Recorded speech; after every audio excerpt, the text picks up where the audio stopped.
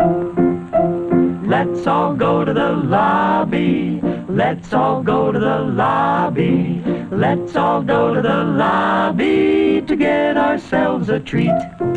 Delicious things to eat. The popcorn can't be beat. The sparkling drinks are just dandy. The chocolate bars and the candy. So let's all go to the lobby to get ourselves a treat. Let's all go to the lobby to get ourselves a treat.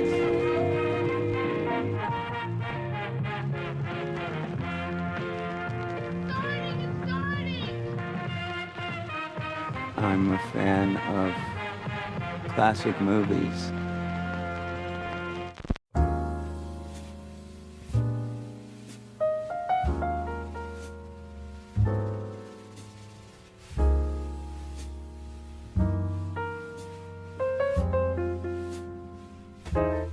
Hello and welcome to Overlapping Dialogue, a podcast of audio commentaries dedicated to discussing cinema that fascinates us in a way we hope fascinates you. We're your co-hosts, Kyle and Levi Huffman. I'm Kyle. And I'm Levi. And here we are back for our 40th episode.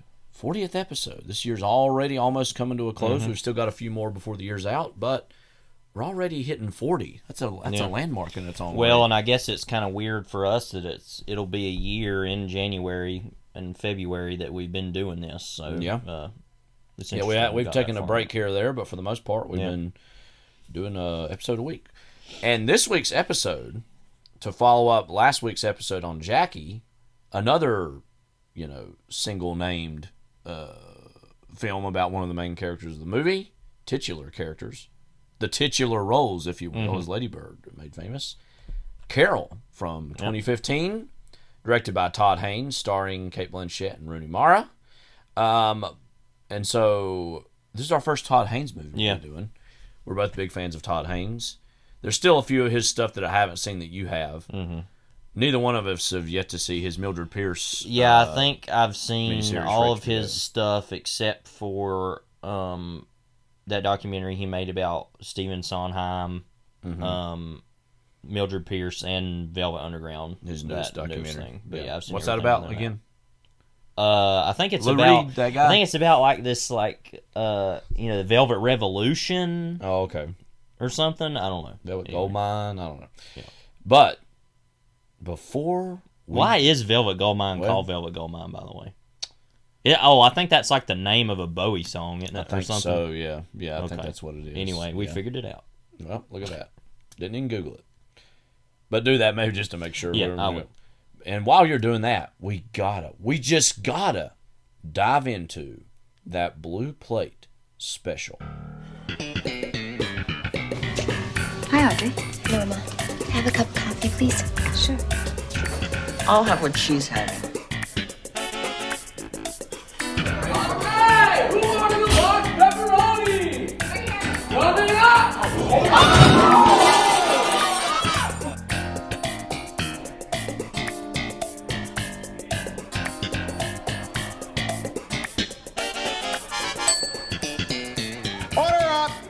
Order up. And the order is indeed up. That is a Bowie song. There you go. That whole movie kind of is like, hasn't he kind of dodged over the years to the extent to which it's about, quote, just Bowie and about the glam rock scene in general? Well, I think that it is, but it's about a lot of other things. It's not as tied to Bowie as I'm Not There is to Isn't Ewan McGregor's character kind of a veiled Lou Reed? Well, no, it's not Iggy Lou Pop. Reed. Iggy Pop's who I meant. Stand-in, But well, they literally play Stooges songs when he. So right. But Anyway, speaking of Stooges, Stooges, we're not there yet. The Dallas Cowboys. Yeah. We're recording this on Friday, November 26th. So it's Black Friday, Black and Blue Friday in the past.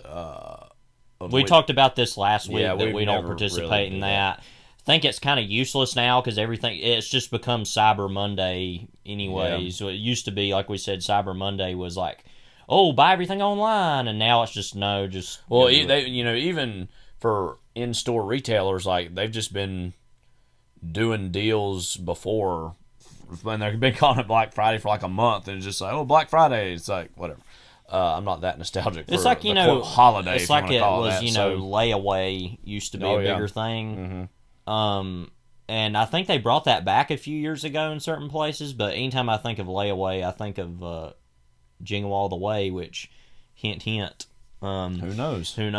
But that scene in that where he's like, some lady bought it on layaway. Yeah. Like, I always think of that. But anyway, yeah, it's just kind of it really is. It's hilarious. It's like, give thanks with a grateful heart. Give thanks to the Holy One. Give thanks because He's given Jesus Christ, His Son.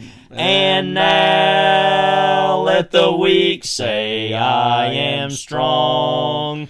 Let the poor say, I am rich. For what He's given, Jesus Christ, His Son. Give thanks. Anyway, so it's interesting that Thanksgiving we get. Do we want to sing a hymn every week? I think. Maybe. Yeah. But anyway, that Thanksgiving happens, and it's like, let's give thanks. Let's watch the Cowboys lose. Well, before we get there, though, it's like,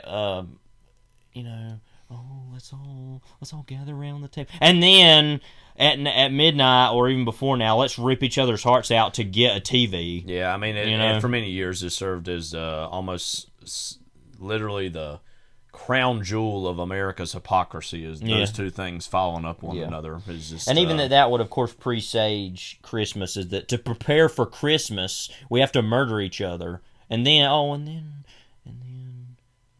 it's like we've talked about the hypocrisy of the whole idea. People talk about it all the time. It's like, during World War One, they had that Christmas Day where they came together and they exchanged presents and then they just went back to killing each other the next day. It means nothing. Yeah. But anyways, another thing that means nothing, Dallas Cowboys.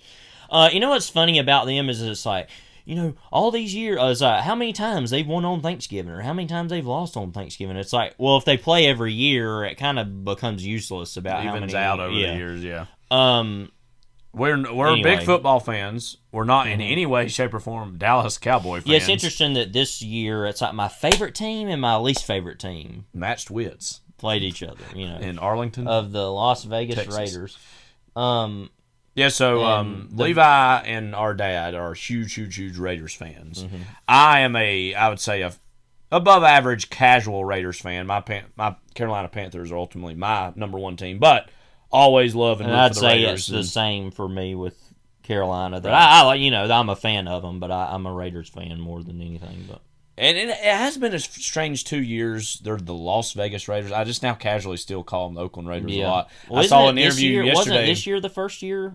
Or was it last year they were playing in that empty stadium that they had built. Yeah, so I guess that's why I kind of forgot that. Yeah. So I don't even know. Even I saw Jerry Jones complaining after the game, talking about all the penalties, which we can talk about here in a little bit. But he was even calling them Oakland Raiders, like casually in the conversation. If you've been around him as long as he has, of course you'd have even more trouble. Somebody still probably call them the Los Angeles Raiders somewhere. I don't know. But. Yeah. But our dad, he's a Raider fan going back to the 60s and 70s. Kind of that original, obviously Al Davis controlled the team for the vast majority of its history. And so we've been kind of raised by him, where you're a bigger Raider fan than I, but still love the Raiders. And again, we hate the Cowboys. Yeah. And it should be said that, America's team, the Dallas Cowboys. That represents another garbage aspect of America. Or of American life, as Norman Mailer would call it. That, here in Western North Carolina, it is mostly Panthers fans around here, it should be said. But the Panthers have only been here for like 25 years around about. And before that, you had... around this area, you either were Dallas Cowboy fans or Washington football team, the old name, or a little bit of Atlanta Falcons fans. Frankly, I would suspect there would be more Falcons fans around here than there are. I don't know if the Panthers fandom ran them out or what. I know a few. Yeah. I actually have a student or two that's a Falcons fan. And a decent amount of Green Bay fans, but they're a national fan base. Like Dallas in their own way. I've randomly met quite a few Eagles fans Yeah. around. And now there's a lot of Chiefs fans out there, I guess, because they're doing well. Well, that's but- the bandwagon of any team. Right. New England, they had that too. I Yeah. mean, for a lot of years Yeah. around here. But anyway, so this is a mostly Panthers area, but Tennessee, some people. yeah, but very and rarely. I'll respect that Yeah. more than the other ones, frankly. I kind of They like used Washington to be the Houston beat down. Oilers Yeah, a long time ago. Yeah. So that's Going kind back of a many weird. years. Yeah. So there's still probably people in Houston that randomly like the Titans more than the Texans, because the Texans is the newest team, too. I think. Yes. So like, it's kind of weird that they would probably like. A lot of people might even still there like the Titans more than the Just to Oilers. say, I mean, and also Or the Dallas has a Texans. huge national fan base. Yeah. But here in North Carolina, there are a lot of Cowboys fans. There's even people that we're good friends with that are Cowboys fans, and people that we love them know. despite Yeah. that. Yeah, Our pastor is a Cowboys fan. he is. Bless him. Yeah, But but we just hate Dallas. Yeah. What about Dallas do you hate, other than just being everything about. I mean, engineered first from of the all, beginning? I hate that they represent the idea of the Cowboys, but it's as like a American yes, but mythological I guess, but they force. don't even like represent it. They've got like a star, and that's it. They do have the You know what little I mean? cowboy mascot. Yeah, but that that's runs it. around. Like, there's no like, I don't know. They just don't. They aren't representative enough of what they're. yeah, That star is just so iconic. I yeah, guess. well, and It's that just- represents Texas. Yeah. And it's where the Texans have like a cattle, some sort of cattle or cow as their like mascot. The Texas Longhorns. Yeah. Yeah, but I'm saying University the, of Texas, the Austin. Texans, Houston Texans. Oh I'm yeah, talking about. Houston, Texas. Yes. Okay, yeah. No, but like, and yeah, sure, but I don't know. They just don't really. They're not very representative of their like mascot and their name. That doesn't really mean anything. Yeah. But it's just this like Entitlement. and this self-assuredness and total confidence always about like it's like I have it's going to be an interesting day on Monday when I get back to school, and I actually have quite a few Dallas fans as students, and they like to go back and forth with me, and I have this clear disinterest because I'm just like this means nothing to me what you think about, and they like to try to make fun of me because I'm a Raiders fan, and I'm just like they've lost my whole life. It doesn't mean anything to me for you to make fun of me. Like I've gone Yeah, it should be beyond said that the last time, Like- the Raiders have had some decent teams actually in the last 5 years, but before that they were miserable. Pirate ever Bowl they had since been in, They lost yeah. the Super Bowl to Tampa Bay in the early John 2000s. Gruden, enemy of the state, was their coach then. I never liked John Gruden the whole time he was ever really, especially the whole time he was a coach. I am ecstatic that he's gone. Yeah. I don't care how badly we do. If We've it's been doing between- all right. right? But yeah, and we've been doing fine enough without him here. Yeah, we've lost some games, but whatever. I'm not trying to play like, poor me and elitist. Oh, I'm superior than. But like, I don't know. There's a lot of these people that I meet that they're like. There's literally a student that I had the other day that pretty much admitted to being a bandwagon fan of teams because he was like, I don't know, I like Dallas, the Bills, the Chiefs, Arizona, named all the teams. And I was like, so you just are pulling for the teams that are good? He's like, yeah. He's like, he had no shame. Green Bay was another one named. Yeah. And he pretty much admitted to that. And I'm just like, and like I said, and believe me, I could care less what like 12 and 13-year-olds. There's a lot of adults that way too. Right, well, I'm saying I don't care how they think about what I pull for. Like, that means nothing to me. But I'm just kind of shrug and say, I don't know, I've been fans of this team my whole life. I'm going to continue to be that no matter what happens to them. I don't really care. Yeah. And it's actually kind of nice to grow up that way where they lose and lose and lose where it doesn't affect you as much. This game last night, however, I was so into that if they lost, I really would have been actually pretty mad. But it was a big game for both teams because from Dallas, this is just going to be some football talk for a while. And we don't get to do this much on the podcast, so I thought, why not talk about it now? Dallas, they're now 7-4 after having lost last night. Spoiler alert. They're still they're definitely going to win their division. It's really that loss to them was all about the seeding of where they're going to fall. If they would have won, that would have helped them out a lot. Meanwhile, from Raiders' perspective, they're struggling to keep their head above water. now the fact that there are 3 wild card teams helps them out in terms of having a better shot to get in anyways. But they'll probably be from that division. Yeah, because the Chargers are pretty good too, and then so there's a lot on the line for both of the teams. Plus, even if you're not having a great season, it's Thanksgiving. Yeah. In that, I mean that just inherently raises the stakes just because of everybody's watching you because Detroit Lions already lost that day. We should say to the Bears. So what an awful game that probably was to watch. I didn't even watch it because we were playing a board game. I saw that but apparently there were more penalty yards thrown in that game than the Lions offense had all day. Like in the Dallas game. They're so terrible. Yeah. They're like what 0 and something and 1. Yeah, now? they tied a game. Yeah, 0 and 7 and 1. Steelers, 0 and 8 and 1. Yeah.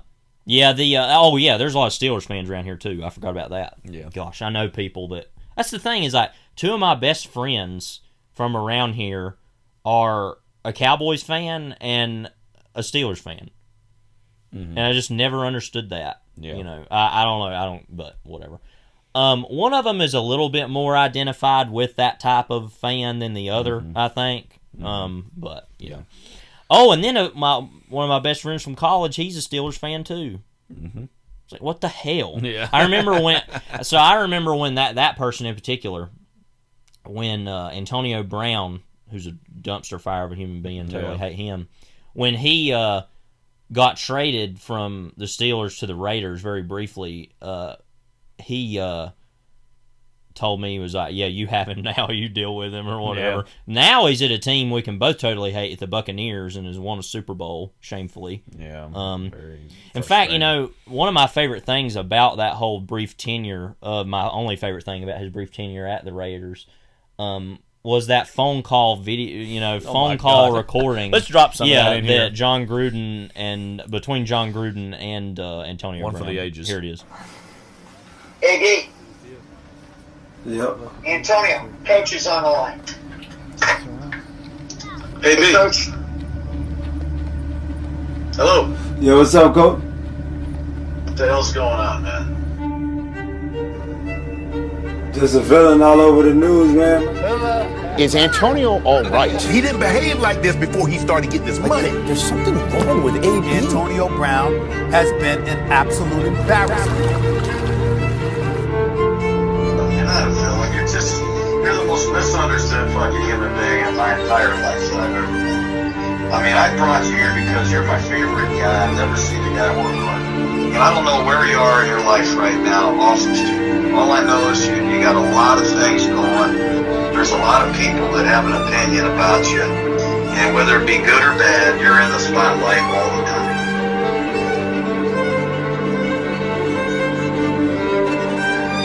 Let me ask you this, do you want to be a Raider or not? I've been trying to be a Raider since day one. I've been fucking working my ass off harder than anyone. I don't know why it's a question of me being a Raider. Like, do you guys want me to be a Raider? Please stop this shit and just play football. How hard is it, man? You're a great football player. Just play football. Yeah, but I'm more than a football player, man. I'm a real person. It ain't about the football. I know how to do that. I'll show you guys there on the daily. This is my life. Ain't no more games.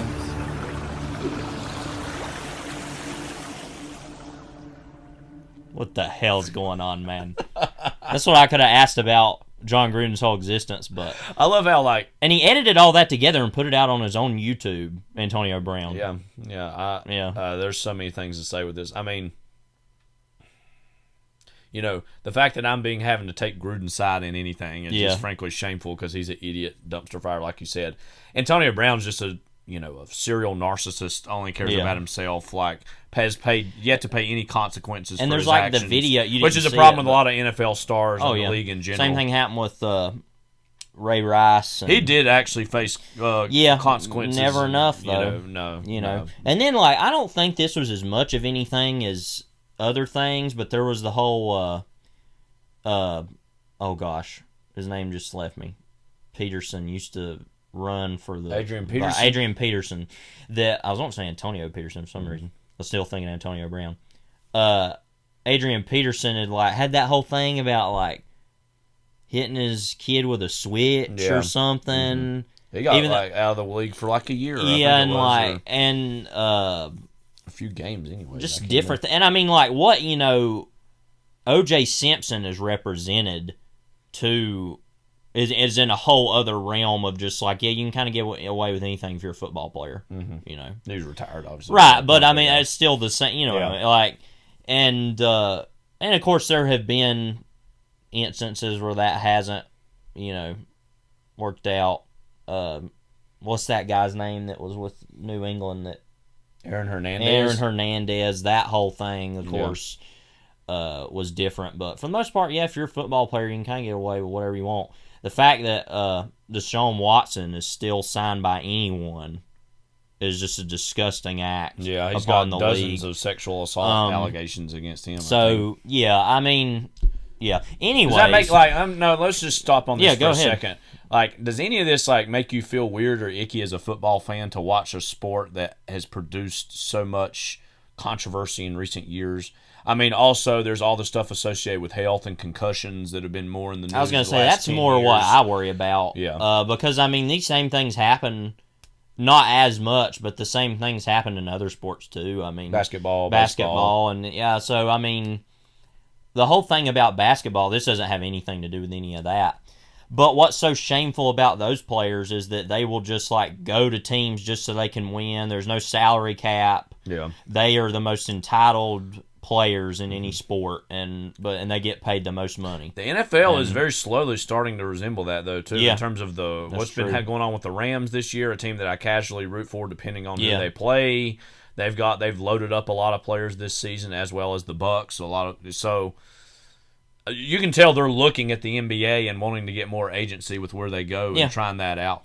Yeah, because the whole notion of team sports is, and I'm not, athletics to me is a second or third tier or fourth tier concern overall in my philosophy. But the whole notion of team and teamwork is going more and more by the wayside in professional sports. You've seen it also with college sports even as well, one and dones as far as in college basketball. Yeah. Anyways, the Raiders and the Cowboys played last night. You want to talk about some steps we took to we didn't even know, but unwittingly reverse jinx the Raiders' victory last night? Yeah, so I'm going to drop the audio of this here in a little bit, too. Yeah, but so I had an idea the other day. I was just sitting. We've been inundated and just overwhelmed by a lot of JFK talk recently, of the assassination, all things JFK, because we've done two movies. Obviously did an episode on it, yeah. So I was just sitting, thinking. I was thinking about how the game is on Thursday, I was mad because I forgot until Sunday night that they were even playing the Cowboys. And I, like everyone else, wrote it off that they were going to lose. Which a lot of people have been doing about a lot of games this season. And more than any other NFL season I can think of. This really has been an upset season, I think, of a lot of games that should have went one way and totally didn't. That is not at all the case with college football, which more and more is becoming a total annoyance and evil enterprise to me. But we'll talk about that some other time. Where there, it's just people just get blown out. There are upsets sometimes, some competitive games, but very rarely it's just just totally blown out. Nothing matters. Who cares? Just really stupid. Anyway, so I was just sitting thinking. I was like, I started thinking of the beginning of the opening credits of JFK, and the lady being thrown out of the car and being like, Dallas, they're going to Dallas Friday, and I was thinking of, they're going to Dallas Thursday. Yeah, they're gonna kill Derek Carr or whatever. So then I thought, wait a minute, maybe I could edit all that into a video, which of course I don't know how to do. So you had to help me with that. But I think it is our greatest work. Yeah, and again, I'm going to drop the audio for this here. We're going to Dallas. Thursday. Just win, Dana. They're gonna kill. Derek Carr. Call somebody. Let's stop them. These are serious. NFC playoff contenders. Seems high as a kite on something. It's been that way since they brought her in.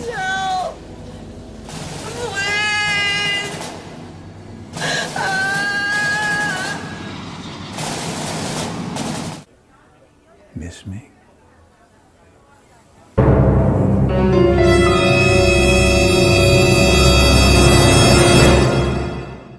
Now, you couldn't see the images there. I recommend you go to my Twitter or Instagram to find it. LHuff98. Yeah, but and then Twitter handle at Yabba Dabba Doom. Yeah, because I'm actually private on Instagram anyway, so if you don't follow me, you won't see it. But usually, if you're listening to this podcast, a lot of people already are. Miss me. Probably. Miss me.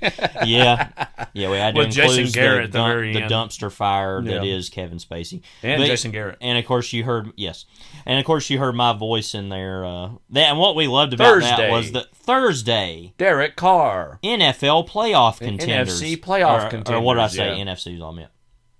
I mean they are NFL playoff contenders though too. But again, it speaks to the fact that we were wanting to have fun with it, and we all, like a lot of people, suspected Dallas would probably win. Yeah, I was just like, whatever, you know. But they didn't. Yeah.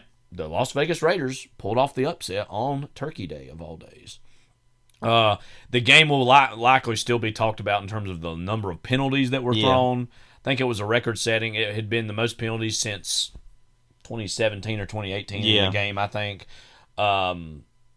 No, it was just insane. Yeah, I mean, First of all, let me say, for the Dallas fans who are going to be complaining, I'm really not just saying this. Especially early on, very early on and throughout most of the game, most of those penalties were pretty warranted. And Raiders got some too. Yeah. And I mean, by the end, it was getting ridiculous on both sides, and there were some that were like, okay. I mean, there was that one. I don't remember if it was unnecessary roughness, roughing the passer, or just what it was, some sort of personal foul that Carr had been kind of hit in the head twice when he was going down in the knees, and that wasn't something really that the Dallas players could control, and they got a penalty for that, and he kind of put on and acted like it was more of an injury than it was. Well, so that was some BS, I'll admit. But most of those calls were a lot of pass interferences and holdings and stuff that they deserved. I do think objectively the penalties were in more costly context for Dallas than they were the Raiders. However, they mostly were warranted, so what are you going to do? No, they were the ones who kept doing it. That corner for Dallas had 4 Brown, I can't remember his first name. PIs, Brown. And that was No, they were blatant. I mean, they were blatant. I mean, it wasn't anything that was like, oh, questionable. No, a lot of those penalties were obvious. But then as the game went on, it was a lot of like just stupid stuff, like on both sides. I think, And then like at the very end, when in overtime when they had to kick the field goal, that one player ran twice. Ahead of time. The Dallas players just like. I don't know what kind of idiot that guy was. He kept doing that over and over. So, again, did we reverse jinx it? Was the events of November 22nd, 1963 finally rectified on that date yesterday? I don't know if I want to go that far. I don't think so. But, order was restored in a way. The order was indeed up. Yeah, I mean, I love it. I'm just gonna love just kind of shrugging and standing up there with my Raiders jacket on Monday, and all the kids are like, penalties, penalties. We're still better. I'm like, well, they didn't win, did they? Yeah, want some cheese with that wine? Call the ambulance. Yeah, that's what I'm gonna do. I mean, like Dallas should have won the game, but guess what? They didn't. So, and I mean, I noticed in particular they were really bad against the run yesterday. Elliott didn't really run very much, and I felt like he caught more. He caught more often and had better yards catching than he did running. And that was part of the Raiders' defense was actually pretty good on that. On throwing, it was a hit or miss. Yeah. But I don't know. I mean, both Carr and Prescott had big days passing the ball. And I feel like, overall that as much of the game went on, Dallas did better, but early on the Raiders kind of had their number the whole time, and they were never behind them. And then it all got tied up and went to overtime. But which we were very scared about. Yeah. But we didn't win, but yeah, the Raiders won. So we're very happy about that. And again, involved a little bit of JFK action in the background. Yeah, no turnovers. There was one fumble that the Raiders recovered, but that was interesting. In a game that was that hardly fought, that there were no turnovers ever by anybody. So that's kind of rare. And I think it'll be a game that people remember because it was very competitive. And like you said, it's a big deal for the Raiders also because not a lot of people get to see them play very often. Nationally, even myself, because we're literally as far away about as you can get. Yeah. But that. They're usually only seen in primetime games or like the odd CBS second game or first game when like the Panthers aren't playing or something and like on a Sunday, but very rarely, or a Thursday night, but very rarely we don't have you get NFL to Sunday see ticket them. or anything Right. like that to so see any we game. we just see what we get around here, which is mostly Panthers game and then the Fox game of the week with Buck and which Aikman is a lot of Dallas games, right? So. Or it's like Dallas, Green Bay, or New York Giants every week. Seahawks, it feels like, or the Seahawks or the Saints. Yeah. So I mean, that's usually what it is some of those games. So yeah, when you're playing on that big of a stage and everybody's watching you, it's good to see that kind of bump for the Raiders at least. So. Yeah. And a loss for the Cowboys. Yeah. They play every year, so it's good to have a loss. The happiest I've been of a loss as far back as I can remember against Dallas is probably when they played that 2015 That's Panthers my all-time team. favorite Thanksgiving game. The memories of Luke Kuechly, like a pick six and Tony Romo, is just one that will forever live in my heart. And Romo was calling that game. He was, and, he's kind of in an impossible situation because he clearly loves Dallas. And I'm not even faulting him for that. I mean, he played for him, and I get it. And there was a few times he was really going in on what Dallas's perspective is and what Dallas needs to have happen. And that's a general national media problem. That's not just indicative of him. But nonetheless, the Raiders pulled out the W. Just win, baby, indeed. Yep. So, that's it for the football talk for today, for now. Yeah. Next, we want to talk a little bit about Home Sweet Home Alone. Our thoughts on this. We had mentioned talking about we were going to see this a while back, and we didn't get to talk about it last week or two because of either JFK or I guess we could have talked about it with Jackie. We just forgot. But, yeah. Yeah. It's almost like there's not much to say about the movie itself. Why this? Why now? Is this the movie of the moment, Home Sweet Home Alone? Well, you know what's weird? How does this contribute to the Home Alone mythos? Before I get there, I want to jump to a random thought.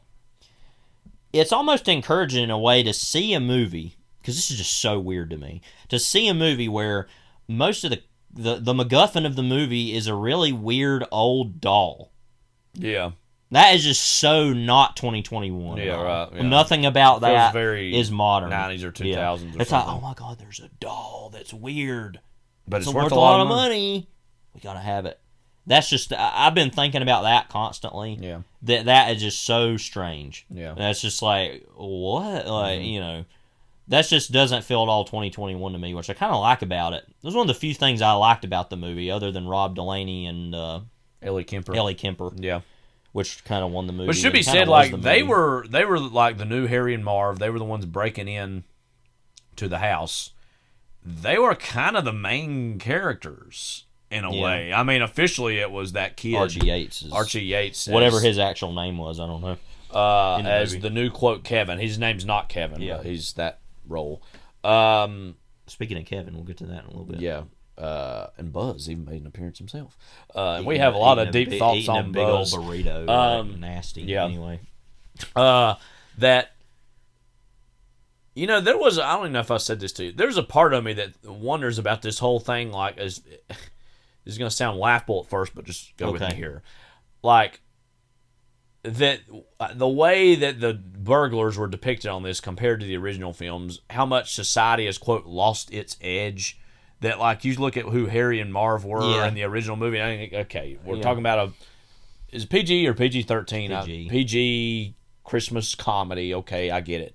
But it is like Joe Pesci You know what I mean? And a guy who, like, that's the same year Goodfellas came out, and he had Raging Bull before that. I mean, this guy has even been... Daniel Stern, who had been in like Woody Allen movies and like was just in more random stuff. Yeah, like, I mean, I hate to say this, they're both real actors. You know what I mean? Yeah, like they're right. they're like actual actors.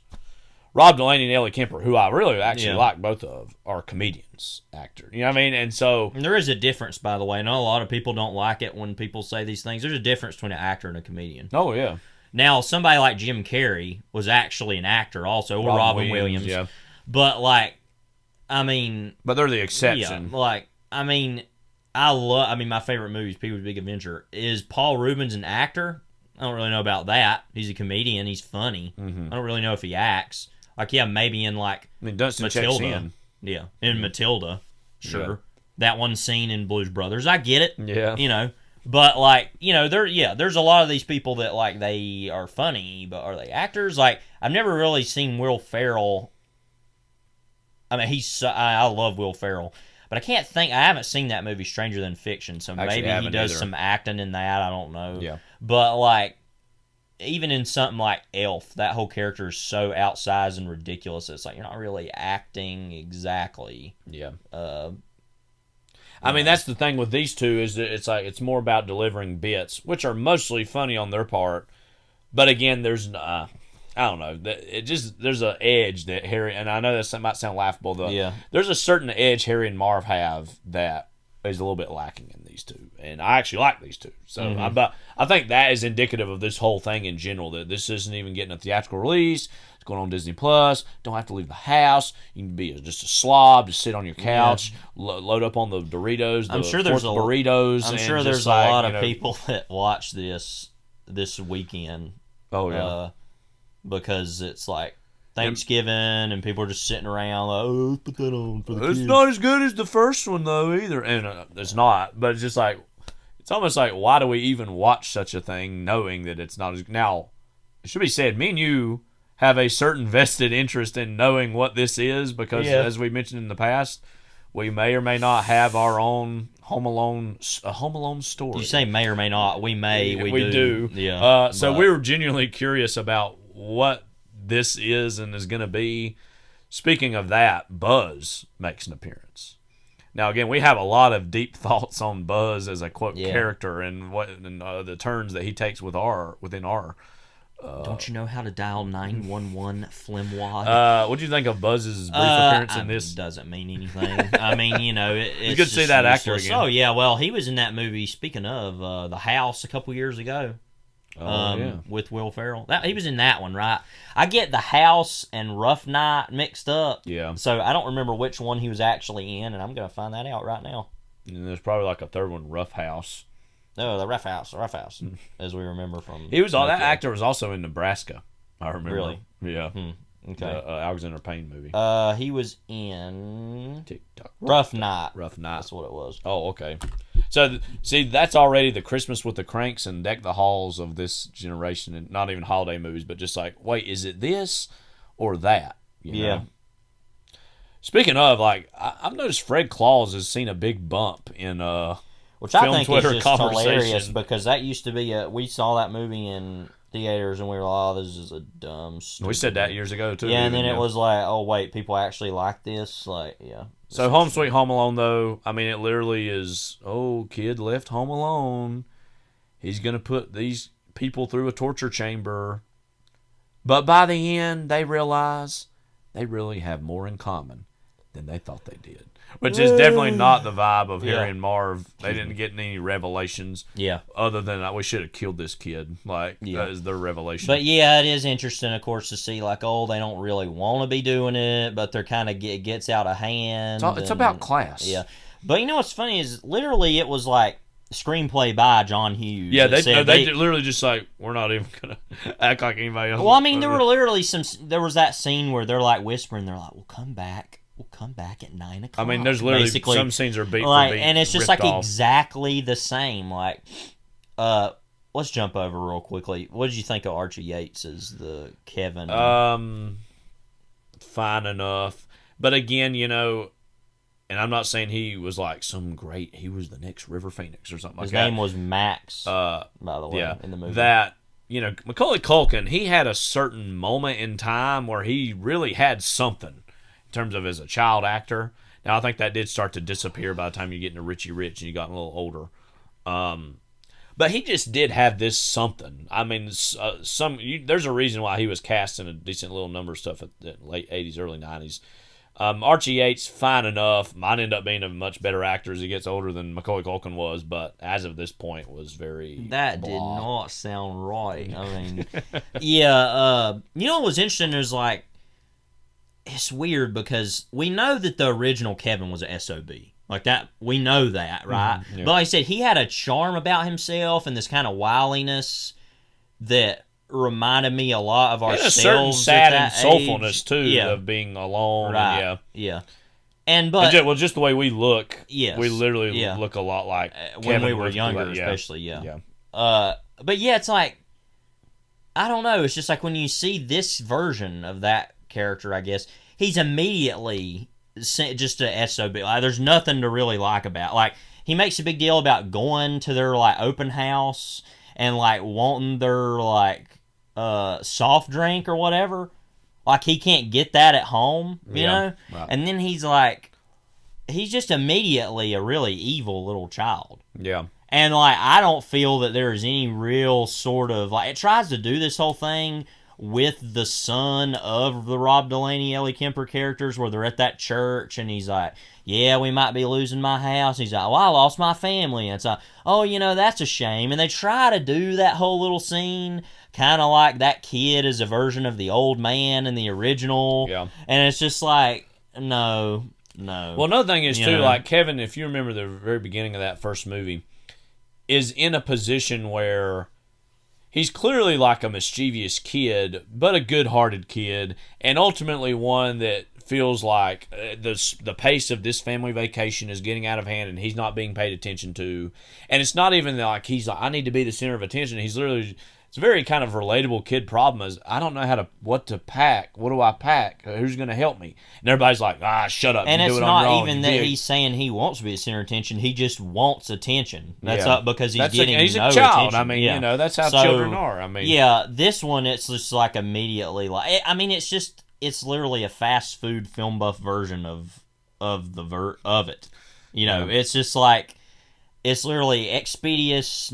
It's like you've seen it before. It's basically like, it feels like, really, and we've been basically saying this, that it was like a vehicle for Rob Delaney and Ellie Kemper to do some stuff. Yeah. And that the rest of it was all surrounding it. And well, we were genuinely confused who his father was, even too. Yeah. Through most of the movie, that is not clearly communicated. It was like Andy Daly. Yeah. Because it was like, wait, so like, but he's not in the movie, but except two scenes. Then there was who's the Pete Holmes Pete character? Holmes we thought might have been. Who even is the Chris Parnell character? Uncle, yeah. Like, I didn't understand any of that.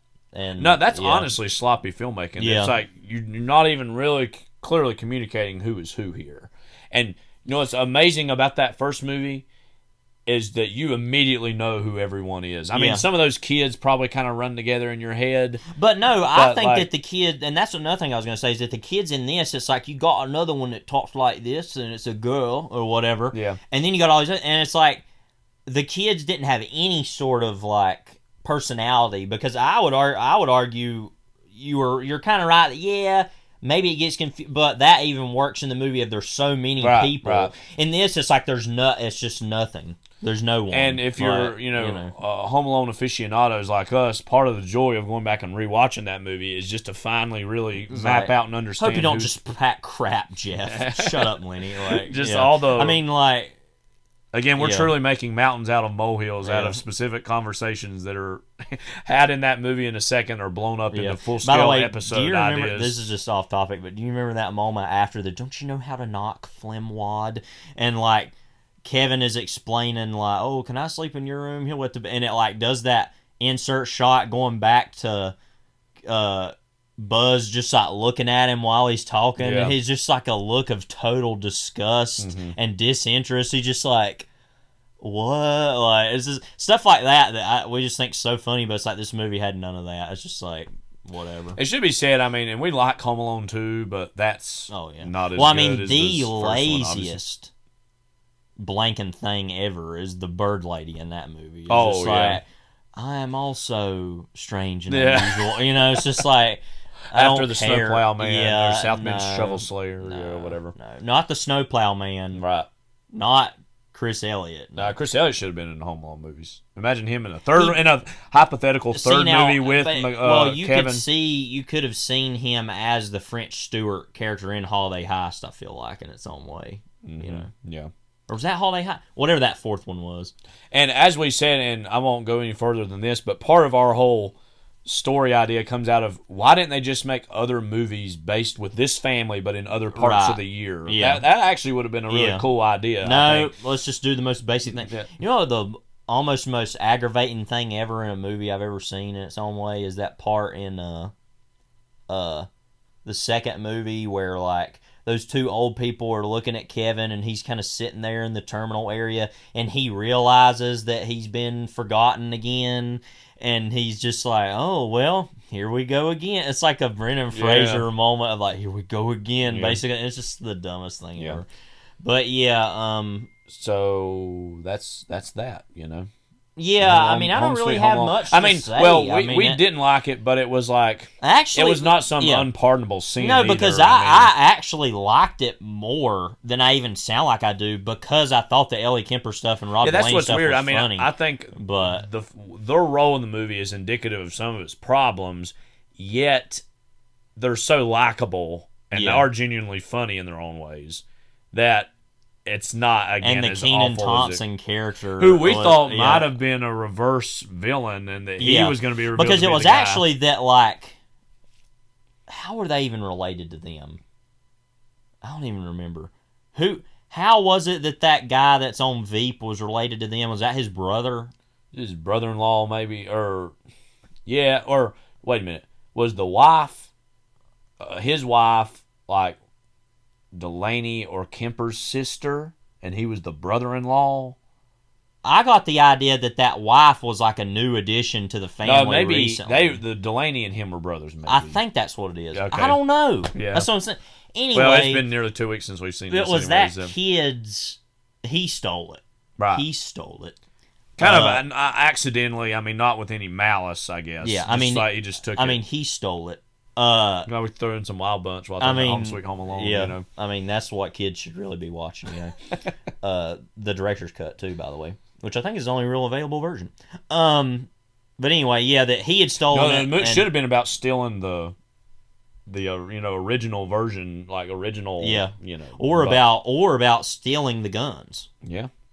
That he stole it. He stole the guns off the wagon. You know, maybe we could have some kind of a Back to the Future Home Alone heist crossover, but it's like where they go back to the West. Well, and what's funny is that a big inspiration for for the ending of Home Alone was Straw Dogs. Don't forget. It's all connected. I'm telling you. I guess so, yeah. No, because that's what's funny when you go back and watch Straw Dogs now, an incredibly controversial movie that I quite like. Put that on the VHS cover. But, and it should say that quote, Levi Huffman, Raiders fan. But I mean, you go back and watch that, it's literally like, this is just Home Alone, but like Dustin Hoffman. Skyfall, that got compared. Like, it's like the ending of Home Alone. Which is in itself more actually like Straw Dogs. Right. But anyway, but what are we talking about? Home Sweet Home Alone. Not good. But they should do some Wild Bunch thing. I don't know. They should do some Wild Bunch thing. Levi Huffman, Raiders fan. Yeah. So, so the movie was bad. Yeah. But I kind of liked certain things about it. But that's where we were going. So it was actually that little kid that stole the doll. Right. But we kind of thought, will it be Kenan Thompson since he was in the house looking around? Did he steal it or something? Yeah. But no. There was a random moment, too, where I was thinking about just Kenan Thompson even being in this movie, and I was thinking about Kenan and Kel from the 90s, and I was just Which thinking... is so much better than Drake and Josh, as you know. Yeah, that's a random pet peeve I have. I grew up watching, frankly, a little bit more Kenan and Kel than I watched Drake and Josh. And now I watch a decent amount of Drake and Josh, Which too. I could care less about this, by the way. But a random pet peeve I have is when people about my generation, a little older, are like, just back in our day, we had Kenan and Kel. Not Drake and Josh. It's like they're literally the same flipping show. It's just like, What's the difference? It's What was it's that moment we say all the time? I do. Ooh.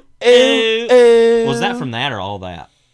Well, it was more on Keenan and Kel. Okay, He might have that's also what I said thought, that on but there. I wasn't sure. Again, Keenan and Kel, the Ross Perot on all that. Yeah.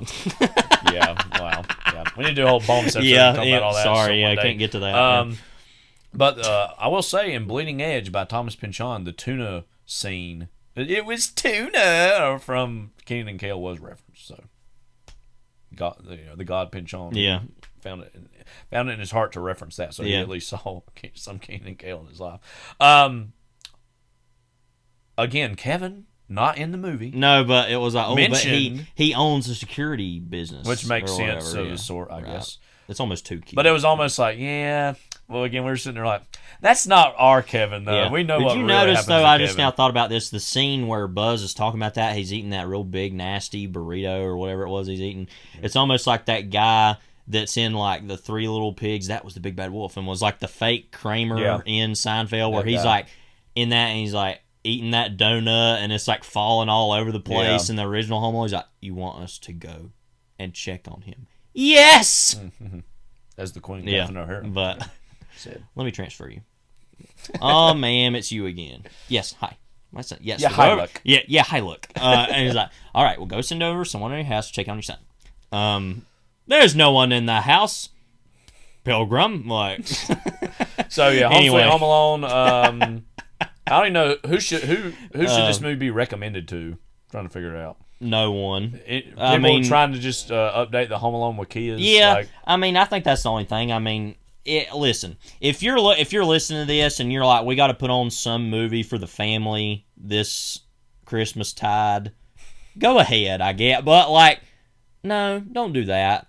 Don't put on Hawkeye either, just because that's probably gonna be a waste of time. Yeah, anything Disney Plus, Watch The Civil War by Ken Burns. Yeah, do that. Yeah, and just think, if you want to think about how grateful and thankful you are, watch that. Yeah, you didn't live through all. No, that. I want to bring that up. I don't know if this hit you as hardly as it did me. There was that talking about. I think it was it the Battle of the Wilderness? Yeah, it might have been. That was the most recent one. I don't remember what battle it was, but they were talking about how so many people were like writing their names on pieces of paper, but there was that one. Somebody found, they didn't even find the body. They found a diary that somebody had, and it literally wrote the date, said where the battle was, and said I was killed. And that was it. And it was just like they knew that they were gonna die. That just shows a true horror of the nature of that war. Anyways, happy Thanksgiving. But let's transition into some things we're burning on. Jim, take it away. As we begin our look back, here is what I am burning on. This is a topic that we were eventually going to, of course, always arrive to on this podcast. It's good to go ahead and get out of the way. We're probably, who knows, we may be tackling some Christmas movies in the weeks to come. We will be, spoiler alert. A movie that is unambiguously a Christmas movie. Yeah, should be said.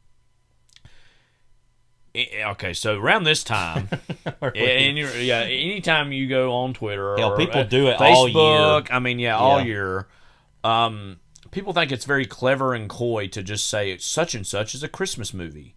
It should be said that there's a whole debate on what a quote Christmas movie is. It in and of itself usually is its own genre. I think when people think of Christmas movies, they think of Home Alone. They think of It's a Wonderful Life. They think of Hallmark movies in general. That's like its own whole subgenre of Christmas movie. And if a lot of people find it clever and coy and cute, say, you know what? I'm going to go out on a limb. Die Hard is a Christmas movie. Eyes Wide Shut is a Christmas movie. Movies that very obviously are not really Christmas movies, but they happen to take place at Christmas. Batman Returns. What about this really sticks in your craw? First of all, do we want to start with the big thing first, or we want to build up to it? Let's build up to it. Okay. First of all, most of these movies are not released in the holiday season. So, to you, is that what defines a Christmas movie? A movie that's released in the holiday season? Because it is clearly intended, therefore, by I very rarely care what studios intend. but it's very clearly intended to hit and say, this is a Christmas movie. This thing, exclamation point, duh, duh, duh, big lights like saying what it is, you know.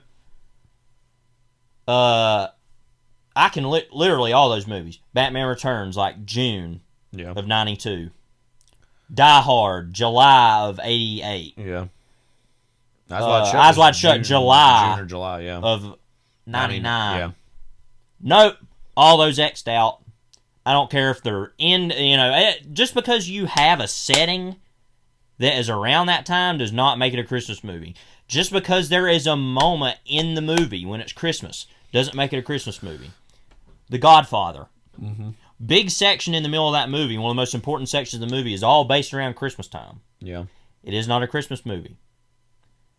There's another one just left me. Well, the movie we're doing today. Yeah. Not really a Christmas movie. Yep. Set around Christmas. Yeah. Doesn't mean it's a Christmas movie. Yeah. I mean, there's a lot of these movies, and I get it. I guess that, okay, here's the setting. It's like what people see in front of them is what it is. It's like they can't, see below something. They can't read between the lines, as PBS would say. My other biggest thing... Okay, so first of all, I think it has to be released usually during the holiday season. So what is that defined as? Is like November and December? To December. Yeah, okay. A lot of people think that's... There are other movies, I'm sure, that have been released outside of that would qualify. Black Christmas, that's another movie. It's not really a Christmas movie. Mm-hmm. That was also released in October, by the way, if you care, of 74. But, yeah, I mean, that's not really a Christmas movie. So, yeah. When was It's a Wonderful Life released? December. It's almost like that is a Christmas movie. Mm-hmm. That's funny. So let me just say about This Wonderful Life, which I think is a brilliant movie. It's a movie that weirdly is not often remembered. Most of the movie does not take place at Christmas. It's a flashback about his whole life, kind of a thing. But the framing devices and the majority of the dramatic tension is during Christmas. It should be said. Yeah. So. I'll get back to some thoughts I have on that movie in a minute, which are only positive. But so another aspect, I think the biggest aspect of a Christmas movie is that it has to be about the themes, ideas behind themes and ideas of Christmas. Okay. Now that can either be on a secular or spiritual level. Does the fact... I was just looking, Gremlins is in June, actually. That's another one that isn't a Christmas movie, by the way. I think that was a little... It's a little more of one. Yeah. But I still don't think it is.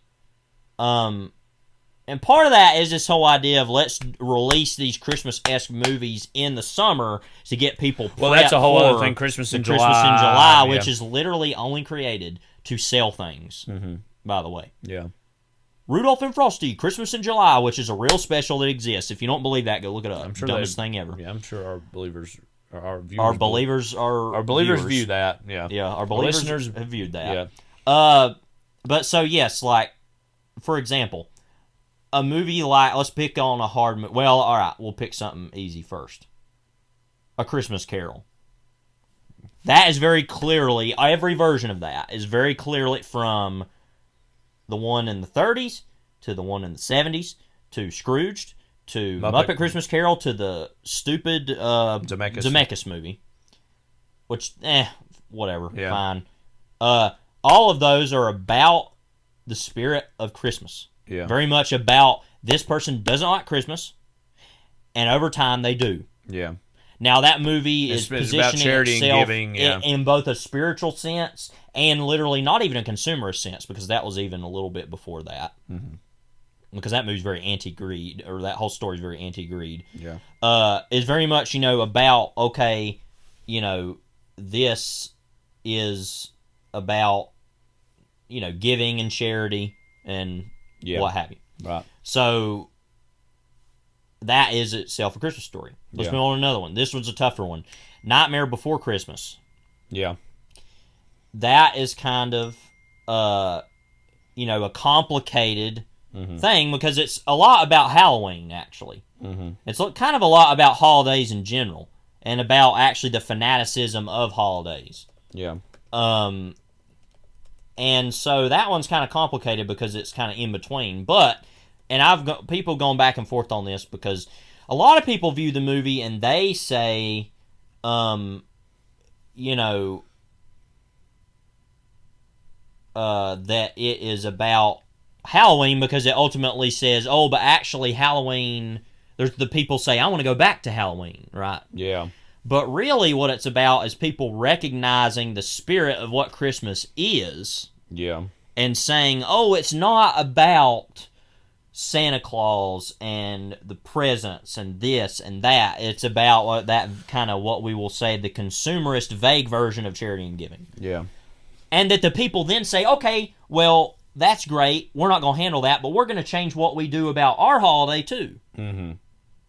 So that in itself is showing actually that's a Christmas movie, really. Yeah. In my opinion, that's a movie you can argue either way. I think it's I could concede that interpretation. I do think for me it's about.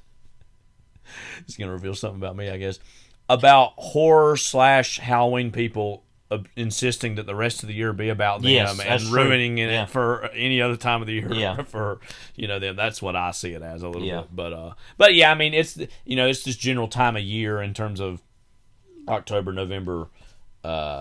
Yeah, and part of that is my big thesis on all this. I'll get to in a moment. But can you think of any other Christmas? Any opinions you have on all this? Well, I want to go to Gremlins for a second because I think there's a conversation to be had about that. Now, that's a movie that makes a big deal about it's Christmas time. I mean, it starts with that big song, and it's all covered in snow, that little town, and the movie in general, and this is true of a lot of Joe Dante movies, is like has a fascination and fetishistic nature towards the 50s in general, which was true of a lot of directors of the 80s. And it is about, in some ways, about like, be careful what you wish for, and this gift can have this, ulterior motive or purpose or even horror. But then a lot of people would point also to the, the whole Phoebe Cate story about her father dressing up like Santa Claus and dying and all this stuff. And in general, I do think that movie is a little more in a gray area, more because of the former thing actually than the latter. But nonetheless, and I think a lot of people too, and you might have been headed toward this direction, is that, I feel like a lot of people get off on, and I say this even as a Christian.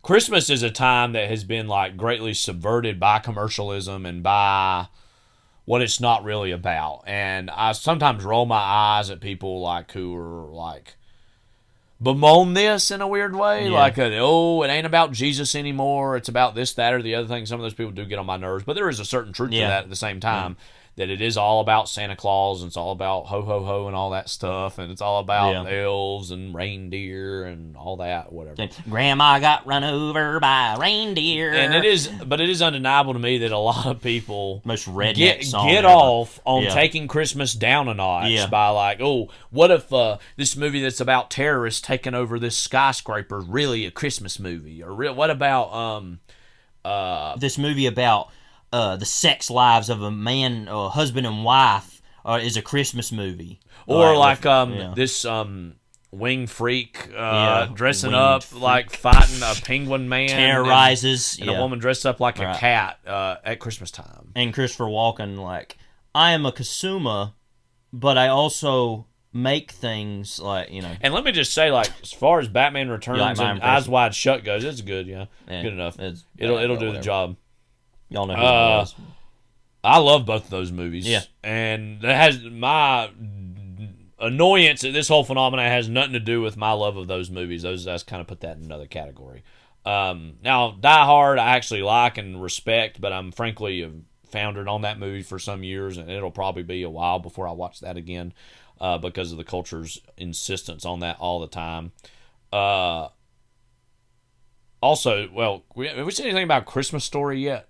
No, we haven't. Now that's very clearly, unambiguously a Christmas movie. I want to talk about that. The whole phenomenon of that being shown for 24 hours a day, not only on one, but sometimes two networks, very baffling to me. I don't think any movie, no matter how great it is, should be shown that often. Yeah, even Citizen Kane, even Vertigo, even The Godfather. Like, we need our limits here, okay, in terms of how often something can be shown. What do you think of both that movie and that phenomenon in general of it being shown like it is every year? Well, first of all, that's subjected stupid. to it every Christmas. That's dumb. Yeah. I don't know why that movie got chosen. I think can I jump back to Gremlins real quick? Yeah, This is all unorganized. Yeah, I want to jump back to that for a moment before we get lost in all this. Well, I actually think that partly is a Christmas movie the more I think about it, because it's chiefly, in a lot of strange ways, about consumerism in the 80s, obviously, which would even more be that in the sequel. Yeah. But that specific, which is not at all a Christmas movie. Yeah. But that movie is almost about the horrors and kind of alternative weirdness of Christmas. Yeah. And about how something like the Phoebe Cate story kind of puts this whole veneer of like good intentions turn horribly wrong about Christmas, and just you can see that with his father bringing Gizmo over. And that Christmas also brings out a lot of sad times for people about loss, and so I think that movie is in a lot of ways about that actually, which I respect about it, but also don't totally. But I'm interested that there's a movie that is that. Yeah. Anyway, moving on. My big so first of all, I don't have anything to say about the Christmas Story being shown 24 hours other than that it's just stupid. Yeah. The main thing about that movie for me, that movie is quite clever. It's a little too clever. Mm-hmm. Now, it is clever, but it's almost not anymore because it's been, well, when you see a movie 24 hours for years, it's like, picked who apart cares? every little thing.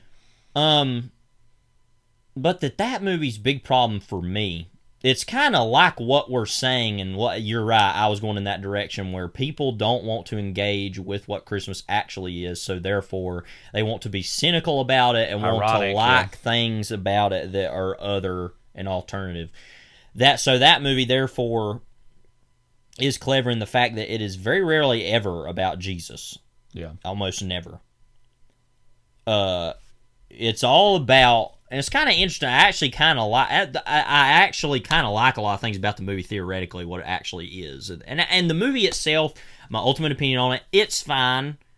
It's an alright movie. You know, there's things I like about it, don't like about it. There's things that I think are really funny about it that I still laugh about. But overall, it's a movie that, frankly, it's been neutered by its omnipresence. Yeah. It's just, I don't care about it. That would happen with any movie. Yes, so that's the big problem. And the people who love it are kind of annoying. And you know what? There's some people that we know personally. No offense to you, some specific people I'm thinking of. Yeah. You're great people, but I'm just... thinking of two in particular. Yeah. But with that movie... One we may be related to, and then one that's a educator. With that movie, though... Are those the same two you're thinking of? Yes. Okay. With that movie, though, it's just so cynical. And but I like the theory that it's all about one, because it puts you in the mind of a child. It's all about one gift, 1 year, that he was really wanting to get, you know. And then it's like, okay, then he moved on, and that was it. Yeah. You know.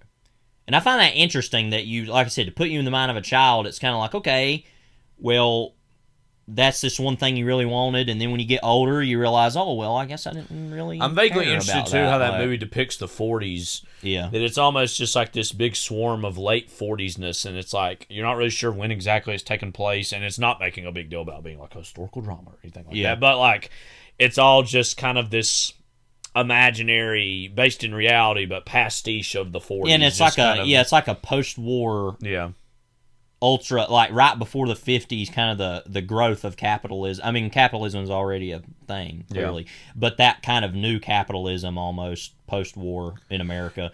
And that therefore, it's like very cynical about like, you know, oh, I really want this BB gun, and all the like sick, frankly perverted ways that he goes about getting that. And in many ways, that's just training him to be an adult. Right, and so, and he sees his father. I mean, and that movie is just that. Another thing about that movie, it wants to be weird a lot, and therefore, and it's also important to note that Bob Clark who directed Black Christmas. So it still has this kind of veneer of like some weird horror elements here and there in it. Very small, but like the scene where he goes to see Santa, the way that's filmed is very clearly meant to be horrifying. Yeah, like, you know, and come on, hurry up, the store's closing. That guy, you know, and like, you know, and everybody tells him you shoot your eye out, and it's all very, like, obviously trying to be oppressive. And, but that the whole movie is so very much about, I want this one thing, and I don't really care about the and he's a child, so it doesn't really matter. But it's like nobody actually cares about the holiday, really. It's like they're all going through the motions. It really is a pretty interesting, pretty clever movie, really, when you think about it, what it is. But the people who associate themselves with it, and once again, we're talking about people who I don't necessarily think are this person definitively, because I know them. They're not this. But a lot of people who love that movie, like I said, are looking at it all from this very cynical, angry point of view. It's important to note that that movie's only one part of a book, a memoir, that the guy who wrote that was called God We Trust, All Others Pay Cash. So that's only one part of a larger story about his life. And that it's all coming from this point of view of, it's all about money and greed, and we want these things, and like, I mean, it's a BB gun, but it's also important to think about how that it is a BB gun, but it's all based around a weapon that is intended to murder people, and that's something that somebody's wanting for Christmas. I know that it isn't an actual gun that a child can use really to, and it only hurts himself. Maybe that's obviously the lesson of the movie in its own way. But like, you know, it's just, I don't know. I think it is the omnipresence of that movie, because the more I'm talking about the movie, the more I'm actually kind of thinking about how good it is. Well, again, the problem is just the fact that it's shown so many times. It's just like it gets drilled into your head. And, you know, I think every family has its own little holiday traditions of movies that they watch around certain times a year. But the force feeding of that movie on the culture, I think, is part of the problem. And I think it's that. Don't even get me started on Christmas Vacation. I ain't even gonna go there with that. We're not fans of that. Or Chevy Chase, or the Vacation Chevy Chase franchises is a deadbeat scumbag. I hate him. Screw him. But what don't you like about him? In the spirit of the holiday. But yeah, I think it's just that movie is adopted by a really annoying group of people that are very cynical and angry at the holiday anyway, and see the holiday as nothing but that. It's like, well, if you turn to the Gospels, the Bible, you're going to find some other things, but whatever. And I think that's what's very, to me, just in general, not just about these movies, but about the holiday of Christmas, that's kind of frustrating to me, is that I genuinely do love this time period. I genuinely really, I'm as much of a kid in some ways about it as other people are. But also do acknowledge a lot of the hypocrisies inherent into it, and that's not Jesus' fault. And it is really, but that's it is really difficult. It goes back to what we were saying earlier, in many ways, about the Cowboys and Black Friday and all this stuff. Just like these inherent hypocrisies about America, that like we say we're one thing, but the reality is we're something different. I feel like Christmas in of itself is a version of that.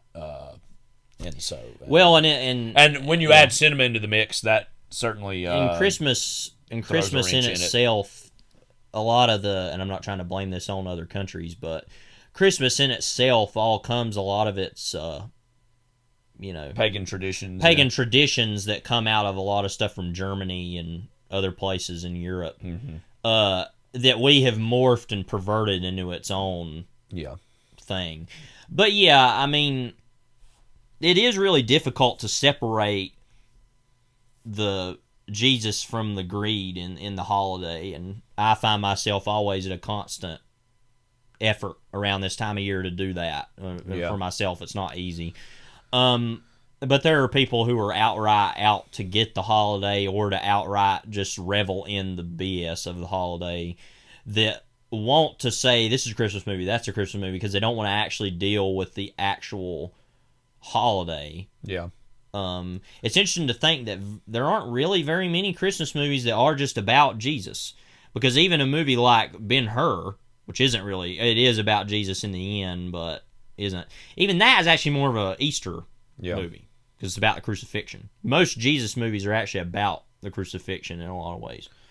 You know what's a weird, unlikely Christmas movie is something like The Wizard of Oz, because that was oftentimes for many, many years shown on TV even around the Christmas time. Even that, or even around New Year's. And, too. We've talked to our mom and dads about, like, we also obviously watch all the Peanut specials. We just watched the Thanksgiving one just a few nights ago.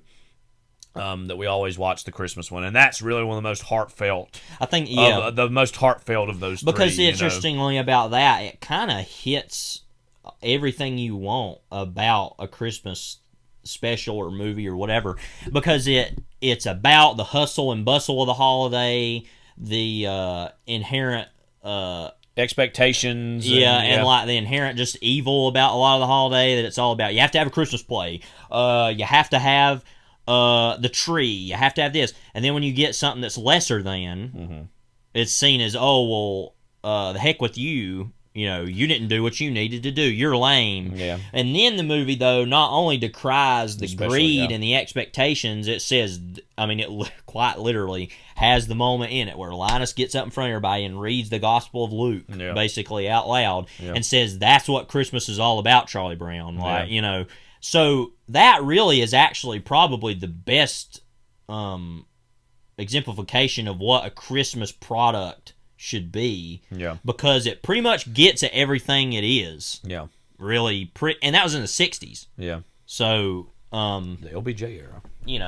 And I'm not just saying this just to be Great like society everything is out to get Jesus these days, but I don't know that something like that would be made now. Not even that it could be, that it would be. Yeah. So, and that's something. And that what's has stuck ironic with too people, is that like you can now buy the Charlie Brown tree as its own product. Yeah. Which is the ultimate snake swallowing its tail moment of just like, so we didn't acknowledge, we don't really get at all what it was actually trying to say, right? We're just going to buy that, okay, as a product.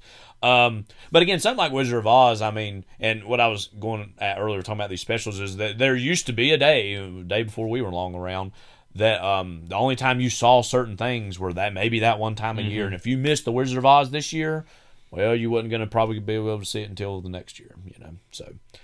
That's what's funny is Wizard of Oz is better than all these movies, and it's not a Christmas movie at all. Yeah, who knew? But yeah, so we knew we were going to probably have this conversation about Christmas movies in general. Just last thing here, really, like, what do you think of? What's your impressions of a person when they see, Die Hard's a Christmas movie? What's your first thoughts of hearing that? Because it used to be a novelty to say that. It's not a novelty anymore. First of all, they're a fool. Yeah. Second,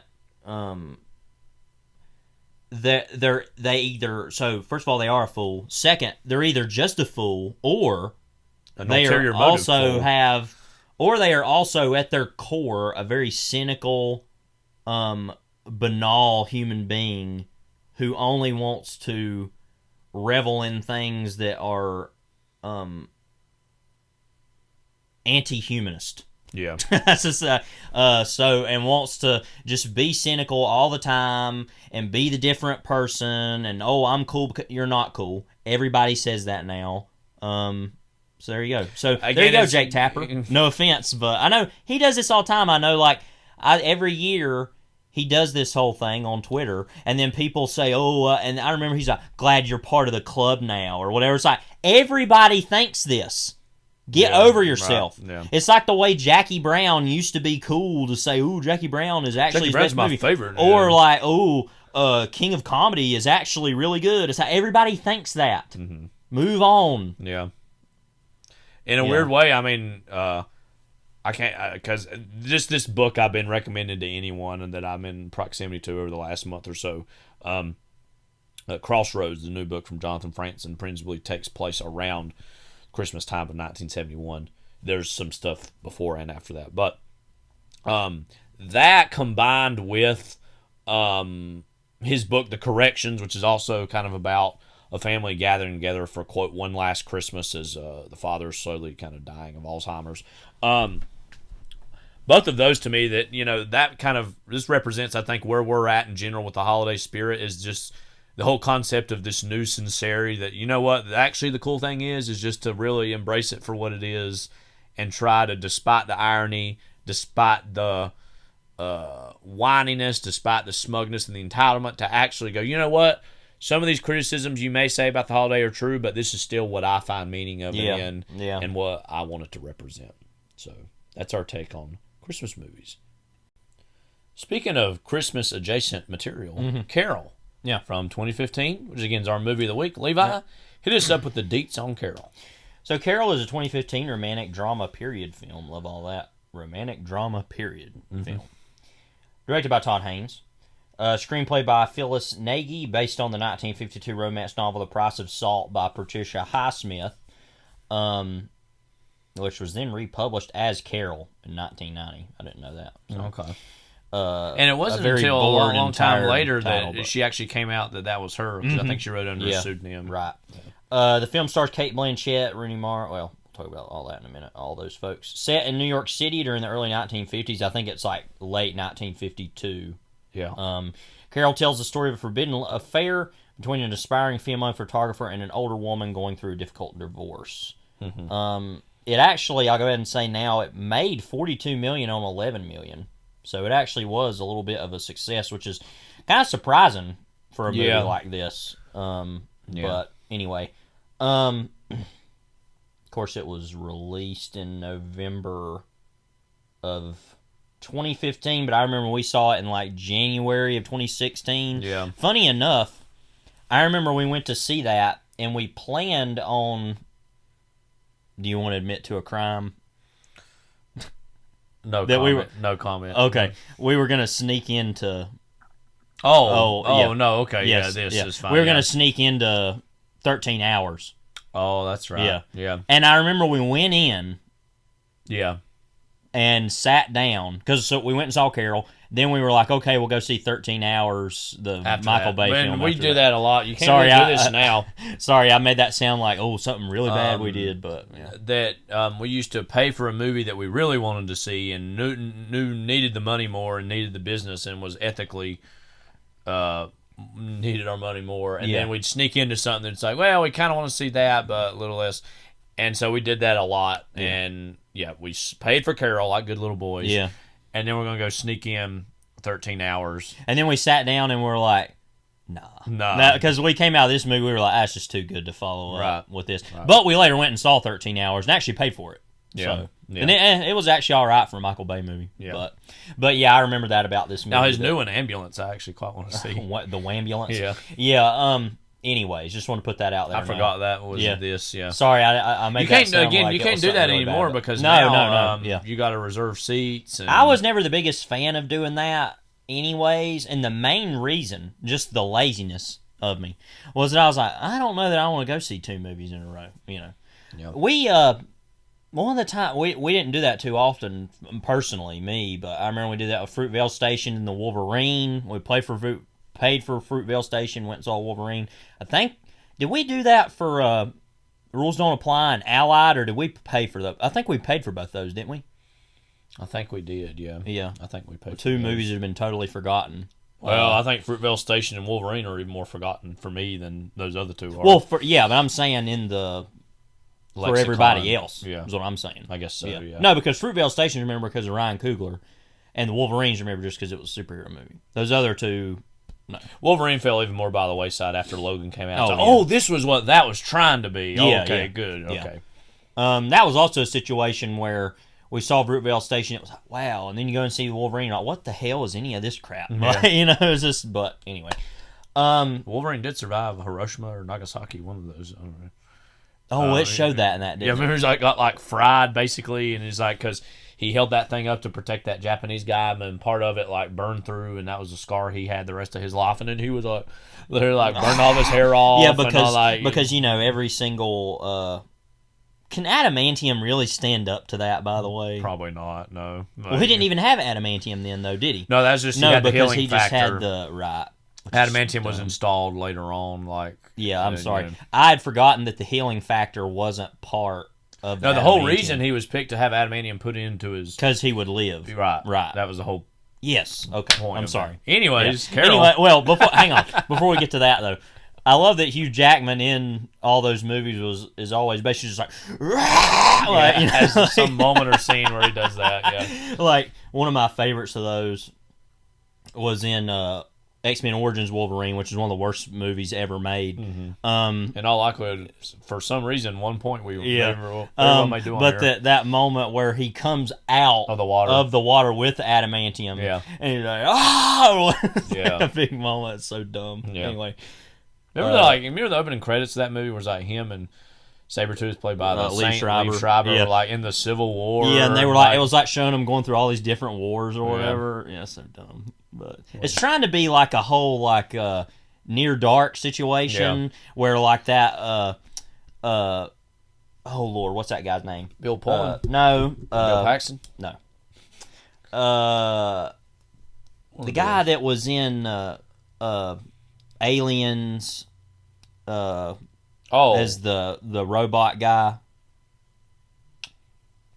Yeah. Lance Henriksen. Lance Henriksen was like, Terminator. I think, fought in the Confederacy or whatever, and he's talking about that, and it's like one of the great moments in the movie. He kind of laughs and is like, "We lost." He's just like, "I don't give a crap," whatever. Yeah. But anyway, all right, Carol.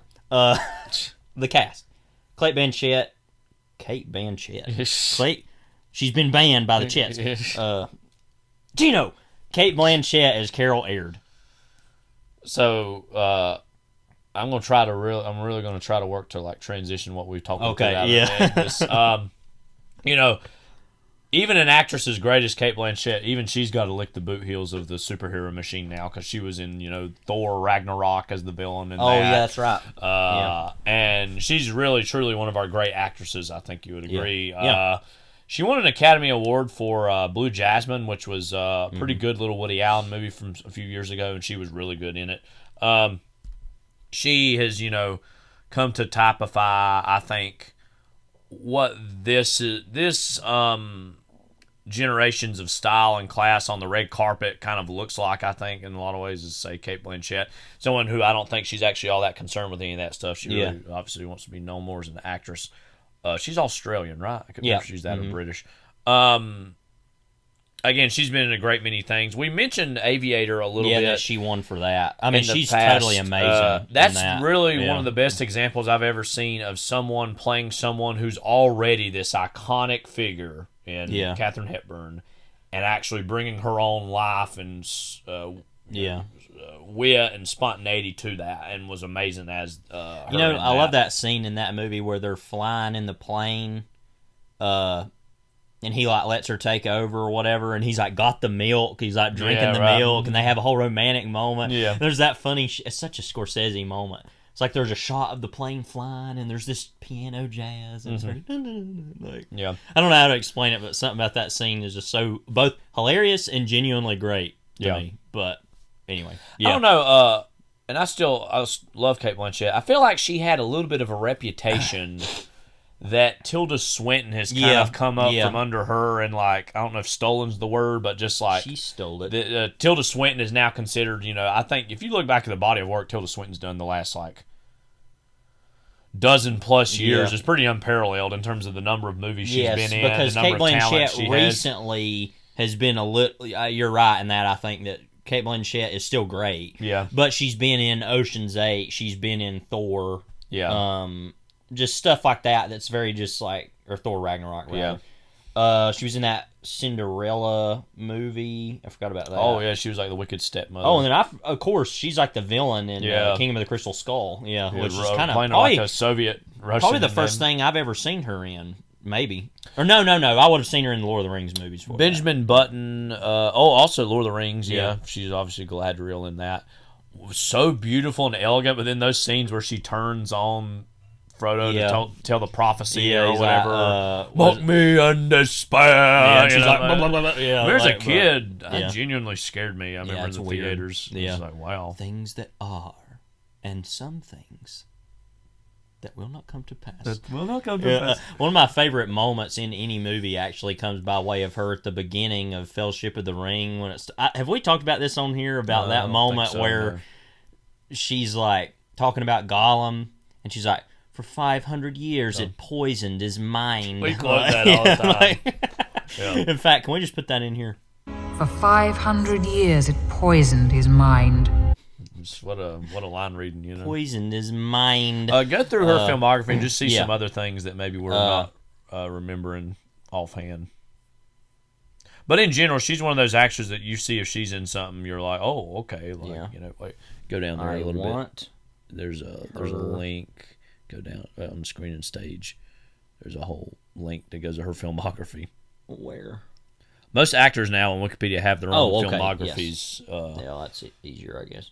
Of course, she was in Life Aquatic. I forgot about that. She actually hasn't been in a lot of other Wes Anderson movies. I do remember her in Babel. She kind of has a thankless role in that movie because she gets shot in the movie. Kind of a spoiler, but yeah, I didn't know she was in Eyes Wide Shut, uncredited as mysterious woman voice, uncredited.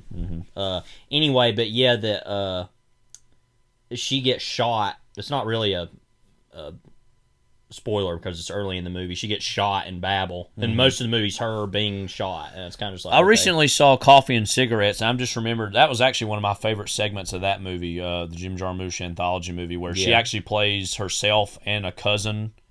She literally plays a version of basically Cate Blanchett and a cousin Shelley, who's kind of this wayward cousin, and they have a whole conversation. It's actually pretty good. Aviator, as we said. Good German, which I haven't seen. That's a good enough little movie. Kind of forgettable, but I forgot Hot Fuzz. She's in that one scene with the mask on. Right. Yeah, that's funny. I'm Not There, of course, as the Jude Quinn version of Bob Dylan. We'll be talking about that here in a little bit, but. So she has worked with Haynes in the past. Yeah. Benjamin Button, the Fincher movie, she's pretty good in that. Yeah. Blue Jasmine you had talked about. She was in that 2010 Robin Hood. I forgot that. The Russell Crowe. Is she the These Are People's Lives that is moment? One of the most laughable moments. I remember seeing the trailer for Monuments Men where there's a part where they're like in this warehouse area where there's all this art laying around. And Matt Damon, I only saw the trailer. I've not seen the whole movie. Yeah. I know our cousin Philip, dear friend of the pod, he said one of my favorite things about that. He's almost like a Wikipedia article becomes movie is what that whole movie is. But Matt Damon's walking through and sees all this art on the walls. He's like, what is all this? And she just very sanctimoniously and very just has a stiff upper lip and her nose in the air says, this is people's lives. And just walks by. It's just like, okay, we get it. Couple other, it looks like been in a lot of Malick things recently. Night of Cups, narrated The Voyage of Time documentary, and then Song to Song. Okay. So I knew she was in Song to Song also with Rooney Mara, but I had kind of forgotten that. Yeah. That's with the clock in the wall. Ain't that a what's his name directed that? Eli Roth. Eli Roth yeah, working and then together. Ocean's 8, we talked about Mowgli, Legend of the Jungle. She's been in some of these How to Train Your Dragon movies. Of course, Where'd You Go, Bernadette? That was a good little movie. Don't Look Up, she's going to be in soon. That's coming out pretty soon. That Adam McKay movie. Yeah. Nightmare Alley. Which is coming out soon. We've talked enough about how garbage that's going to be. Yeah. At least in my opinion. Looks like she's going to be in that Pinocchio movie they're making. Oh, Guillermo del Toro is making. Yeah. TBA voice. Yeah. Interesting name for a character. Yeah. Borderlands. Adaptation of the video game. Yeah. Okay. Anyway. So again, she's done some more mainstreamy stuff in recent years, but it certainly doesn't take away from her talent. Yeah, she's great. Yeah. So she's really good in this. I have some specific things on. Well, I got to talk about that now. It's interesting that most of the movie's actually really supposed to be about Rooney Mara. Yeah. And I feel like that's kind of her movie in a lot of ways. Do you think that it's her performance is so strong it takes over, or that the movie and the narrative and the script is oriented towards actually being more interested in Carol than it is Rooney Mara's character? So I think it's a little more the latter than the former. Myself. You're saying you think that the movie is a little too focused on Carol as a character? Yeah, one of the reviews. I mean, I know the movie's one of the named reviews after, we read, which I thought was all the reviews were good. We read, but one said something along the lines of Carol works better as a mysterious kind of, which is apparently how she was in the book. Supposedly, and the movie is fleshing it out more, her out more as a character. I would kind of agree with that. But that's also part of the nature of, relationships. If you're in with people, is that like the more mysterious they are, the more in a weird way you're attracted to them sometimes, and then the more you get to know about them, the more They just are Not a person. Like, yeah, they're a person, and they're. When I say boring, I don't mean they're boring, but like you just realize, they deal with some of the same problems I do, or other versions of them. Yeah, well, and I think what is kind of the point of the movie, she has a lot more at stake than Rooney Mara actually does. Yes, because she's more of a suburban. She has a family, whereas Rooney Mara. It's like she's kind of disconnected. Yeah, the worst thing that can happen to her is that her boyfriends will be like what happens? Well, I don't want anything to do with you, and she's just like, okay, well, I didn't want anything to do with you either, So she, interestingly, I think acts as almost the audience in a weird way. I think that Cate Blanchett is great in the movie. I actually really love Rooney Mara in it a little more. Yeah. That's also just because I really love Rooney Mara and most things. But Blanchett, she's a little bit more of the focus, strangely. It's not that way early on. But also, I think that is, like you said, that Rooney Mara is kind of us in a way that she's viewing her as the person, and therefore object you of kind of desire, get... It's like, we're reading Moby Dick right now. I'm assuming over the time of the book, we're both reading it. Over the time of the book, Ishmael, I've heard, becomes less of a character, and it becomes more about Ahab. And it's almost like him talking about this is what Ahab is. Well, and it's less about him anymore than... where I'm at in the book, I'm a little bit ahead of you, I think, is that Ahab's kind of been formally introduced, and he's a character. And so much of it is told from Ishmael's perspective, and Ahab is this own object of mystified desire almost of like, who is this mysterious figure Ahab, and that's kind of early on so that's a random thing to compare it to, but it's like I wonder too, and we can talk about this later or now, I'll go ahead and do it now, the extent to which predator might be a very, very, very strong word, but that like Carol is a character over Therese, who's Therese, I'm sorry. No, because it's weird. I make fun of her name a lot to myself because her name is Therese Bellevet, and I'm just like, for the Bellevet or for the Therese Bellevet, But the extent to which like Carol is jerking Therese around in terms of like, oh, you're a fling I might have, but then if I really got to, I'll just abandon you just to be with my husband again or just to maintain my child. Yeah, because I feel like as the years have passed by over this movie, and I feel like it was partially done this in the moment, that most of the conversation about the movie was all about, oh, look at how, Blanchett is this, like, they just had this very pure romance. And I think it's a little more complicated than just saying it's this pure, uncomplicated romance, not just because of them both being queer in New York City at this time, but also just like the age difference a little bit. Yeah. That she is a little bit more of an authority figure and is kind of... I would question at times even, the possibility that she is maybe using Therese, excuse me, to just like be a fling, and that she doesn't quite care about her in the same way Therese does about her. But part of that is just an inherent age difference in the whole maturity level. Yeah, and I think that part of it is that also, though, and somebody, I was interested by this because I never thought about it this way. Somebody in one of those reviews said that it was kind of like she was making Therese her daughter in a way, too, because she might lose her own daughter because of the situation itself. Right. Which is an interesting wrinkle I've never thought about the movie. But, yeah, I mean, and I think you're right that the movie is very much focused on Blanchett, and that Mara is kind of seen as this, well, even she recognizes that. She don't really have anything to lose, so I'll kind of, do whatever I want with that. Yeah. But so Rooney Mara as Therese Bellevet, a way that I'm going to remember that it's Therese. I specifically remember the way Cate Blanchett says it, Therese. Yeah, like Jack. Yeah. That strip club on the name Jack. But a way I'm going to remember is department store clerk named Therese. Yeah, amateur photographer named Therese. It's all. She played a version of Dylan. Yeah, should be said. Hello. Yeah. The way I'm going to remember that, though, and I'm not at all laughing at the situation that this is in reference to, but in Big Little Lies, there were those scenes with Robin Weigert and Nicole Kidman, where she's like, "Did he hurt you, Celeste? Her name was Celeste in Yeah, the show, right. and the way she would say that, she's like, "Did he hurt you, Celeste?" Like, it's just a Again, really quiet voice. What like, was we like Bill Goliath yeah. quite a bit, but like those scenes with Robin Weigert, who we love. Oh yeah, from Deadwood, especially. She's probably actually pound for pound the best performance on Deadwood. I'd say it's between her and Ian overall. McShane. I don't know. Yeah. Is in those scenes in Big Little Lies though, like, and it's weird because they're so intense about what the stuff they're talking about, but she's like whispering through so much of it. It's almost like becomes a parody. Did he hurt you, Celeste? Yeah. This is David Koresh. Yeah. Anyway, Rooney enough Mara. things to not laugh about terrible things. Rooney Mara, she's one of our best actors as well. She's been she's been one who, thankfully, so far it seems as though has escaped the idiotic blockbuster complex a little more so. Yeah, of course. First thing I remember seeing her in was Social Network, and then the very next year, Girl with the Dragon Tattoo, which I think is one of the best performances period of the decade. It's way up there. Yeah. I think is really great. Yeah. Side Effects is a movie that I don't think a whole lot about. Yeah.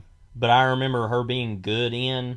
Yeah. You know, the thing I think about a lot with that movie is, like, you remember there was the whole part of it where she, like, was faked a suicide attempt? Yeah. Where she, like, rammed the car into the, like, wall. Mm-hmm. And, like, the way that they figured out that she was actually awake. Because I think the whole point is that she's trying to get some money from the side effects of this medicine or whatever. To show, like, oh, she actually was, like, drugged and that's why it happened. But they said, but she pressed on the brakes and there were tire tracks. That's a random detail I think too much about in the movie. Yeah. Also the fact that, spoiler, she kills Channing Tatum in the movie very pathetically, stabs him or something. I don't remember what happens in that, but anyway. She's barely in that also. She met her future husband. But yeah. I think they're married now, right? I think so. Partners. Partners, it says. They're engaged. Okay. So they haven't got married yet. Joaquin Phoenix. And, of course, she's been in A Ghost Story and earlier in Ain't Them Bodies Saints, David which Lowery. are both really great. And again, she was memorable to me in both of those movies, but in particular A Ghost Story, I think of her performance in as, Casey Affleck is her husband and he dies and he's literally walking around as a ghost, kind of seeing her live her own life. There's that scene I remember that was a big deal in that movie where she literally sat and ate a whole pie. Oh, God. I remember when that was a whole conversation point. Yeah. That was interesting. Yeah. I remember watching it, and it went on and on. The funniest thing about that was in the background, out of focus, you could see the bottom half of Casey Affleck standing in a white sheet, just standing there watching her. Yeah. That was the funniest thing about it, was that he was just over there watching her eat a pie, But I mean, there's some other things we might be missing to see. Of course, she's related to the, like, Rooney family. Yeah. That's, or the Maras. Well, both. Yeah. The Rooneys both. and the Maras. It's confusing. Yeah. That own, like, the Steelers and the Giants. Yeah. She was in a movie called Trash. Okay.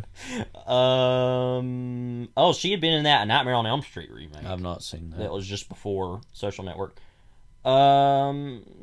She was also, of course, in Song to Song. That movie, Don't Worry, He Won't Get Far on Foot, that Gus Van Sant movie. Yeah. Which I've always laughed at. She played Mary Magdalene, I know, too. Which also had Joaquin Phoenix. Did he play Jesus in that? Yeah. Some documentary about animal abuse called Dominion. And then she's also in Also going to be in Nightmare. Yeah, because I remember thinking when we saw the trailer for that, her and Cate Blanchett were in his old Carol reunion, I guess. Looks like she started off actually on TV, Law and Order, Women's Murders Club, The Cleaner. What a stupid sounding show. ER. So she's actually not been in as many things, I guess, as... Which is strange because she commands such a presence. Yeah. But she's selective about things, which I admire. So she won't just be in anything.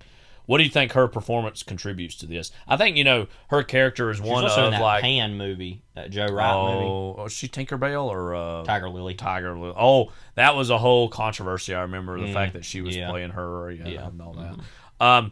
I think, obviously, she adds, like, this naivete and this kind of young love aspect to Rez. And that, again, like you said, is... many ways to stand in for us as an audience to just look at how gorgeous Cate Blanchett is. You know what's interesting is that at first it appears that Cate Blanchett is more of the cipher. But over time, you start to really realize, no, she's just so quiet. Yeah. And just kind of, she's almost like a robot in like a good way. But she feels very human at the same time, where she's just someone feels who's very like small. Very, she's so vulnerable and scared, I think, about the feelings that she feels. The fact that she feels feelings for a woman, I think, obviously at this time, even now for some people, women, is a scary thought to have, especially in the environment that they come from. Yeah. That she, I think, like you said, the fact that it is told from her point of view, we're mostly looking at Cate Blanchett, but when we look more at her, we realize that she is actually, like you said, a little more of the cipher than even Blanchett is. Yeah. So those roles kind of reverse as the movie goes on, I think. Sarah Paulson is Abby Gerhard. She's kind of an ex girlfriend / still friends with and she Blanchett's character. Lives with them quite a bit. But yeah, Sarah Paulson's really good in about everything I've seen her in. I guess she's been in a lot of the Ryan Murphy shows over the years. The earliest thing that I saw her in, I think, was Deadwood. She was on. That wasn't the first thing I saw her in, but she was in that in the Notorious Betty Page, which is a movie I've always heard about. Mary Harron rather made. But actually, Gretchen Mol played Betty Page in that, and she played Bunny Yeager. I think it's that. Okay, another pinup model. Yeah. But the directed American Psycho. Let's see about other movies and things she's been in. Been in a lot of stuff. A lot of TV. Yeah, mostly that. But I've heard of that. Bug. Oh, that one. What I was thinking of. Martha Marcy May Marlene. I've seen that. That's good. Mud. She was the mother in that. There's that scene where she's like, I need to go to Walmart. 12 Years a Slave. I still haven't seen that. I remember her in that. I really need to see that. I feel stupid that I haven't. But The Post. Ocean's 8 also. I forgot about that. I forgot her in that. Bird Box. Glass. The Goldfinch. Now, there was a bad movie. Wow. Abominable. We like the book. Oh, yeah. Love the book. Yeah, she's in a lot more TV, actually. People versus O.J. Simpson, I remember she was in, and she played, that lawyer. What was her name? Marsha Clark. Marsha Clark. Yeah. Yep. A lot of America. Yeah, she's been in all the American Horror all the Ryan Story Murphy stuff. shows. Yeah. I love this one, American Horror Story Murder House. I think that was the first one, wasn't it? Yeah. Family Guy, Mrs. America. Never heard of that. Impeachment, American Crime Story. Wait, is Mrs. America? Click on that real quick.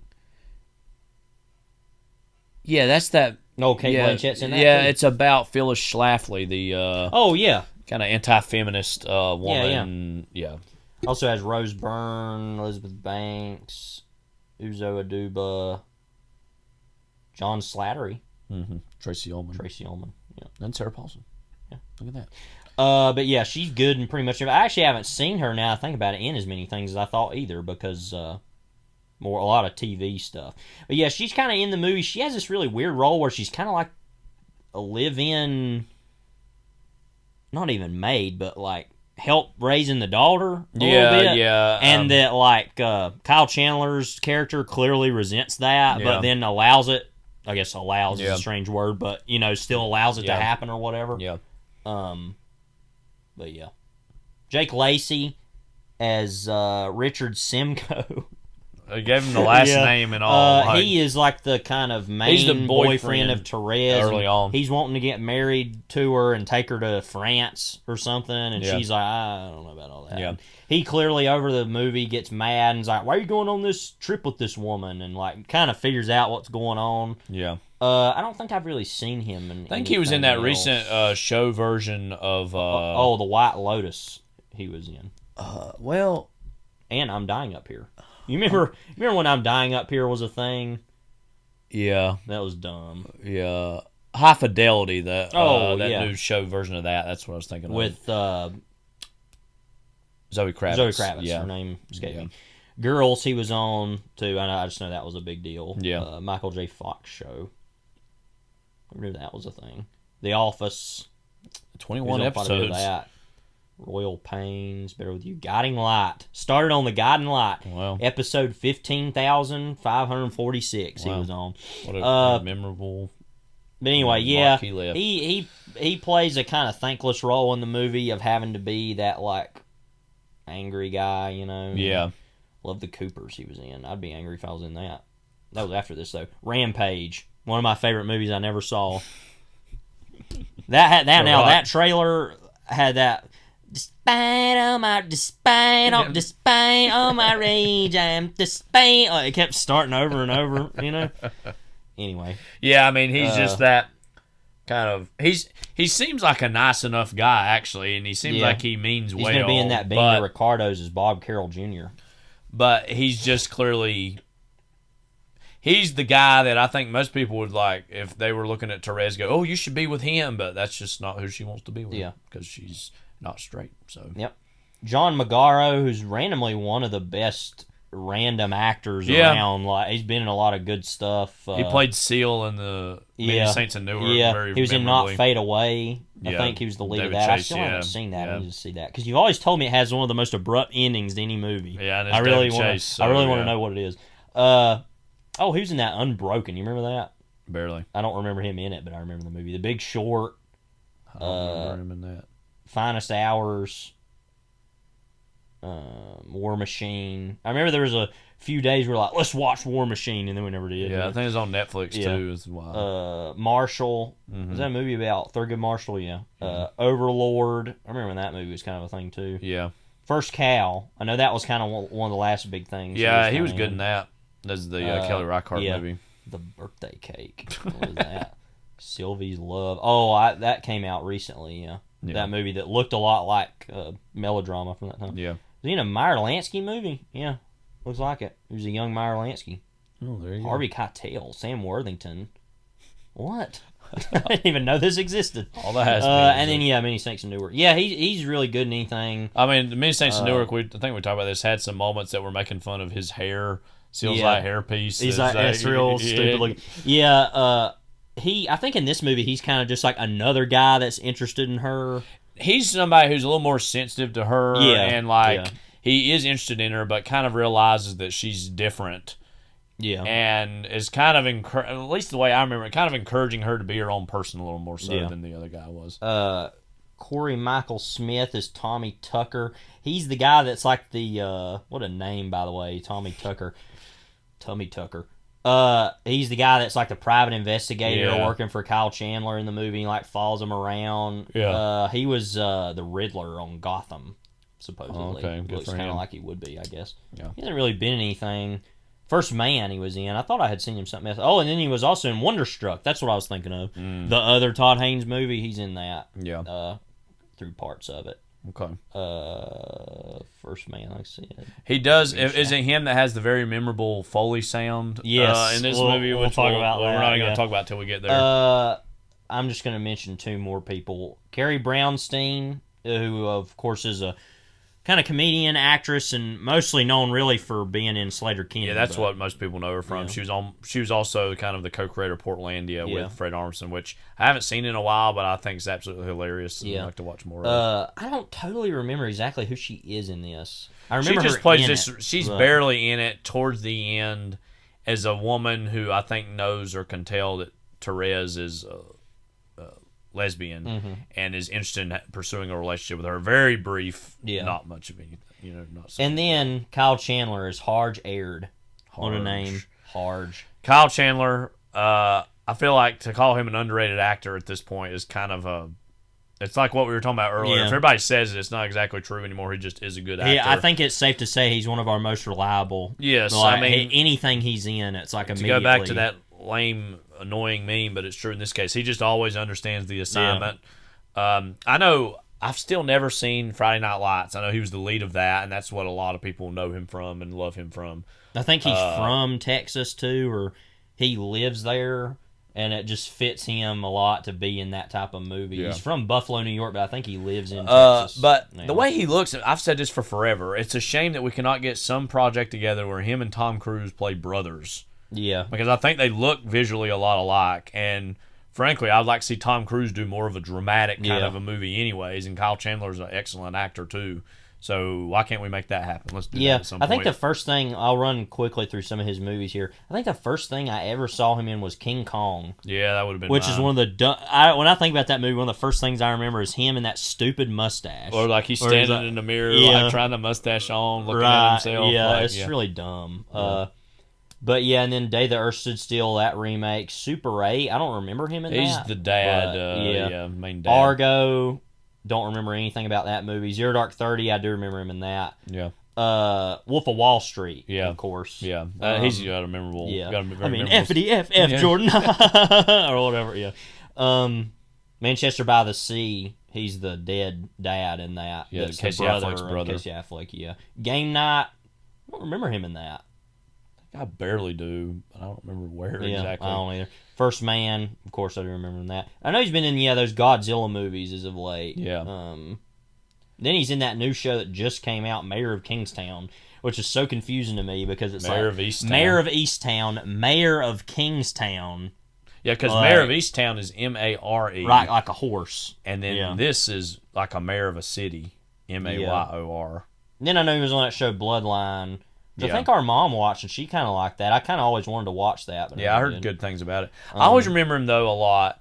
He has, like, literally a scene in The Spectacular Now. The Miles Teller, he's the dad. He's like the deadbeat dad. The deadbeat dad. He visits him for a scene. I think they're in, like, a diner or something. He's clearly, like, a drunk. Yeah, and he's, like, looking around I just the whole always time, remember how good he was in that scene. Yeah. And was just, like... That was the first time I really saw him. I was like, "Oh wow, this guy's a pretty good actor." And he can, literally, this is in a scene and moves on from it. He actually kind of looks like Miles Teller too. It's kind of funny to cast him as his dad. But so he plays Harge. Yes. What do you want to say about Harge? I think that real quickly, I want to say another thing about him in a movie. He's in the Kingdom for like 2 minutes. So at the very beginning of the movie.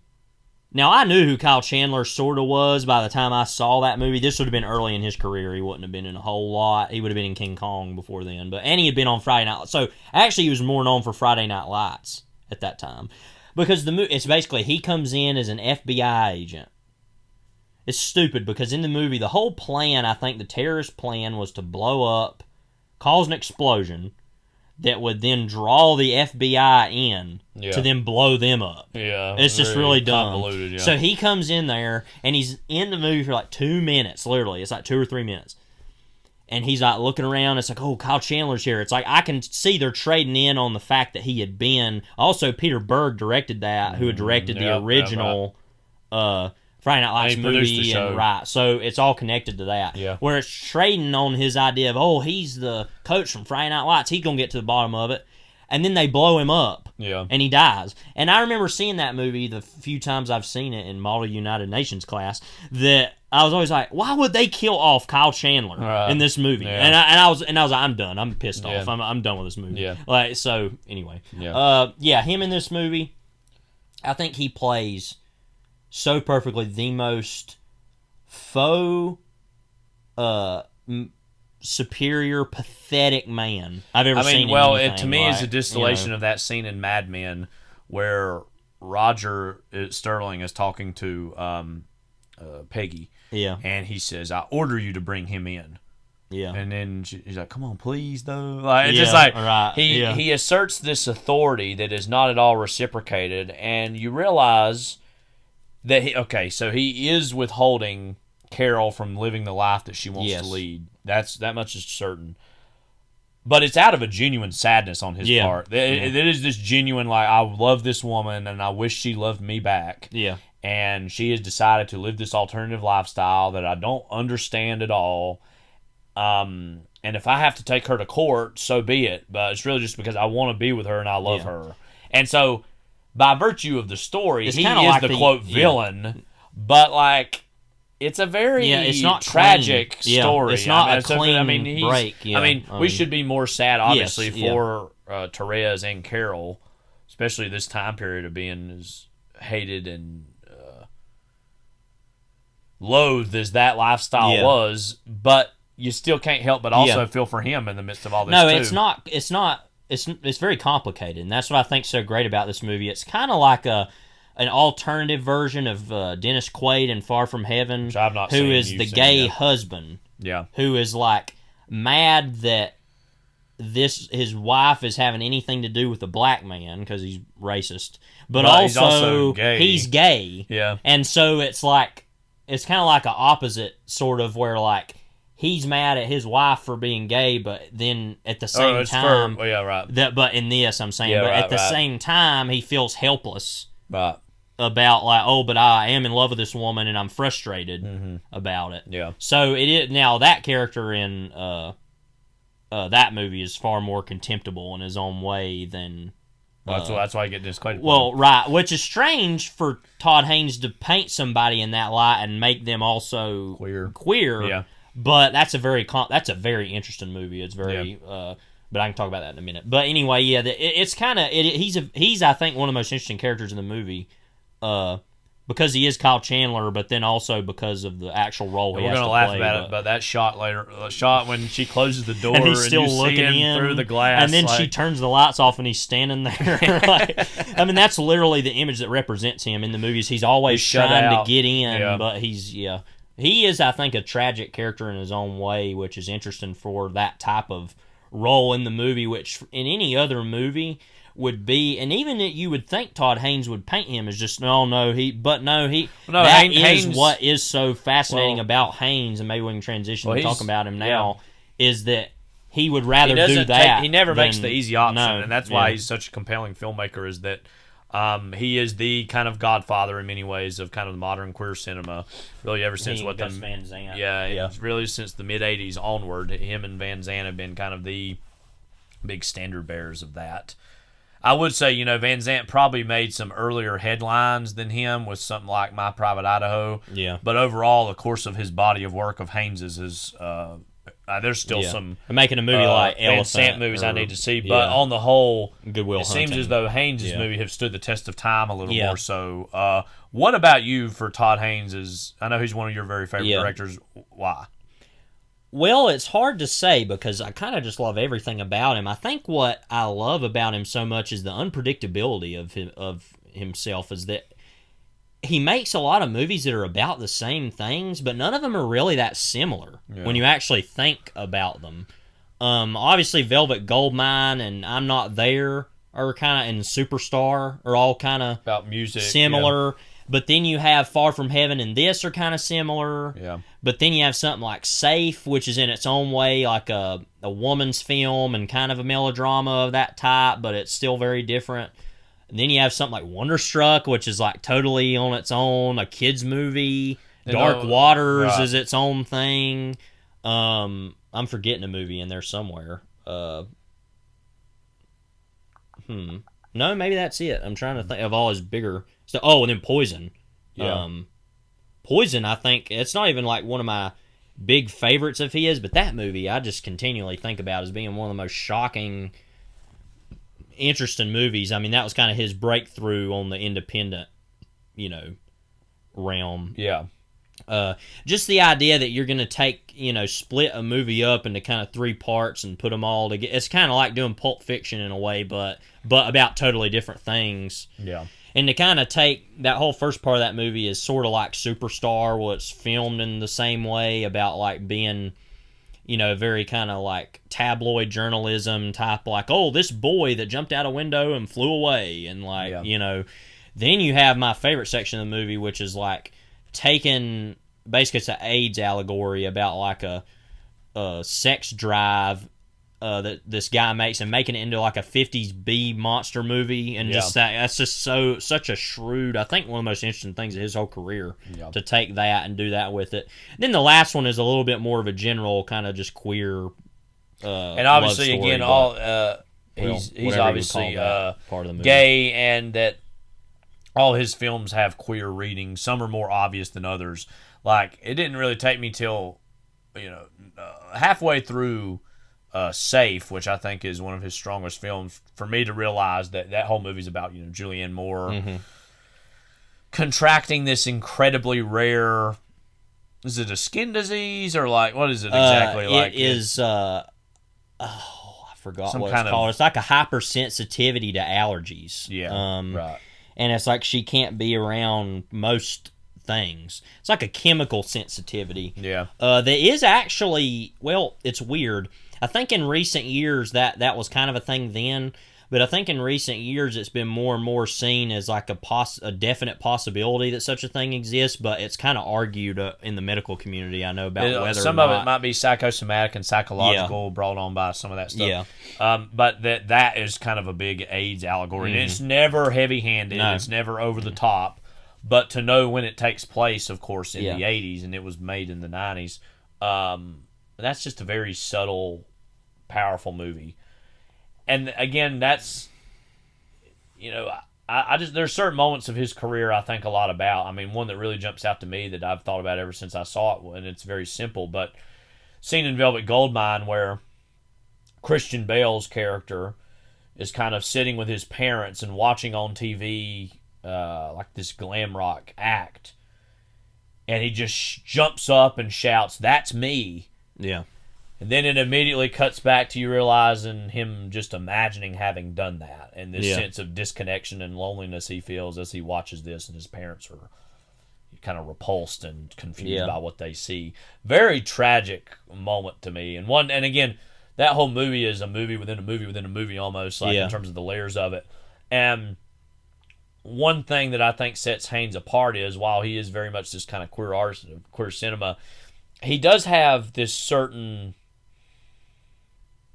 distance and remove from, like, if you think about Christian Bale in that movie, how it's kind of after was it the kind of the main glam rock guy, he died in the movie or in the narrative, or he went missing? What happened was he tried to fake his death, right? And that was seen as, obviously terrible, and then he kind of disappeared. That's what it was. But he actually became this really big pop star in the 80s. Right. That nobody knew that's actually who he was. Right. And it's a very kind of vanilla Reagan-era pop star. Kind of like what Bowie sort of was in the 80s, but I don't think that he's necessarily, because that movie is kind of vague about it. It's about Bowie, but it's not about Bowie. At the same time, it's kind of about other things too. But anyways, Christian Bale's character, he's almost like the reporter at the beginning of Citizen Kane. He's trying to go around and put all the pieces together about this.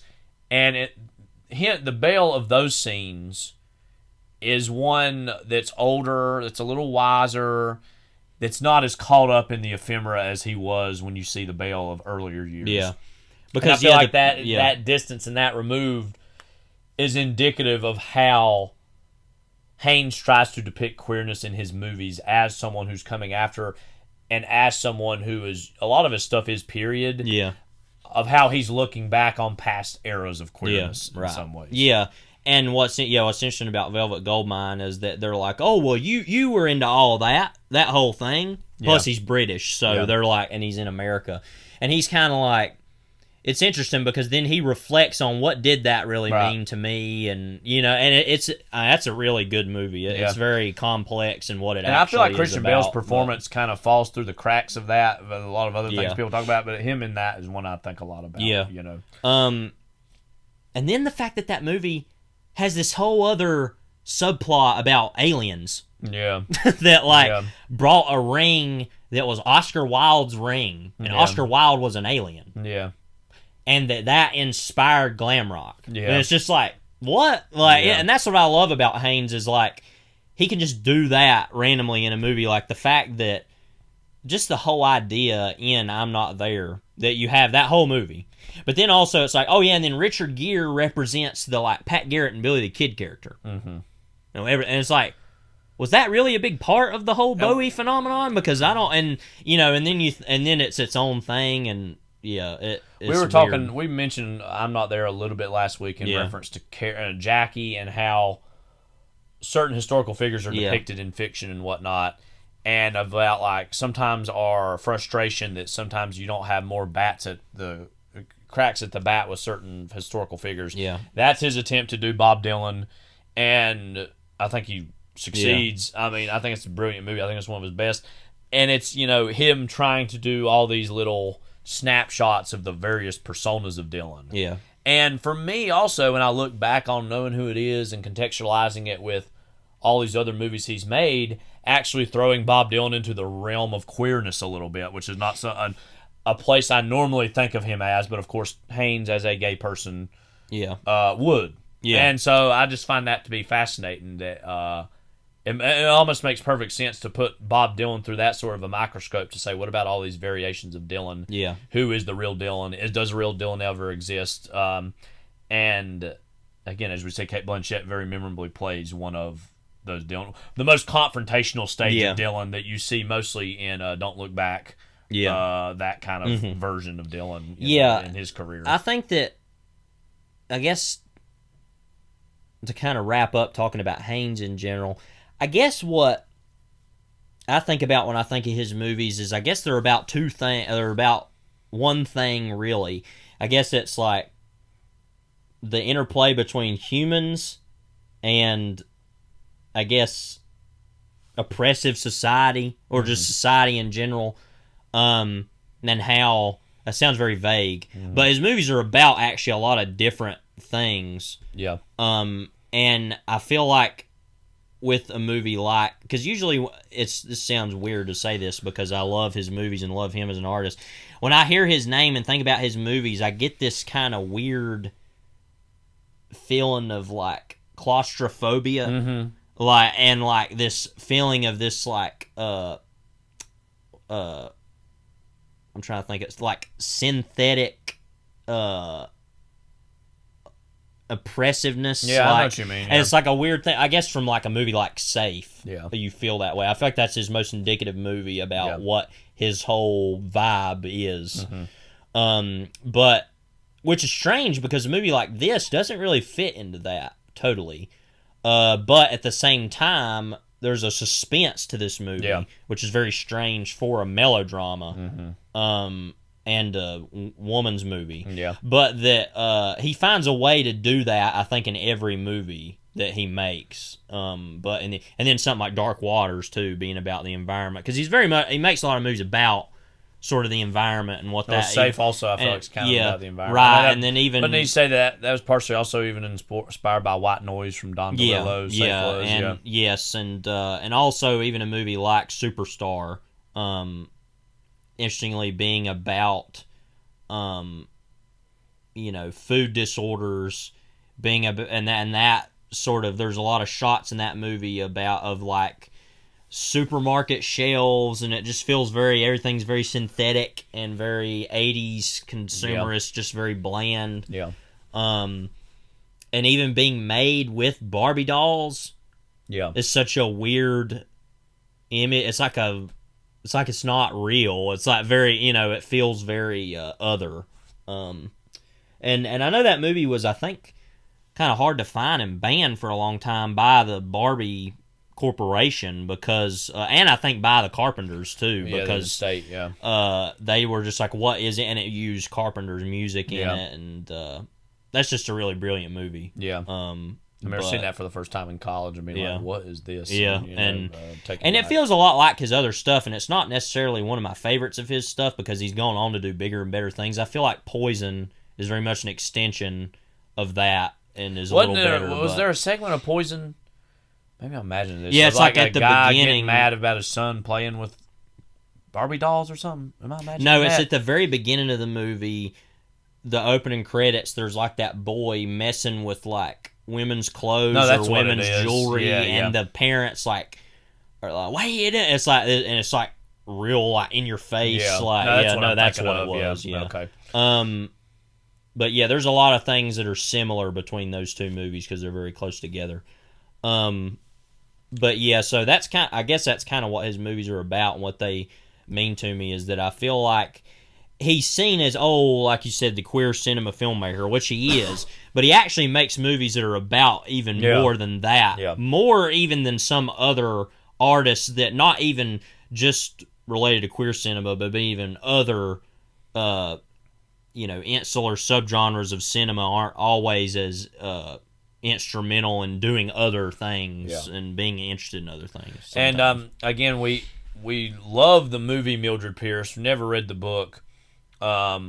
very interested to see his miniseries take on that. Yeah. And I think it's unfortunate we haven't, because I think that would probably feed into this conversation we're going to have here before we go to the break. The whole idea of the melodrama. Melodrama as a subgenre of drama is something that I feel like you age into liking. Because I know when I first saw some movies like Rebel Without a Cause, I remember being like, what is this? The way this looks, the way the actors are acting, it's not, quote, realistic. Yeah. And then you get older and you realize, well, they're not necessarily going for realism, they're going for this other thing. And obviously so much of his career plays into melodrama. Yeah. I would imagine, you speak of someone who's seen it, Far From Heaven is likely a lot more Circean than this is. Because the style of this is actually fairly muted. Yes. Is the style of Far From Heaven more obligatorily and openly melodramatic in terms of maybe color? A little, and like yes, the by style? the color certainly. A little bit more. Yeah. I don't remember though. I feel like it. Yes, I think it is a little more melodramatic because some of the Dennis Quaid scenes, he's like real over the top, and she's a lot more emotional, even than in Safe. Yeah. But also, that movie is kind of a straight-up pseudo remake of All That Heaven Allows, Douglas, which both have heaven in the title, interestingly. But and I love that movie, and I think it's actually even better than Far From Heaven. Yeah. But it almost didn't go far enough because it's weird. It's like, in that movie, it's like, I can't believe that she is like a widowed wife in that. Who's the actress in that? In what, Far From Heaven? Yeah, in All That Heaven Allows. I'm gonna look it up here. Yeah, that is the opposite of Rock Hudson. Yeah. Jane Wyman, yes. Yeah. That she is just this widowed mother, and it's like, she's kind of wanting to date this gardener. Mm-hmm. It's like, and they're like, oh my god, in that movie, and it's like, what's the big deal about that? Yeah. And of course, there's obviously not at all a big deal about an interracial thing, but that makes more sense for that time. Yeah, right. You know what I mean? Because at that time, it's like that wasn't even thought of. Do you think Haynes was making a movie with Far From Heaven that was sort of what that should have been? Yeah, interestingly, yes, but at the same time, loving that movie. No, I'm not saying he doesn't love it, but he's like, I love that kind of thing, but let's actually do what would have been really, part of what it is. But was too taboo at that moment to make. I even wonder if that's part of the name. Being Far From Heaven and All That Heaven Allows, it's like, well, we're far from that. Yeah. And that, I think that he kind of was like, but really though, because like that movie, I guess too is that for him and a lot of other aficionados of melodrama, it was the most queer art form of its day in Hollywood in terms of the 50s. That was the most expressionistic. That was the one where you could stretch the bounds of acting a little more than you could in other ones and try out things that are more expressive, more abstract in some strange ways. And so I wonder, again, if he makes a movie like that to try to be what that always wanted to be or was, but what's the next stage of that? I think so, yeah. And I do think in a weird way, this has been compared to a lot of Circean melodramas, but this seems a lot more muted. Yeah. This is almost like a corrective on the corrective of like, let's now make something that is more realistic to what queerness was and felt like. Yes. It wasn't some big melodramatic explosion exactly in terms of what it felt like to be then, but the little moments of this movie, like the way someone lights a cigarette or the way someone turns their head, could be something that speaks volumes to these characters. Mm-hmm. And that was the massive melodramatic expression of what the reality would have been in, what does this take place, 1952? Because a way that I remember realizing what year it was when we were first watching it is that towards getting further on after Christmas time, or Christmastide, as it's called. Yeah. Not in this movie, but just in general. That it shows, Eisenhower on the TV being like around the time he had been sworn in or whatever, and I was like, so this must be early 53, so the movie was in 52 and 50, so it's in late 52. But so I think that's... Let me just say, I've just realized we've been mentioning queer cinematic icons. We haven't mentioned John Waters at all. Yeah. He should be thrown in there Yes, as well. yeah. And I only remember that because he in his very hilarious, idiosyncratic self, I remember him talking about like that, the 50s was seen as a very oppressive time. And he's like, we loved Eisenhower. He didn't do anything against us. He just let us be or whatever. Yeah, and just right, I remember that. As, John Waters is... his cinema, I feel like more so than Van Zandt or Haynes, is directly confrontational, I feel like. I'm not even seeing his movies, but I know what they are. He's kind of one of the more... I feel like the only person that presaged him in queer cinema was probably Kenneth Anger. But as far as making a larger impact, I think John Waters is one of the first really big people in that. Yeah, I feel bad we didn't mention him because I've seen some of his movies and I overall like him, but I'm not as into him. I love as his personality. I love seeing him he's talk. hilarious. He's a hilarious guy. Yeah. But I really like Polyester. I feel like that's should be brought up along these as being kind of a melodrama, like melodramatic comedy. Which he's always said, I don't make movies about politics. I feel like that movie is very obviously about the political moment of the 80s. But whatever. Yeah. But anyway, But again, I think this movie does fit into melodrama of sorts, but this feels like, I feel like if Far From Heaven, which again, I'm not even seeing Kyle this movie, Chandler's but acting like a baby the whole time. That, so I like, guess, if that was its own corrective, again, out of love for melodrama, that this was yet another corrective on top of that in terms of maybe the finished form of this mode of storytelling. I don't know. Maybe to wrap it up, talking about melodrama, there was a. I remember in the it's somewhere in the essay, the Criterion essay for Bigger Than Life, the Nicholas Ray movie, that he talked about. They talked about there was some treatment that he wrote that was simply. I'd have to go look at it exactly and find it, but it was simply a man running down the street on fire. Okay. And I feel like that in its own way is a constant reminder of what melodrama kind of is in its own way of like someone making a big show of themselves, saying, I'm in trouble, I need help. In many ways, that's self-destructive. Like, that is also... I mean, you think about one of the biggest ones, again, Rebel Without a Cause. That's a movie, again, you didn't really care for. No, but I quite like now. And I think, again, it's something that grows on you, and just speaking as two straight people, I think you're less inclined to naturally gravitate towards that. Mm-hmm. But it is an art form and a mode of storytelling that if you give yourself over to, has some incredibly exciting possibilities, and even more so than that, has a lot of very, very important things to say.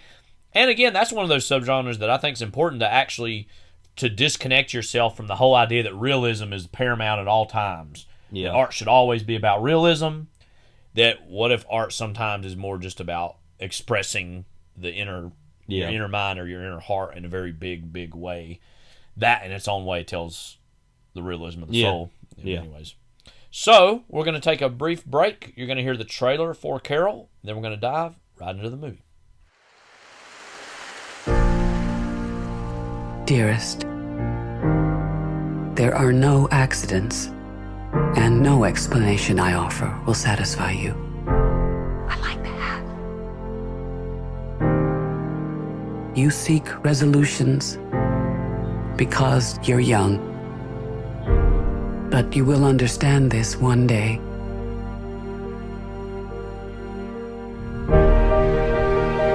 How many times have you been in love? You're always the most beautiful woman in the room. Therese Belavet. Carol. Tell me you know what you're doing. I never did. And then it changed. She's still my wife. I love her. I can't help you with that.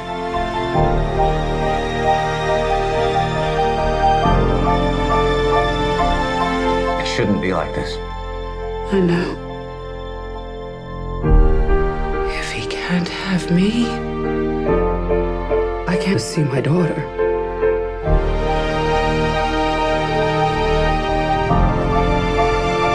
Everything comes full circle.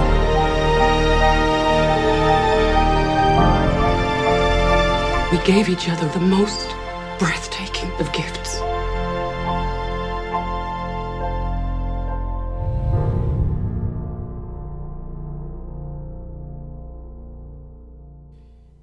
And here we are. We're back. This movie is... Well, let's first talk about... You were trying to search Carol. Yeah. So I was trying to look up Carol, and it's like, Carol Baskin? I'm like, no!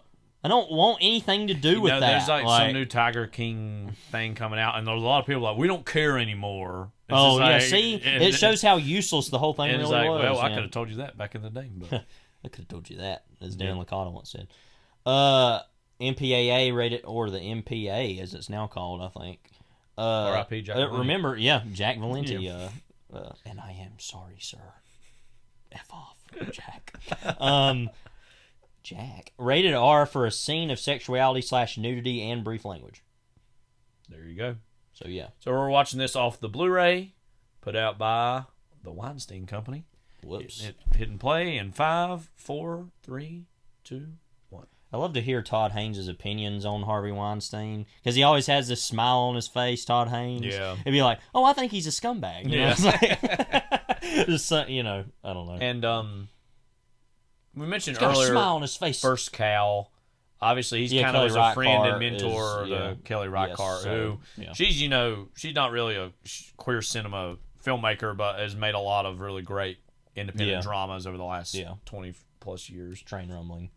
Yeah, we love Kelly Reichardt as well. I feel like we've talked about her at some point on here, but did we do it all? Well, maybe we didn't. Kristen Stewart. I don't remember if we brought that up. Oh, maybe certain women. Talking about certain women. Yeah, maybe. That's a great movie. Yep. A film by Todd Haynes.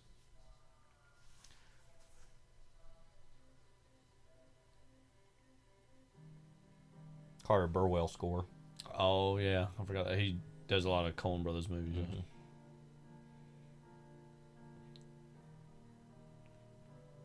It's a weird title card. Yeah.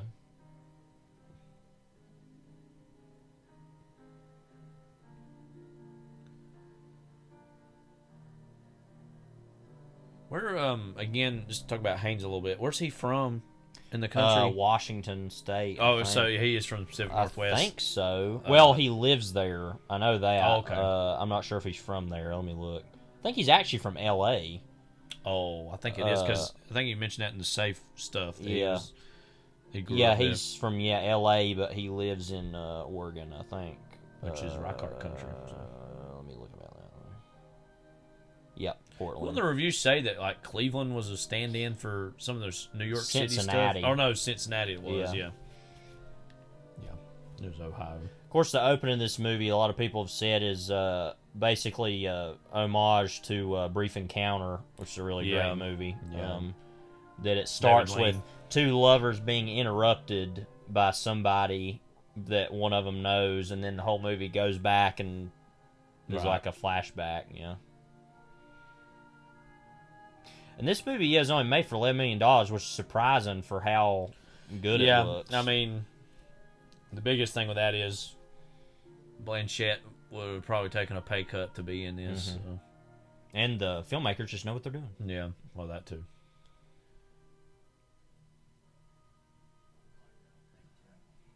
Jack.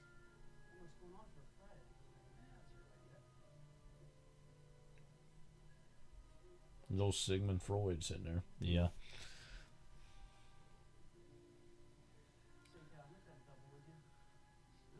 I'd forgotten this till we were reading some stuff talking about Patricia Highsmith.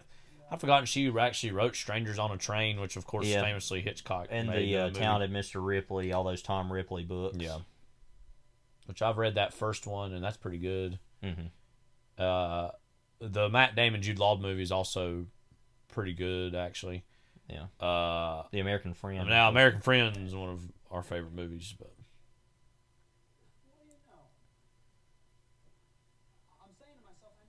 that's a slightly askew adaptation, I think. But yeah.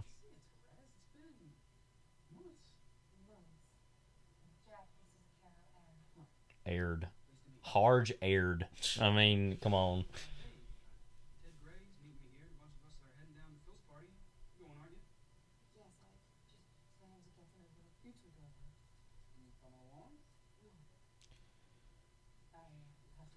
Tell Carol's character being a little older, queer person, that she she's probably very accustomed to making quick exits from certain situations. And, doesn't want to raise any sort of suspicions or anything. Yeah.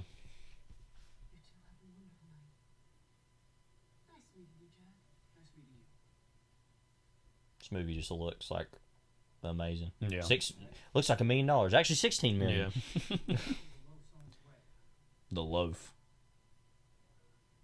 I love that, like, she touched her shoulder, and it was like such a important thing to her, and then when he touched her shoulders from behind, it's like you don't even see her face. It's just so removed. Who cares? Like, you know. I remember when we were watching this movie, we'd already known this, but we talked about how we loved how this movie represented that everything doesn't have to be at the center of the frame. The subject doesn't have to be the center of the frame. Everything doesn't have to be seen clearly, like, you know, and just like, you know. Yeah, a lot of that film school philosophy, but also, I mean, that's partly informed by what, quote, traditional Hollywood does, anyways, especially like shooting TV and stuff, is a bunch of bunk. Who cares? Yeah. Like,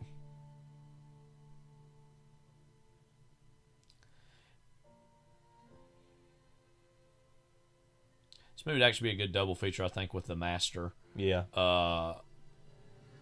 Part because it's 2010's movie made about the early 50s. There are some other thematic similarities I feel like you could find, but also they're about different things too. Yeah. There's queer readings about, Freddie and all to myself. That whole relationship is alone. Bizarre. Yeah. This is now kind of her going to flash back, obviously. Yeah. What if I wonder if in a movie when somebody's like entering a flashback, if they're like, I am entering a flashback. Like mentally, that's what they're saying. I don't know. So like she had a Santa hat on her. Does this mean this is a Christmas movie, by the way? That's what's so annoying about is like everything has to be made a Christmas movie because once again people can't just engage with the sincere things. Yeah. But is it a Christmas movie though? But really though, you're avoiding the question. Are you scared? Are you nervous about what the answer is? Are you afraid of the gun I got to your head? Like, yeah. Yeah, kind of. Yeah, I have a above average amount of fear. Speaking of guns, this movie. Yeah, we'll see.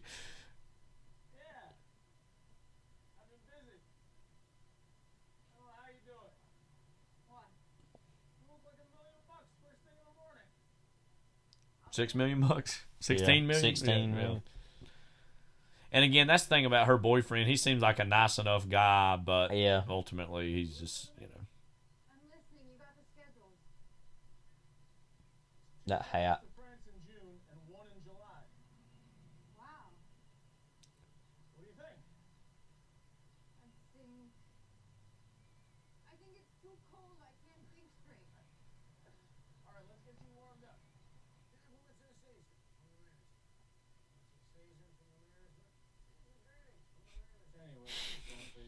Season greeting from the management.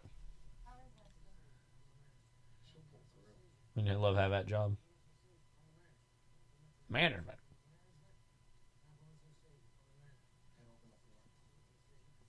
Yeah, and that they both worked there. I forgot he worked there too. This is an interesting movie about a department store in the 50s because that's when department stores have been a thing really since the Gilded Age. Yeah. But that was when they really saw kind of a, like I said, post-war bump and being a bigger thing. Now they're not that big of a thing at all. No. You got places like Sears closing. Yeah. That's just so weird to me that Sears. Yeah. Sears Tower being such a big deal. So, that's just closed now. And Sears and Roebuck, that catalog, that was the thing years ago. It's how people got stuff for Christmas. Remember back in the day when we were growing up, our grandma used to have the J.C. Penney's and Sears catalogs, and she'd literally hand it over to us. I tell my students about this all the time. It's like, all right, you can pick what you want, And it just looked like, oh my God, the chest of wonders of all that was in there as a kid, Now the internet just puts all that to shame, but it also doesn't feel special either, obviously. Compliments of the management. I can Mamie.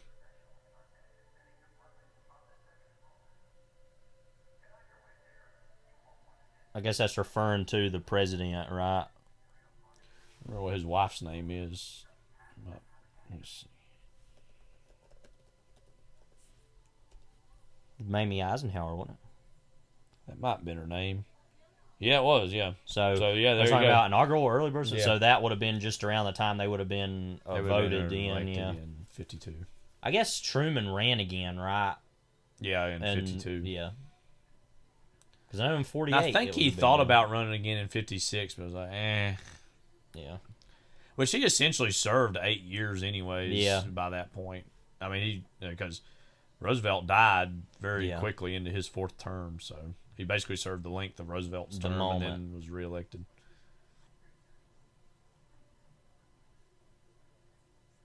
She bumped into that. That's when it was turned off.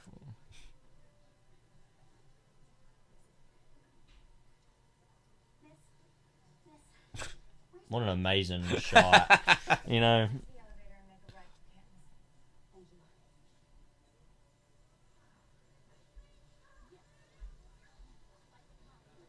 It's just funny too is that she was looking at that on her own earlier. The wow. The pata?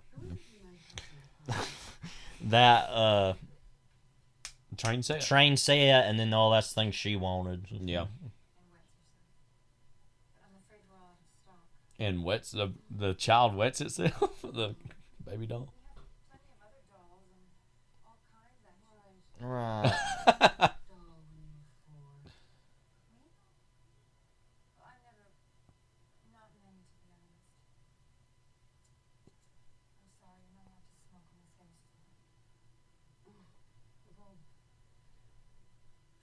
Shopping makes me nervous. That's all right. Working here makes me nervous. That video of that guy that gone viral about IKEA.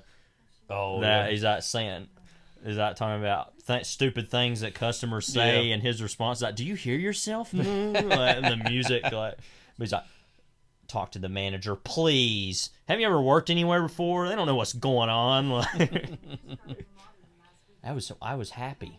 Then you walked in.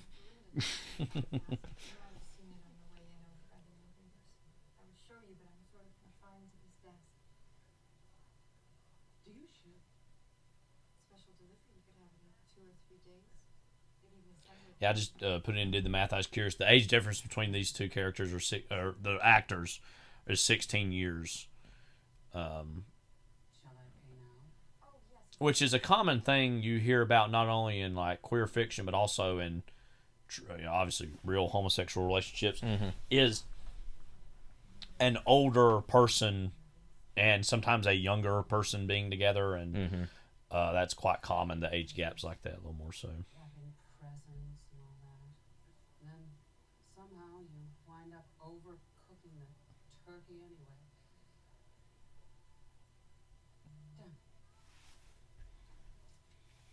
That's moment, and Madman's like, "Turkey Day's coming up. Maybe you could stuff her." Yeah.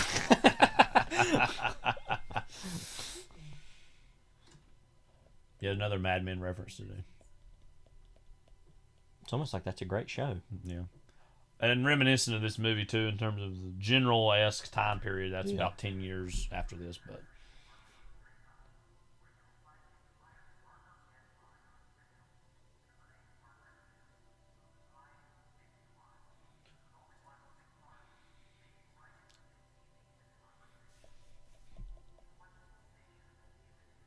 The sensation of the season.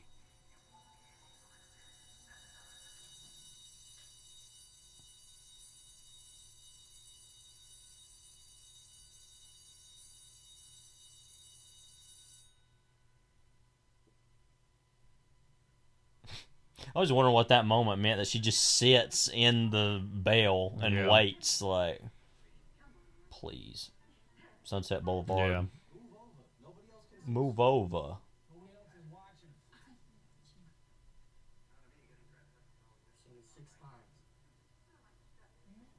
I forgot, yeah, he's like a projector. Yeah.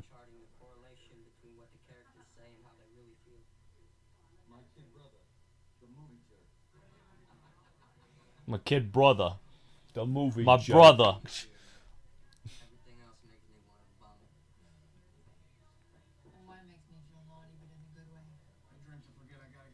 How many beers they got sitting in front of them?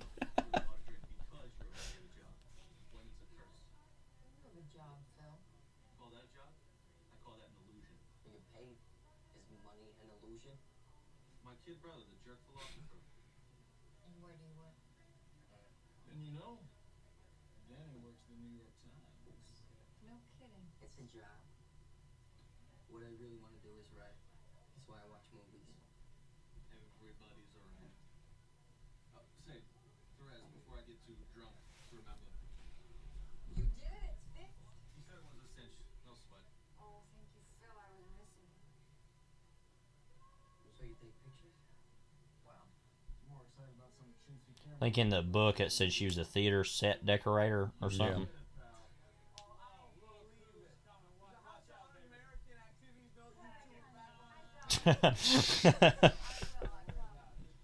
everybody's drunk. You should come by the time. A little bit of that HUAC for the real heads. I work nights. Oh. I got a pal who's a junior photo editor. He loves to pontificate. I'll introduce you. Really? Yeah, I'd like that. The hell are they doing? Meanwhile,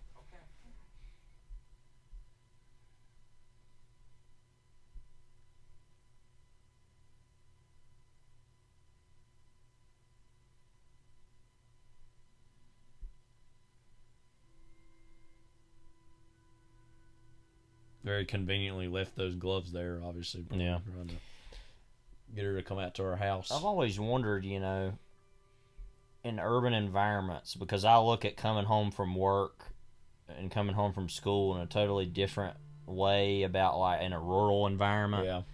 In a, like, you know, urban environment, I feel like that would be so weird. Mm-hmm. Like, you come home and you sit in an apartment. Yeah. And then you go to bed, and then you get up, and you know. Going to college was kind of that way, just because there were so many people around. Yeah. But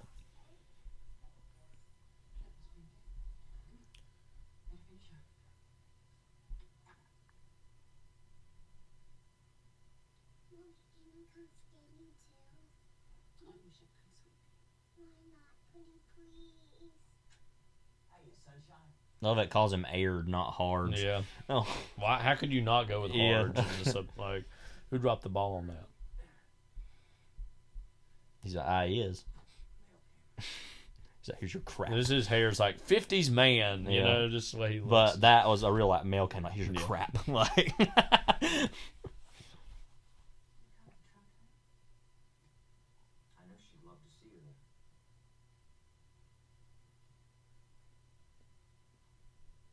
I'll give her my best. I've always liked you.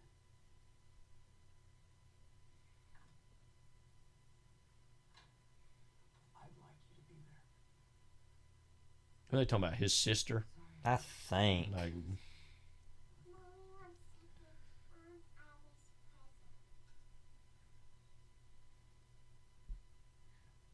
seeing a lot of Aunt Abby lately, haven't a lot. mm-hmm. with Mommy.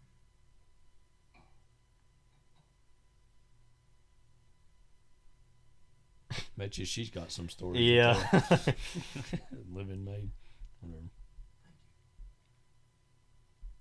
Well, I told the customer it would arrive by Christmas Eve. According to what we've been told, 3 days should be plenty. Should have been delivered this afternoon. Oh. Right, so it arrived. She signed for it? Get over it. Jay thinks that's real suspicious and weird. He's like, whatever. Like, Yeah, I don't care. like I'm gonna punch you out here in about 5 minutes. Like, Yeah. Sorry, would you excuse me? I'll just be 1 moment, of course.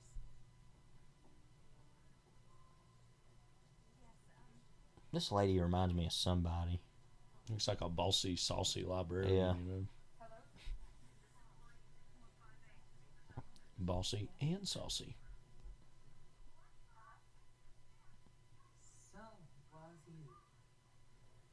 Oh, hello, Mrs. Ayer. Did you receive the train set all right? I did, yes. And gloves. Thank you so much for a star sending me. Randy is the girl's name. I forgot. Like Randy, what? Harge. Like Yeah. Carol's the only half normal name. Well, even aired is weird. Yeah. Then Therese Belovit. Yeah. I don't know. And essentially, once again, she's like at the left of the frame. Mm-hmm. Yeah, because this is a real left-wing movie. All these lefties about, like...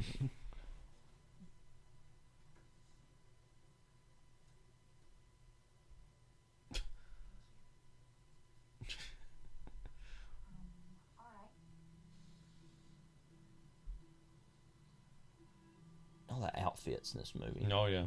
Top notch. This movie had a lot of Oscar nominations, but didn't win any, I know. Yeah. Well, it's because they don't like to do things that needed to be done, you know? I think Spotlight was this year, and that won a lot of stuff. Even, like, Steve Jobs. Yeah, I would assume would have been better than Spotlight, but... Which I did actually quite like Steve Spotlight, Jobs, but it was very conventional, Yeah. as it turned out. I think Steve Jobs is the only, oh Lord, what's his name? Peter Boyle movie I've seen. Not Peter Boyle, Danny Boyle. Danny Boyle. I was getting there. I was thinking of Peter Berg, and I was thinking, yeah, Danny. I think that's still the only. Danny I've always Boyle really movie I've loved seen all this scene. Obviously, we played a clip from it last week in our episode. The way the framing is in it is very striking. It's like you're literally looking over over it like from you're another going table, like you're literally poking your head up. So her name is Chet.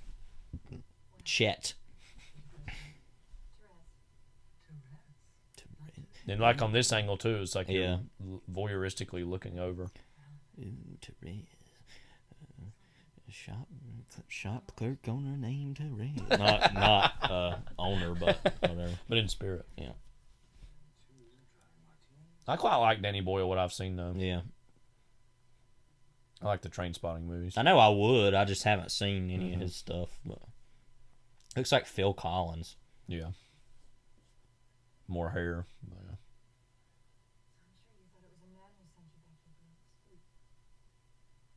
I did. Thought it might have been a man in the ski department. I'm sorry. No, delighted. I doubt very much you'd have gone to lunch with him. Your perfume. Yes. Thank you. Harge bought me a bottle years ago. oh, Harge. Big bad Harge. Harge is your husband? Well, technically, we're divorced. Sorry.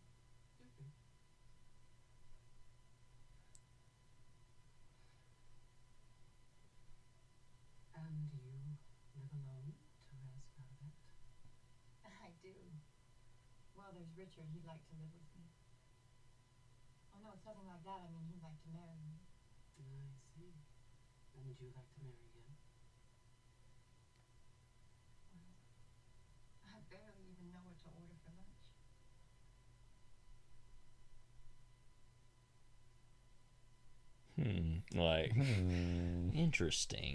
Interesting smell. Have I told that story on here? I feel like I have at some point, but some other time I will. Okay. Waiting in suspense. If you'd like to hear the story, please email us at Huffman or just Brothers we'll wait Productions about at 5 gmail.com, minutes, and or then 5 maybe minutes I'll will tell- pass. Yeah. Whatever comes first. Probably 5 minutes. You notice, obviously, the camera's closer than it was earlier. Yeah. Maybe you'd like to come visit me sometime. Welcome to. At least there's some pretty country around where I live. Would you like to come visit me this Sunday? Sunday. Easter Sunday! Not quite, but... Yeah, no, but...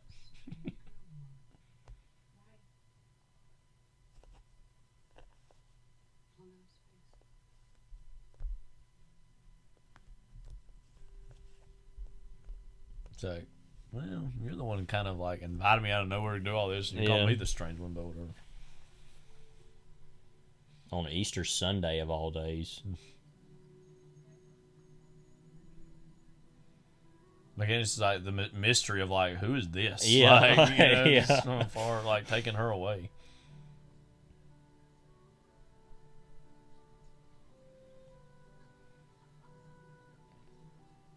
Just seeing Harge's mother's face when she sees me in this. Maybe I should stop doing change. Oh, don't be a stoop. Stoop. Stoop. Pigeon. Cha-cha-cha-cha. Well, that Takes you oldie. back. Yeah. That's a quick story. We were on a cruise ship one time. This is in the Bahamas when you were on that one? Yeah. And Nassau. That was like in the about late 2000, like 2008. Does that sound about right? Maybe, yeah. Something like that. Anyway, and we were walking back to our room to go to bed, and there was this really crappy musician singing a song, and it was like, stool pigeon, a cha-cha-cha. Like, and then the ship we were on was like pretty old, and it was like it was its last voyage. Yeah, I think it was a real crappy boat. Food wasn't that good. Like, you know, there's a story there. Yeah.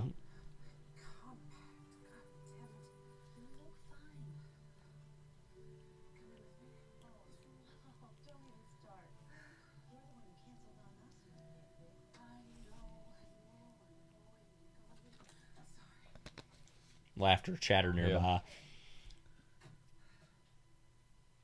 She run her down all of a sudden. She's like, I'm Carol now. Yeah. I've become the new Carol. And then she goes back and meets Therese, and she's like, I'm Carol. I was like, what do you mean I'm Carol? And she's like, no, you're not. Like, but she's like, I've got a wig on, a blonde wig on. Like, very hastily put on. Like, you can see her regular hair too. Like,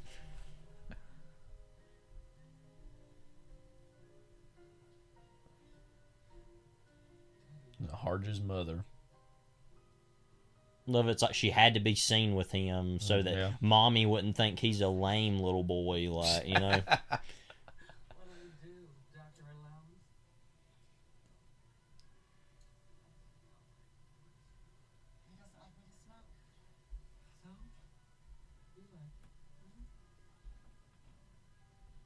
What I really like about this movie is it goes between the worlds of New York very interestingly. Of it's like, you know, all these people in nice suits and like, you know, all the upper, and then just people walking around on the street, just regular old people, you know. Therese obviously is a more middle class, or well, like a working class kind of girl.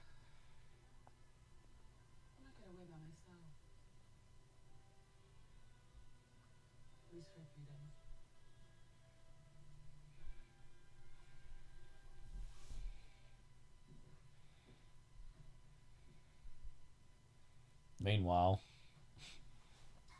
elsewhere. Meanwhile.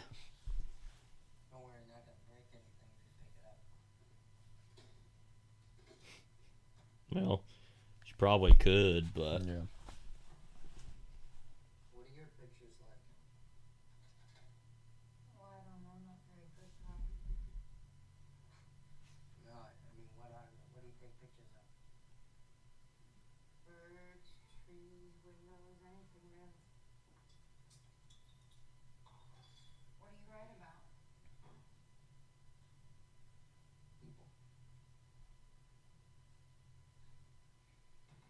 that scene in Reds when Diane Keaton is asked like, "Oh, what do you write about?" He's like, "About everything," and then the woman's immediately disinterested and rolls her eyes and looks away. He's like, "Oh, whatever." Then you don't have you don't have political stones. You don't have stup. Which you're not gonna go out with class? No, I'm not gonna go out with class. New Reds Blu-ray getting ready to hit out. When is that coming? By this coming week. Oh, okay, cool. Which I recently rewatched. Excuse me. This is attractive. That is not. Anyway, yeah. On HBO Max. Still awesome movie. We'll rewatch again upon getting the Blu-ray. I haven't seen that but the once, so I'll it's only my second time I'd seen it. So. It's long. Yeah. Like 3.5. Mm-hmm.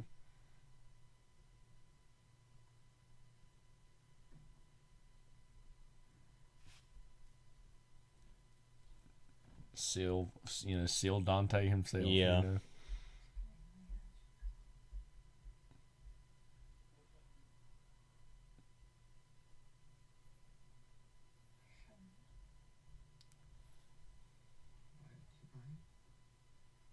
Did you mind after you? Yeah.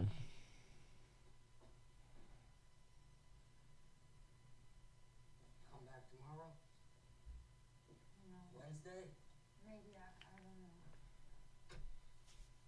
Meanwhile, his life is just in the toilet bowl. Like, it's interesting that she lives there, but he doesn't really live there. Yeah. Thanks for saying sober and driving me home. Yeah.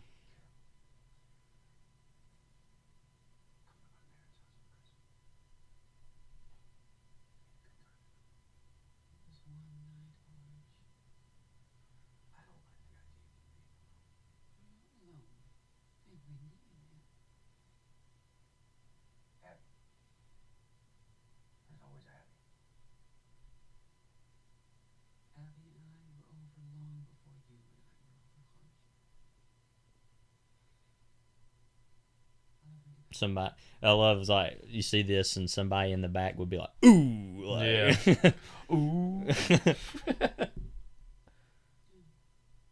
shouldn't be like this. Oh no, goodbye. Get out. Really, honestly, Kyle Chandler's best scene partner in this movie is always like closed doors. Yeah, he's like, constantly just like, doesn't know what to do with it. Yeah.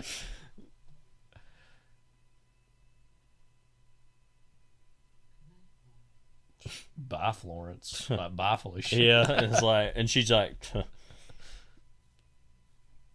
love it's the smallest version of it, because the other one was like a whole so big big city, and it's like, this is just like like expectations versus reality. Yeah, like me versus the one she told you not to worry about. Up years ago. Yeah, it was a like Lionel. It didn't work super well. No, it didn't.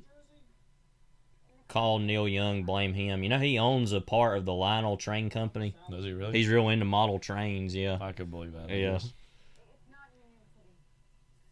I can be myself. If you're gonna die like Bobby Bacala. You know, just in the process of putting together a big train set, like a little boy king. You know. Yeah. That door sound. So yeah, there are a few Foley sounds in this movie that are a little on the, I don't know if sloppy is the word, Simcoe, but don't basic. Forget. But that door sound, and then another sound we'll point out later that's frankly legendary. It's interesting. He's kind of like, you know, thinks this is kind of weird. Yeah. Like, all right, and then moves on, and then it's like. That was just like sound. It's just saying, oh, there's music going on somewhere. Yeah, somewhere. Somewhere inside the bell of it. Like. Bell of it. I remember there was a girl I knew briefly in college. She was in our dorm freshman year. I was in her dorm room. We were watching the Oscars, I remember, randomly. I happened to look over at the DVD she had on her shelf. I believe she was queer. I'm not totally sure, but... And I was like, oh, you like Carol? And she looked at me and was like, oh, yeah. Yeah, I love that. I was like, yeah. And we, like, talked about it for a while. And Yeah. And then I think she also had, like, Magnolia and Punch Drunk Love, and we were talking about those, and I'm just like, yeah. Good taste. I really always wanted to get to know her. I just never really did, so...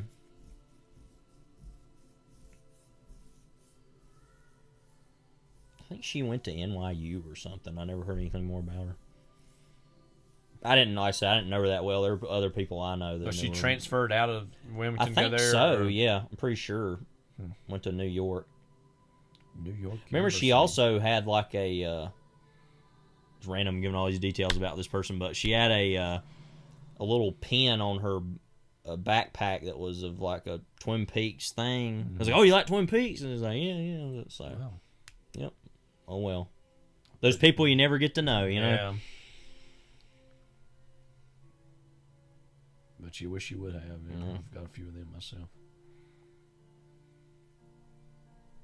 Xmas trees. I'll have to ask. Oh, they're already canceling Christmas back then, huh? Yeah. I'll have to ask one of my friends that knew her if you know what's going on.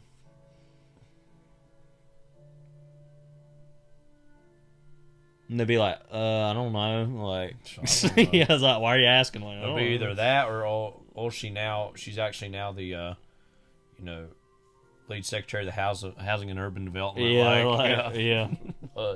She was in film, so I don't know what she ever did, but. Well, they say you can get anything with a film degree. I mean, why not that? Yeah. That's what they say about it. Buying Christmas tree, oh Christmas tree. Above average amount of singing about us on this podcast. Yeah. Speaking of Christmas trees, the dad in A Christmas Carol really is a character, you know? Mm-hmm. Not a finger! The guy's Jack the Night Stalker. Is that who that is? Yeah. Oh, okay. I think we talked about this here a while back, and I didn't know that. Yeah, but yeah, there's that scene after not a finger. The immediate shot after that, he's trying to fix it. Yeah, and it like looks like it's gonna work, and then it's so funny. Like, and the shot is from outside the window, so it's like kind of away from it. Like, yeah, it's funny. And then I was like, heard taps being played gently. That was me decorating my tree in my classroom the other day.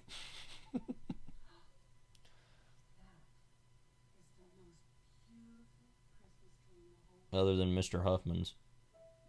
That's more pretty. But...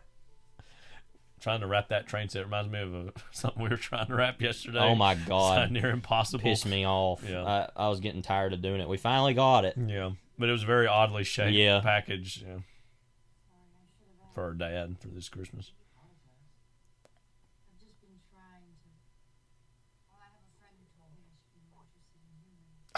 What? More interested in humans.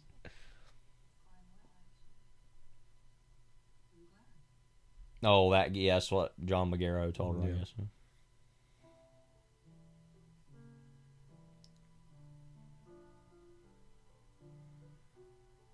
Well, she looks over. It's like, you remember those scenes in Blade Runner, which I know is a pretty forgettable movie, you know. I've just seen it quite a bit. We've already talked about it on here. I don't give a crap. I mean, really, Scott's been talking crap about everybody recently. I can talk about him all I want to. Yeah. Anyway, there's that scene where there's a piano and there's like that picture of that unicorn on it or whatever. It's like, what? Like...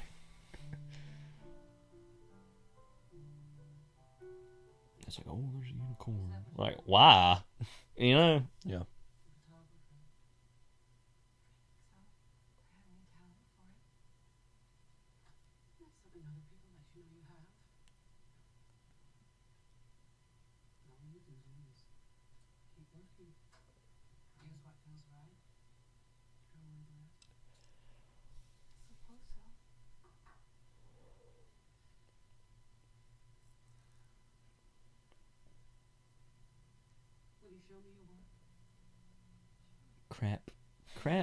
Crap.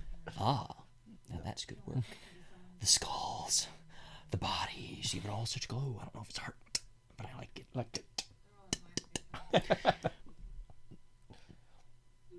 I was in the bath one day when I knew I was destined for greatness. I'm just going to start telling people that. Mm-hmm.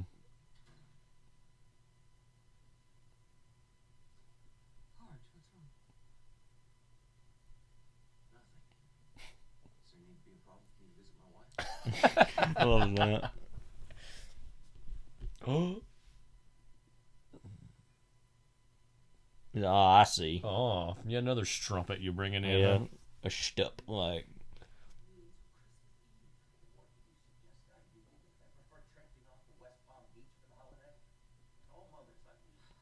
I'm not ready. She's not packed.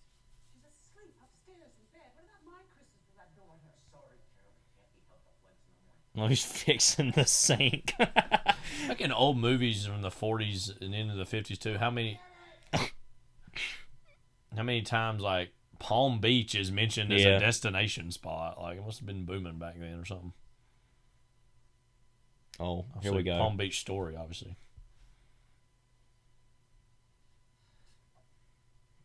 How do you know my wife?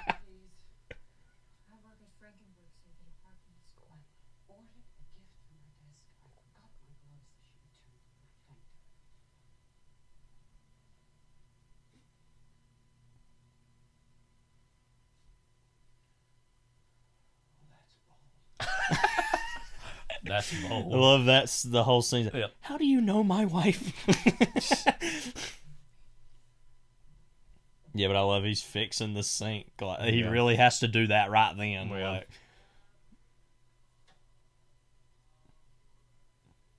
so he shows up like, all right, pack all of our bags. Yeah. We gotta go. I'm gonna fix the sink real yeah, quick. it's like, how do you know my wife? Like, Well, not for him. Yeah. yeah, that's just him. You know, Need a hard spinoff.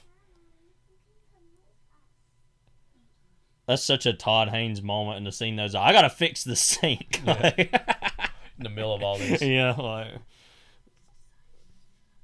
and the way how crappy his tie looked. It was like all disheveled, and his shirt was all up. Like, you know, I have trouble with that one. I know nobody wants to hear this. I'm very self-conscious about dressing up. I hate it. I hate dressing up. I do it every day too when I go to work. It's like I feel like if my shirt never is tucked in right, ever. And then you like, move it a little bit and it'll get untucked. Yeah, like, oh my God, it makes me so mad. Anyway. Meanwhile. Yeah, really. You're drunk now. Go get behind the wheel with our daughter. Yeah.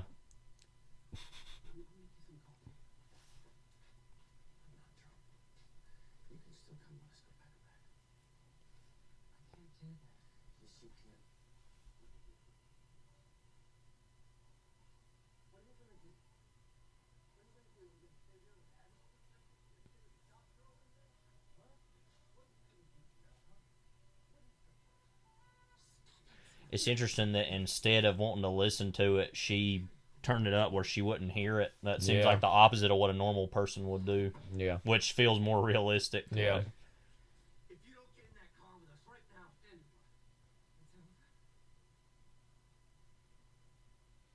how pathetic he looks. Wow.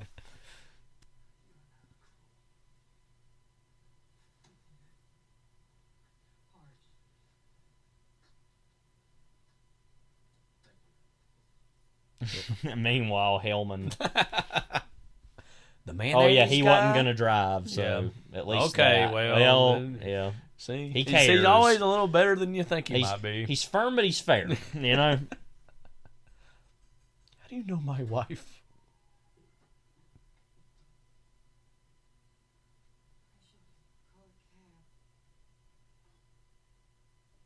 No cigarettes. Yeah, banana cigarettes. That should have been the tagline for the movie.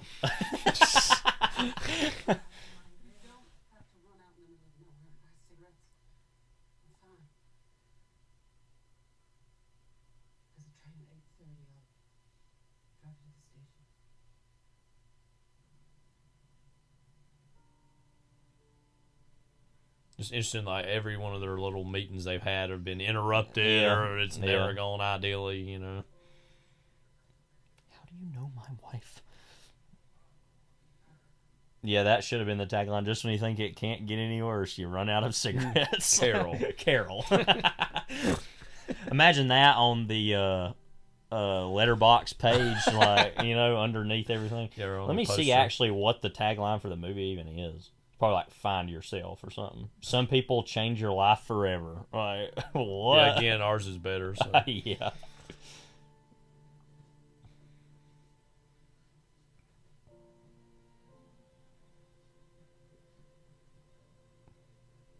Mm-hmm.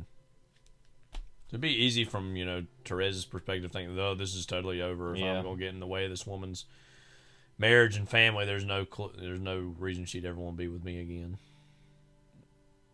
That's such a Todd Haynes use of green. Yeah.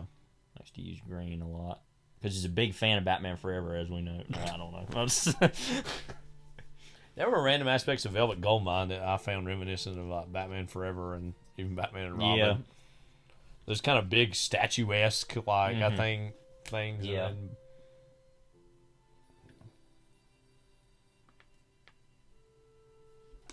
that was another, I guess, person that isn't really part of queer cinema exactly, but Joel Schumacher being such a large queer director, you know. Velvet.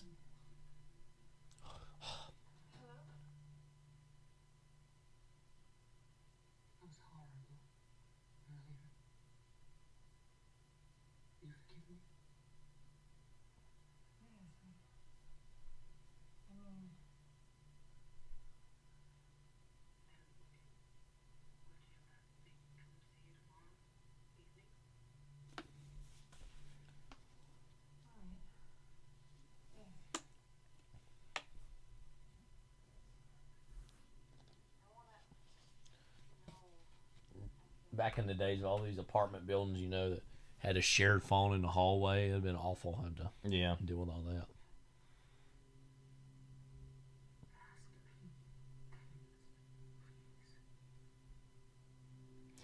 that. My good friend Ryan, who was that Steelers fan from college I was talking about earlier, so love you, babe. But his review of this movie, I just saw, I couldn't remember, I was looking at friends of mine who had seen this, said, Carol and Therese are the social outcasts when it should really be their significant others for being named Harge and being played by the Jim clone from season 9 of The Office, respectively.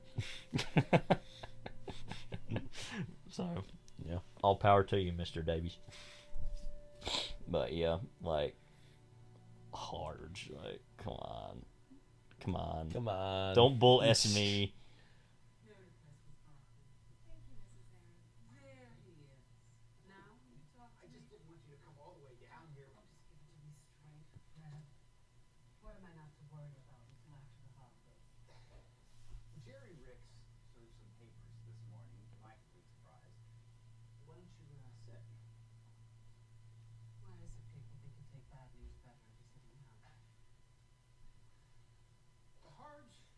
An injunction which denies you any access to Rindy until the hearing. What? And I'm afraid Harge has changed his mind about joint custody. He wants sole custody of Rindy. We've already reached an agreement on custody. What's this all about? They're filing papers on the 29th in District Family Court for the permanent custody petition. Merry Christmas. Yeah.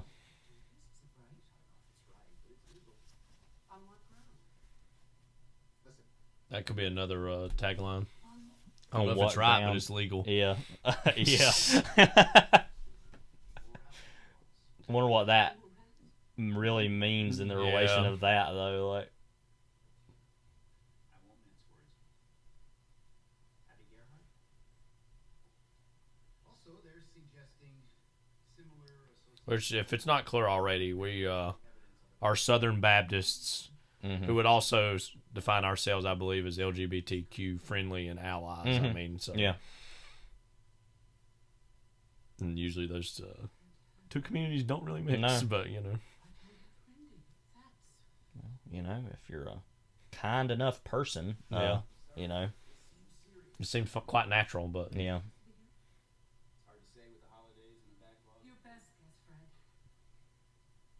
Not before March, maybe middle of April. Or that'd be another, not before March, maybe the middle of April. Well, we're just gonna do that with every line. Yeah. It wouldn't be advisable under ... Carol, these are serious allegations. Forcing contact before the hearing, you risk inviting further scrutiny concerning your conduct. Speaking of, Yeah. I mean, 'tis the season. Now, Yeah. right?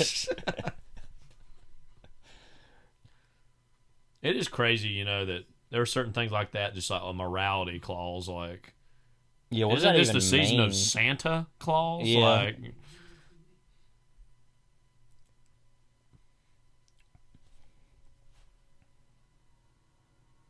but yeah, that, I mean, you know, that's 70 years ago, but it feels like even longer than that, where such a thing would be enforced in a. Not morality, like what? What are you talking about? Like the law is immoral half the time. Like. Yeah. I mean, people would have to smoke and drink all the time during this. What the? Yeah. You're going. Ooh. You know. Whoops. Whoops. We let our cards fail where they may. Like, I'm tired of hiding who I am. You know. Hey, watch it, lady. Like. That'd be another one. You effed up. Hey. Like. Another Mad Men connection. The Mad Men connection. Was she gonna be in the Blues Brothers with those glasses? The Next Generation. Africa. The prequel. Oh, it's like Africa. Like, okay. Like, yeah, it's random. That Victrola dog. Yeah.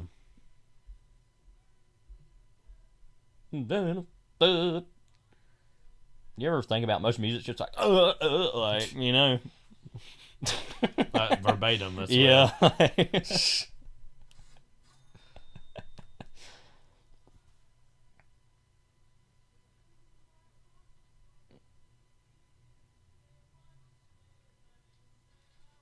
Okay.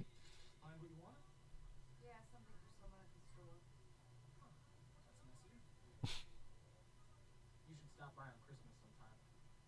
My mom's sort of planning on it. Christmas tide.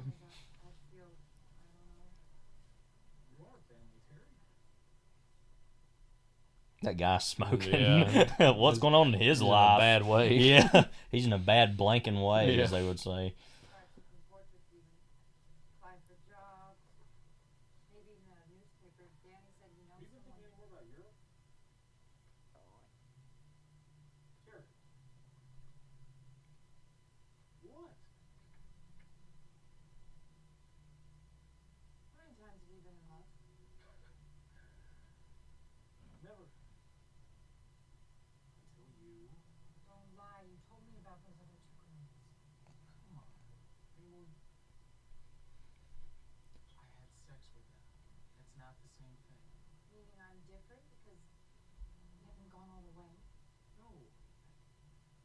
What's that in that I think you should leave sketches? They just didn't matter. Like talking about those people got ran over or whatever and died. Yeah. Like he's like, yeah, we were late because I like hit this hobo or whatever.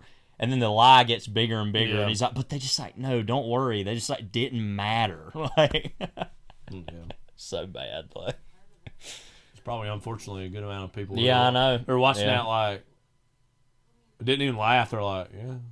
Yeah, I it's, mean, like, like, it's what? supposed to be funny. Yeah. It's not real. Yeah. Like,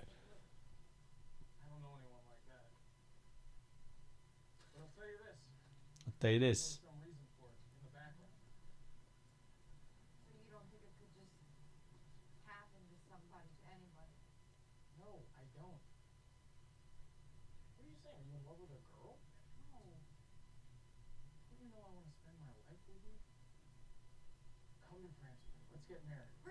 I'm no francophile, okay?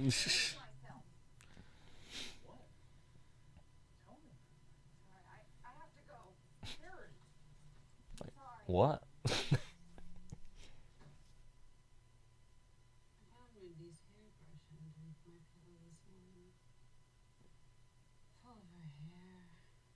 She does that now. She's been a good girl. Brush properly. What? Like, what if I did that with my toothbrush? Like, tooth fairy sort of thing. Yeah. David Ferry. I know Dave. No, Gino. No, Gino.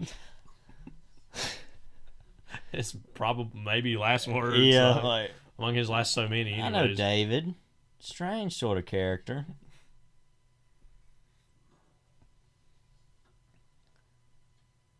You ever think about at this point in time in like 1952, Ferry's out there running around wreaking havoc. Yeah, in, like being in the army Yeah. or the Air Force or whatever the hell he was in.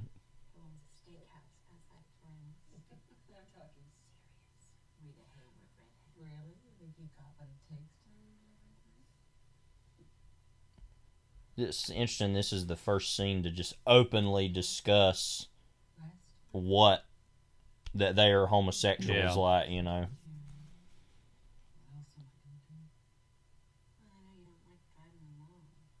It's very interesting too. Their whole relationship that they're basically exes, but they're still friends too. Yeah. Like, you know.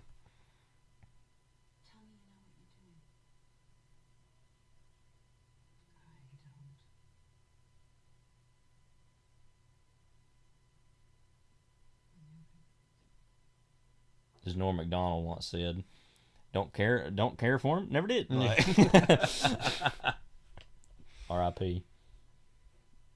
Talking about Oscar Pistorius. Whatever happened to him? Was he in jail, I guess, or something? Yeah, probably.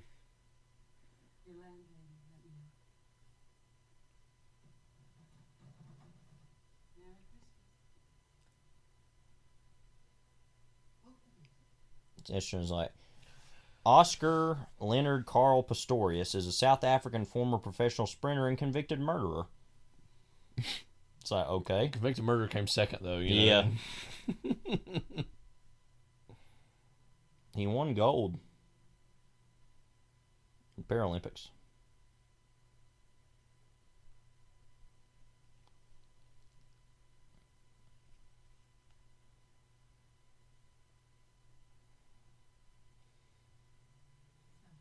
It says he's eligible parole in 2 years, 2023. Mm-hmm.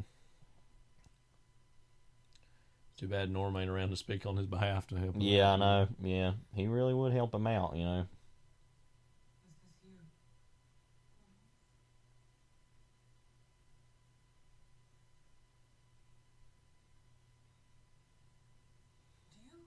you have anything other than photochemicals in the icebox? I'm feeling sure. Other than The old ice photochemicals. box.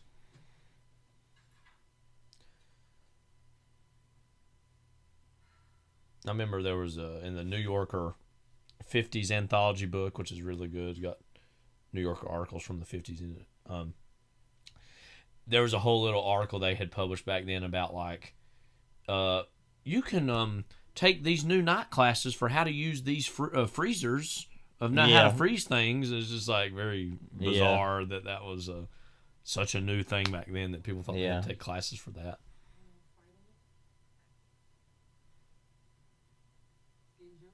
So the classes are mostly women, but you know. Help you're offering has nothing to do with you.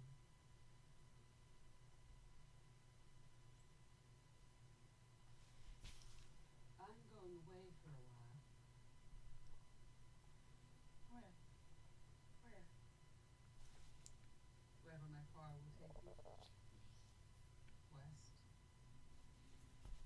Soon. And I thought perhaps you might like to come with me.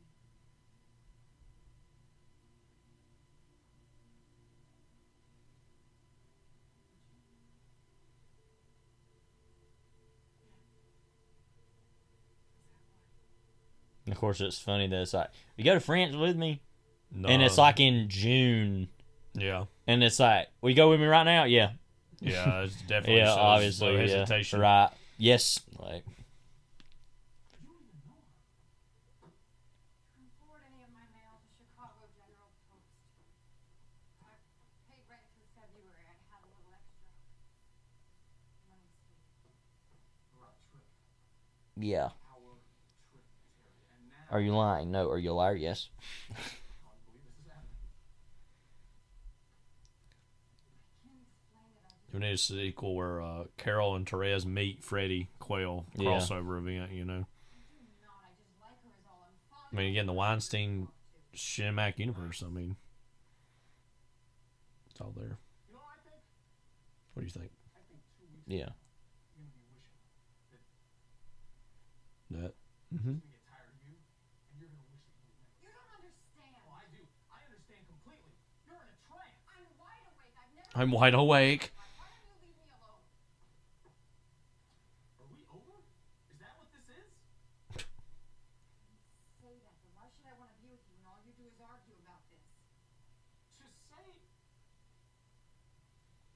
for 1 minute that you practically want to say goodbye because of some silly crush? I didn't say that. You said it. You made me buy boat tickets. I got a better job for you. I asked you to marry me, for Christ's sakes. I never made you. I never asked you for anything. Maybe that's the problem. I swear, in 2 weeks, you're going to be begging me to forget this whole thing ever happened. No. Don't think so. Goodbye. Okay. Terry. Therese, that don't cut it. I'm going with Terry. The packing. It's all very particular, like. Yeah.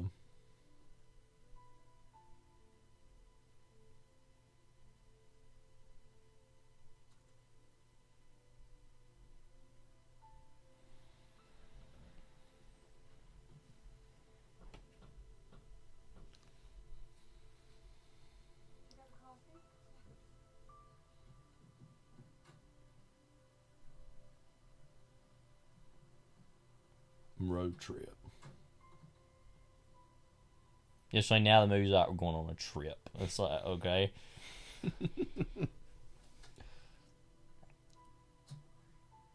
It's funny, like somebody can make a trailer out of this and make it look real like ominous, like they're going somewhere. Yeah. It's like what? Yeah. Take care of business.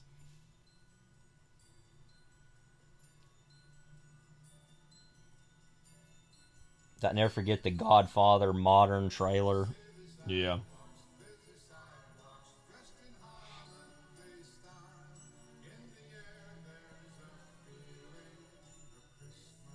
Not Christmas balls. No, unfortunately not. Music. I mean, there's no men in the car, so. Right. It's like, you got a man in the car? Like, no. It's like, good.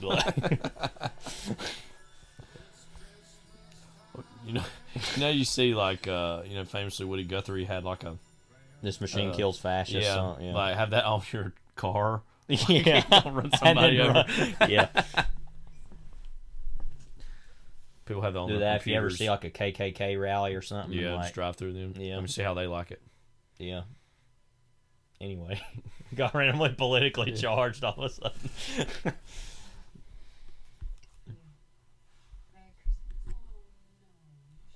Because I didn't. I want that hat.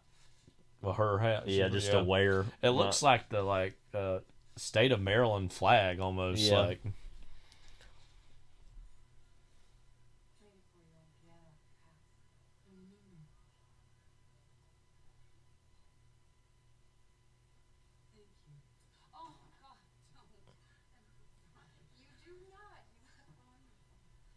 Look at Fright. Fright. Frightmare.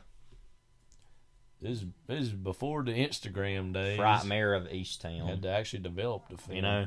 Mm-hmm.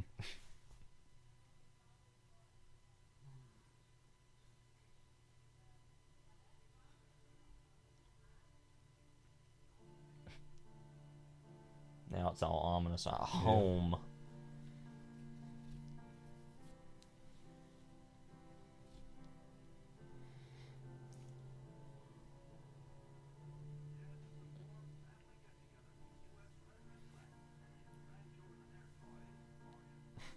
Why do they keep harping? I feel like that's a subtext Eisenhower. of the movie that I don't really understand. It's like, yeah, because they bring it up again later. It's like, what's the big deal, Todd?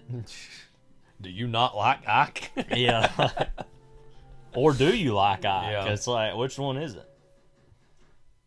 Oh, this is the scene. I think maybe I might be wrong with this. I think it's maybe just scene setting of just this is the time when this was happening. It just seems like a lot randomly. Insistent, the scene. Yeah. The scene that changed America. Yeah, it did for me. I mean,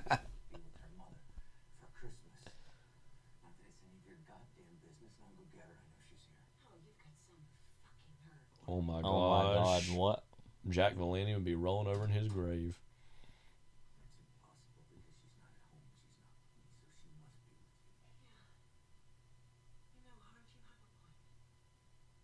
You've spent 10 years making damn sure her only point of reference is you. Your job, your friends, your Where is she? God damn it! She's still my wife, Abby. She's my responsibility. You know, that's some way of showing it slapping her with an injunction. I'm closing the door. So, are you gonna leave or what? I can't help The you with moment. Are you ready? Yep. Then the light out too, Yeah. though. Wow. It's just like so pathetic. Yeah. Like, Yeah, that's his best scene partner in the movie. Is closed Yeah. doors. I mean, I had that as my Twitter profile pic for a while. Is him like looking like so dumb.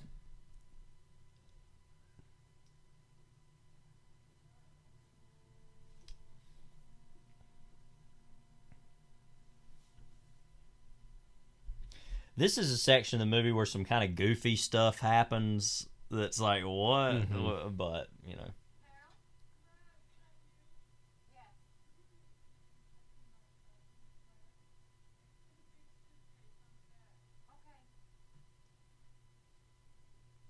You want to close the door there? No. Nope.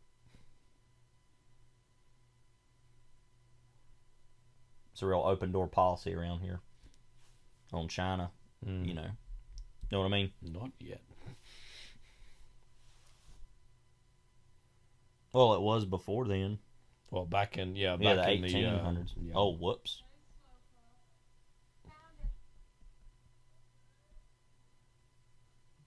I think I was thinking about Daytona in my head, but yeah.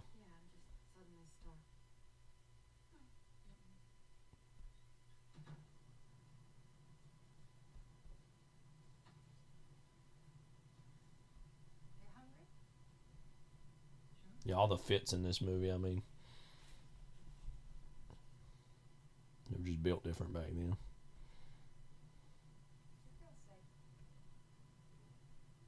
Safe.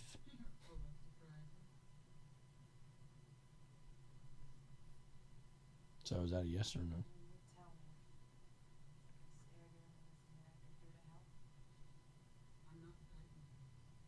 Torres. Hello, Torres. This is David Torres.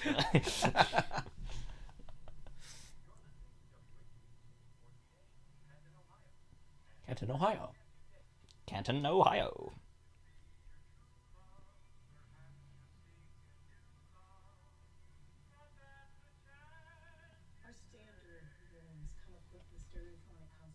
Yeah, Levi just showed me. He found I have the pic. Yeah.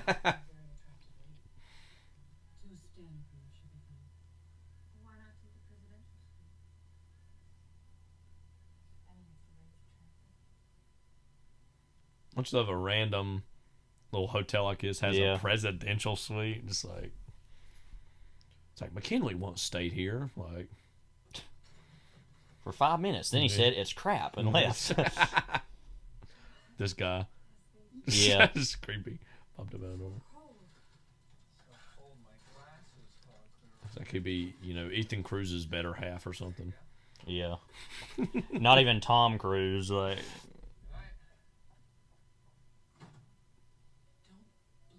I mean, what the hell? I'm literally just said that. Like, I don't even remember that. I cannot believe Was that McKinley? I think it was. I think it was. I'm pretty sure.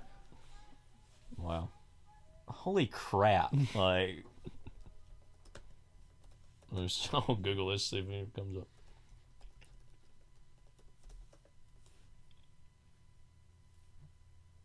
We were literally kidding, like, but wow.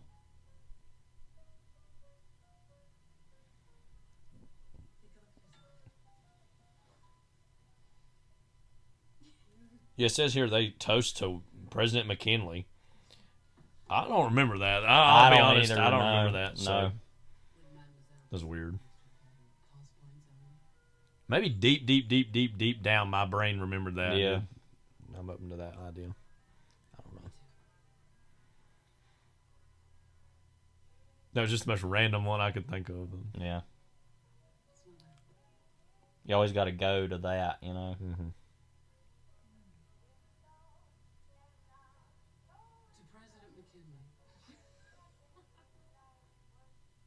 Look, all that guy that was assassinated, like Leon Czolgosz.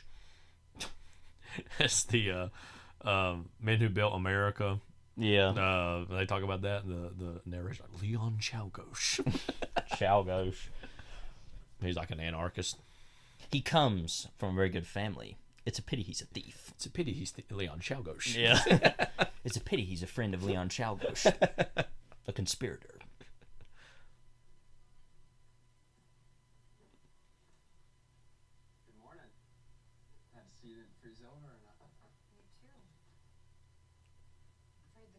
Yeah, he's just such a spook who sat by the door. Yeah, vibe, I know.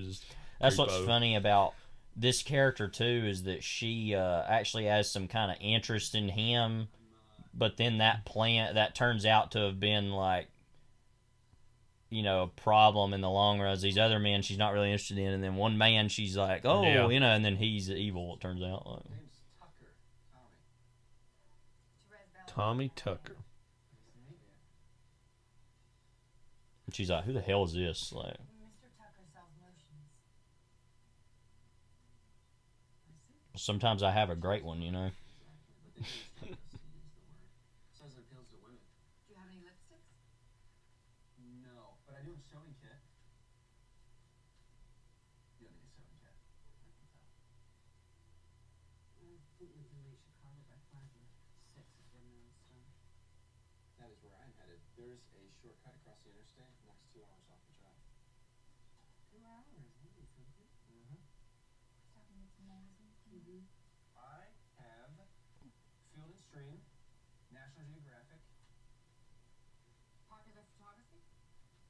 Nope, of course not. I'm doomed to remain without a sale. And Blanchett's like, okay. At this point in the movie, it feels like, who is this guy? Yeah. Like, yeah. Don't you love you open up your email and you got like over 30 emails that mean nothing? Oh, well, today they hit you up big time. Was Black Friday. Oh, crap. that's why there's so many. Okay. Yeah, I noticed that this morning when I woke up. You woke up. I woke up. Sorry, we're talking like we do here at home just normally. Woke up.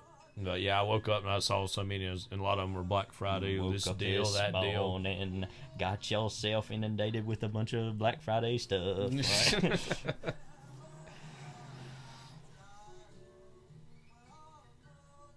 Last chance.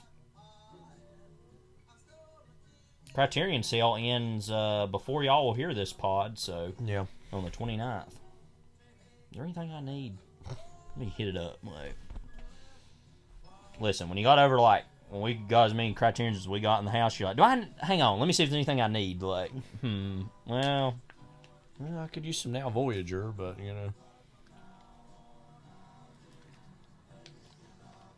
that's a really good movie. Betty Davis. Mm-hmm. And your boy Paul Henreid. Getting frisky. Yeah, my boy Paul Henreid. Like, okay.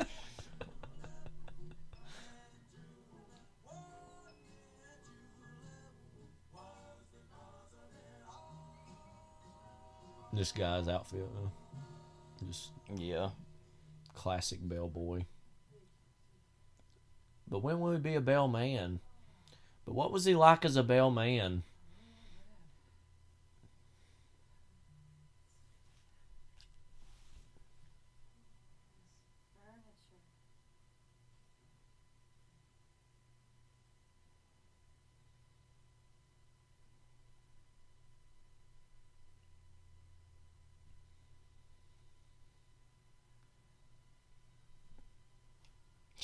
A ham. Yeah.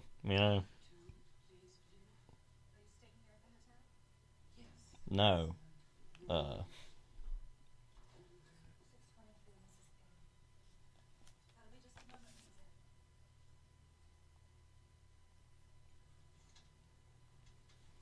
take charge, why don't you? Yeah, take a little charge.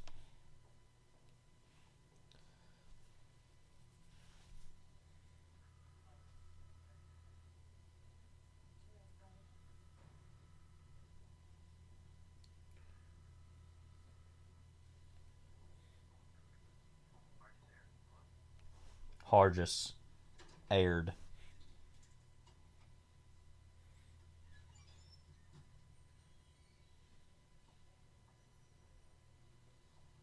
Somebody's popular. Call from Richard. Are you gonna get your mail? Nobody knows I'm here. Are you making a phone call? What? No. No, I'm a liar. Are you a liar? No. Are you lying? No. Are you a liar? Yes. I'll say forward my emails to Chicago, Yeah. Chicago Post Office. Waterloo, Iowa. Little Napoleon there. New Year's Eve broadcast playing indistinctly.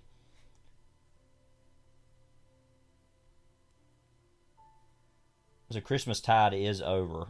Yeah. R.I.P. So anyhow, it's like they were there at the hotel for like 2 minutes, it seemed like. Yeah.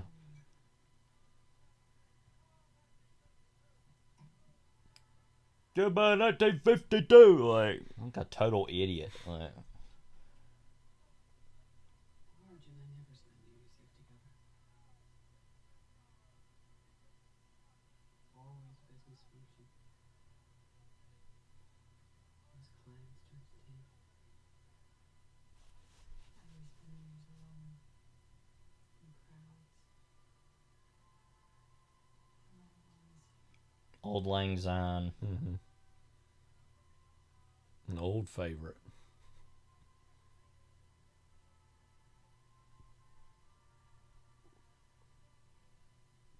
New year, new them.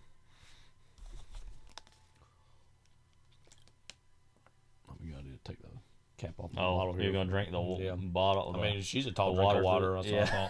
what I thought. Gonna drink the water through the plastic. Drink that. I gotta drink that. Never forget McGregor. Call of Duty 2. Yeah, Call of Duty 2, yeah.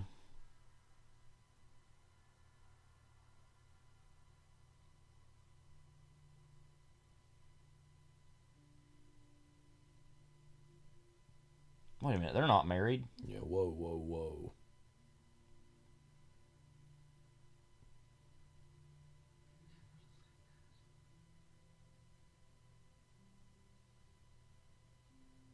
I haven't either.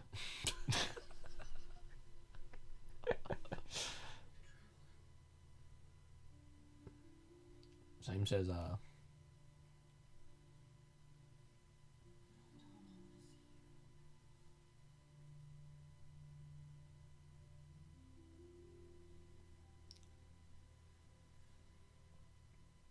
This is really the only sex scene in the movie, I guess. Mm-hmm. And it's just kind of one of those like classical Hollywood like making out sex scenes, anyways. You know? Which I'm not just saying I want more or less, but I'm just saying that's.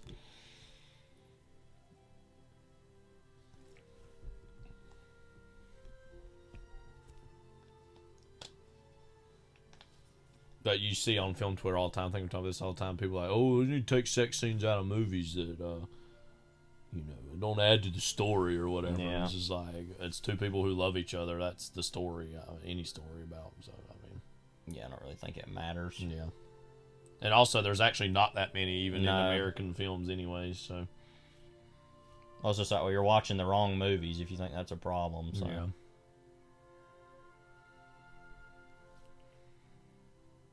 No, Eternals recently made some headlines because it had like something. First quote Marvel sex scene, and that, you know, that ain't gonna be that graphic or anything, but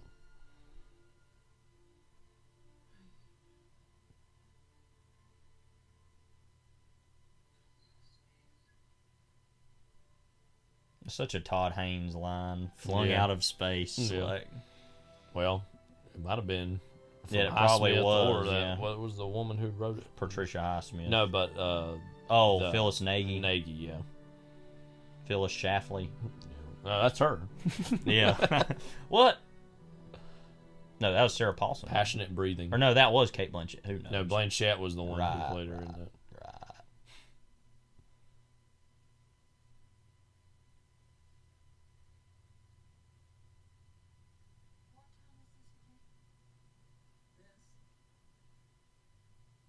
There's that Chantal. Is this their Waterloo? Chantal Ackerman film, J2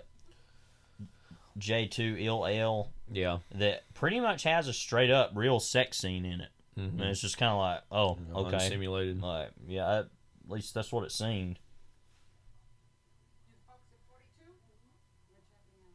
Todd Brown come for you last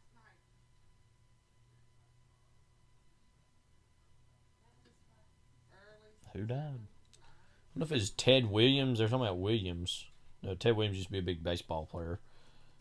I don't know if it's him or not. No, he didn't die till 02, so I don't know. Ted Williams used to play for the Red Sox, I think. Yeah. He played, this guy, Ted Williams, played from the Red Sox from 39 to 60. Just like 21 years. Oh, here we go. Our moment.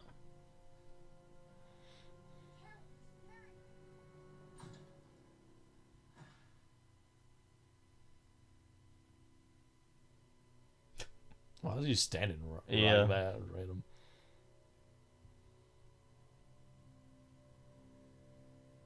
He's a fed. The tapes. The moment.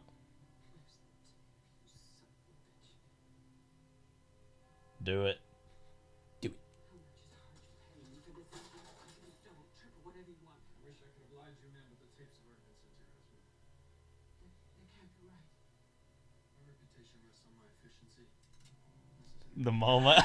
So we laugh forever about that gun clicking. You know how sound. people make videos out of that whole thing of that, those people going like, when they see that thing on the screen. Yeah, right. We need to make one out of that. Yeah. But, like, I remember being so the first time seeing this, so beat for beat in the movie. Yeah. And then I heard that sound, that gun Yeah. clicking sound, which I've heard in a billion other things, and it instantly kind of took me out of the movie, just like, oh, that, like. Yeah.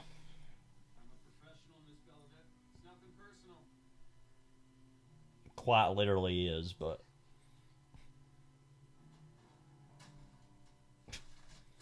I would keep it, but yeah, why not? You never know. Fun and games are going to present themselves. Oh, she threw it away. Okay.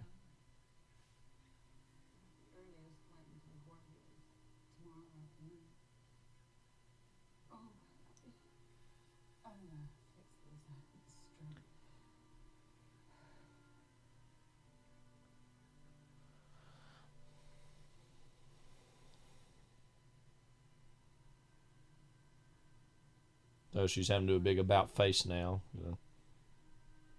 know how many times a day I ask you that? Sorry. What am I thinking? I'm thinking that I'm utterly selfish and I don't Do this. You have no idea. How do you know? and I should have said no to you, but I never say no. And it's selfish because I just take everything and I don't know anything and I don't know what I want. How could I when all I ever do is say yes to everything?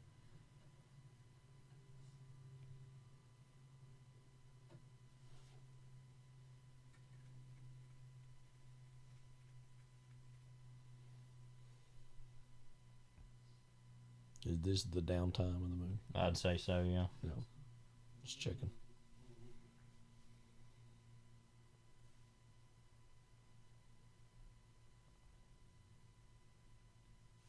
It's not your fault. Celeste.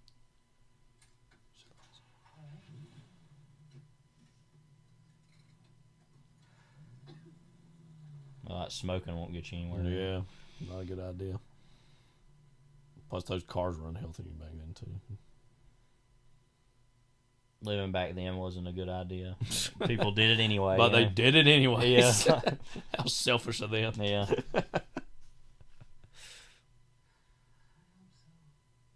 Yep, none of us can have any say whenever we're alive. When we're born.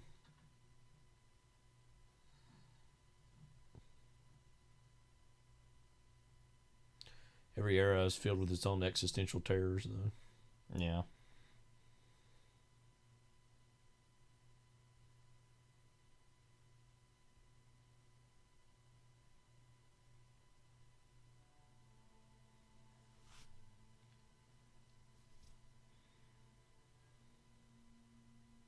Music.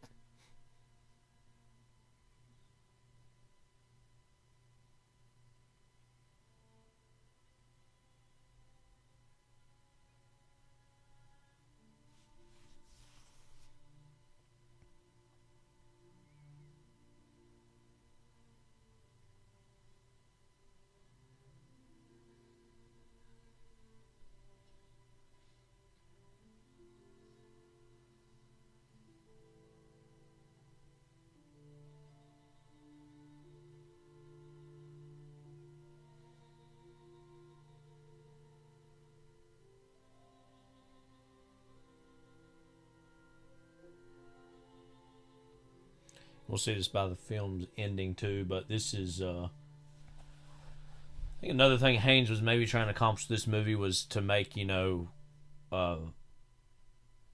queerness or homosexuality less inherently tragic as even sometimes he himself depicts it as, in terms of that I don't know if triumphant's exactly how this movie ends, but it certainly ends on a little more of an optimistic, hopeful note. But a lot of queer fiction deals with this inherent tragedy that's just inherent to being, a queer person. But again, a trope that even queer artists themselves fall into.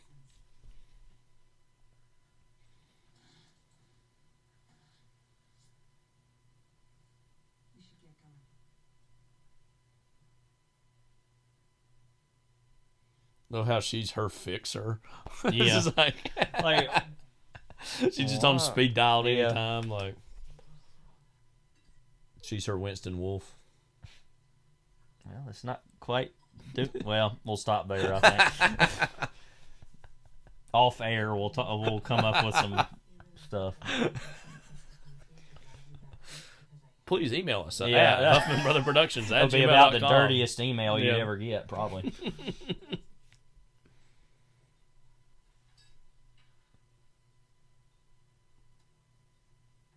Again, that's Huffman It's Brothers like what Productions James at Elroy gmail.com. once said about blank and blank with Martha Stewart in the joint, Yeah. We should have had him on this pod, talk through the movie. This sounds like a weird thing to say, but I was pretty young when relatively younger when I read this book. I was in high school. I read The Black Dahlia. Yeah. And that actually talked quite a bit in that book about the lesbian subculture of Los Angeles in the 40s that... I can't remember the woman's name that was the Black Dahlia, but anyway, that she was a part of, and that was kind of Elizabeth Short. Yes, Elizabeth Short. And that was kind of a surprise to me at the time. I thought, I mean, it sounds stupid, but it's like, oh, I guess that would have been a thing then too, like to have a not that people were gay, but that there was a subculture around that, and that's obvious now. I mean, I've read like The City and the Pillars, very obviously about that in the 40s, and but yeah.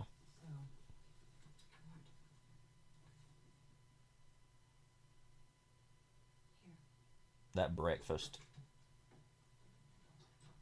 that guy. He's like, what's going on over there? Like, excuse me while I load up for my pain medicine. It's been 6 hours. Had a tooth extraction the other day. Yeah.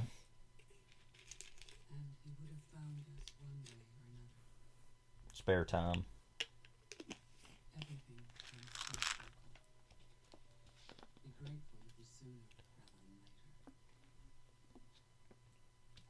You'll think it harsh of me to say so, but no explanation I offer will satisfy you. Please don't be angry when I tell you that you seek resolutions and explanations because you're young. But you will understand this one day. Sorry, these pills. Yeah, whatever. Be alright. And this very, heart-rending little scene. Yeah. During this moment.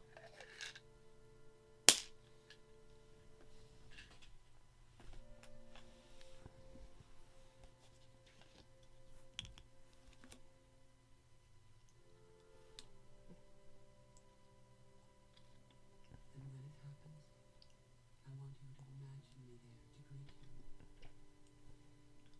Our lives stretched out ahead of us, a perpetual sunrise. Randomly poetic, this carol aired. Yeah. Again, hard. I mean, Harges. I mean, of Don Draper's Harges. Like, Don Draper's large chest.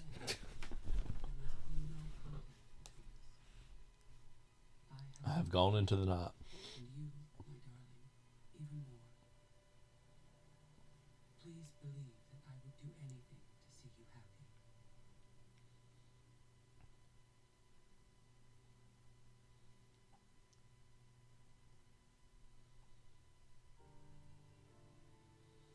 So, I do the only thing I can.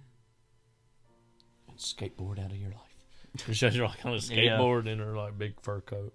But with like a hat on, turned sideways, pants on the ground, Looking like a fool. Yeah.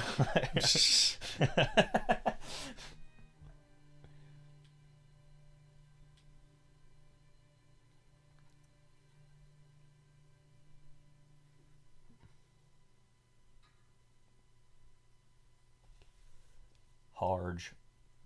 Big bad Harge.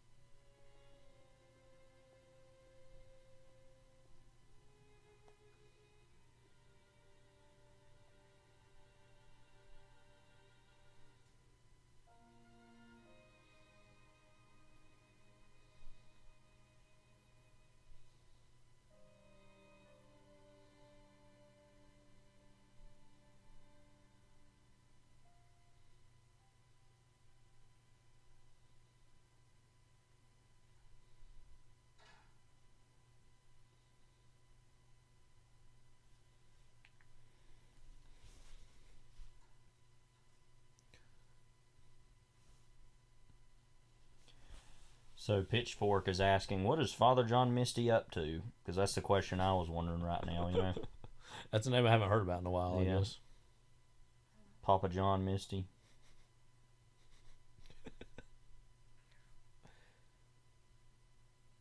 Carol Aird.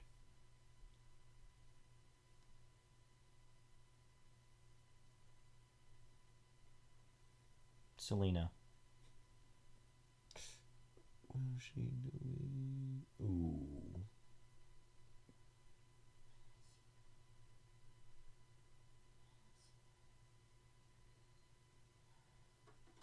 No reply at all.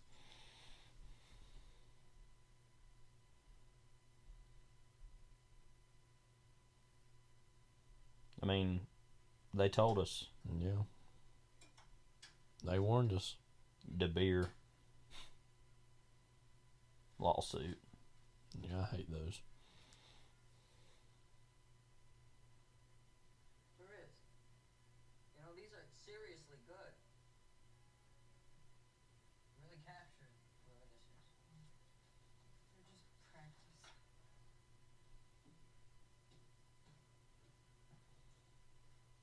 So he's getting him to help, or she's getting him to help her. Yeah.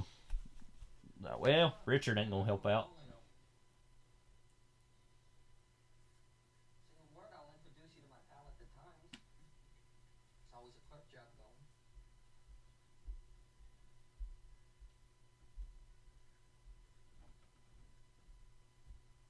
You went away with her, right? Yeah. What happened? I don't know if they met. Hard to remember. Is this because I tried to kiss you that day? Because if it is, don't even think about that. You don't have to be afraid of it. I'm not afraid. He's like, did I turn her lesbian? Let's finish what we still have light, okay? I'm not Seal Dante. I'll just never forget that. I mean, we're gonna have to talk about that thing. If you can only see Levi's face, yeah. See, there he is. Old Ike. I guess that's the first inauguration on TV. Yeah, it might have been. Would have had to have been. Last one would have been 49. It's the first inauguration on TV, Tom. You gonna watch it? You gonna watch it, you know. You can lie and say you won't. We're gonna have a watch party at the big.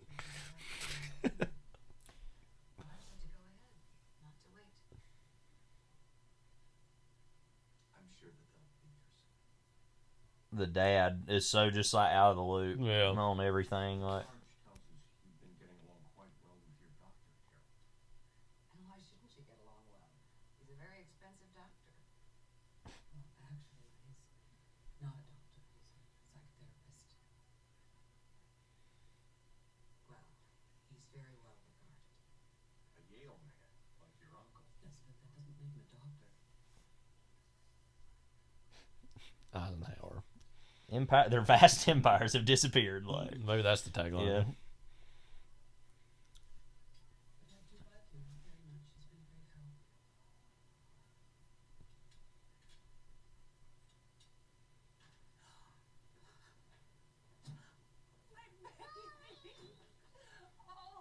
That woman, Florence. Yeah, Florence. Thinks she can just do whatever Everybody's she wants. like, I wonder what they think of the whole situation. You know, that's a whole movie in itself. White people. I want to see. Yeah, and they are white too. I want to see a movie about that at some point. About like all that Carol Extended Universe. Basically a movie like this, but it's about people who were watching something happen. Yeah, and it's like all about them. Like.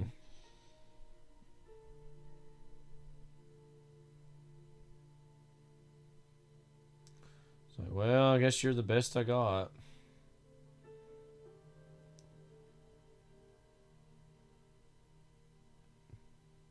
Goodbye.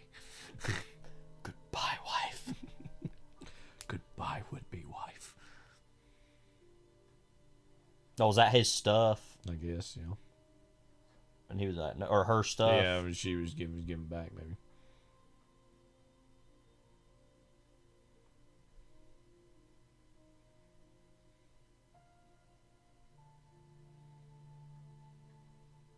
That's the one. This is the Carol. Take a good look. This is the Carol. Shoot to kill. You know what I mean? What if, like, you take Batman, but then take her and put her as the Joker? And Cate Blanchett? Yeah. That'd be a choice. And as Carol aired, though. Okay. Not like her Thor Ragnarok character or nothing, but okay. Well, I wouldn't know anyway about all that, so.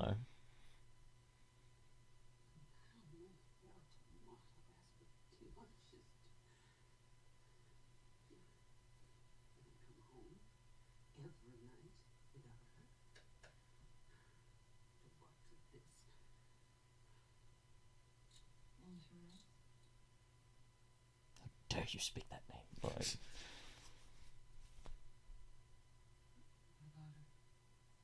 you heard anything? No.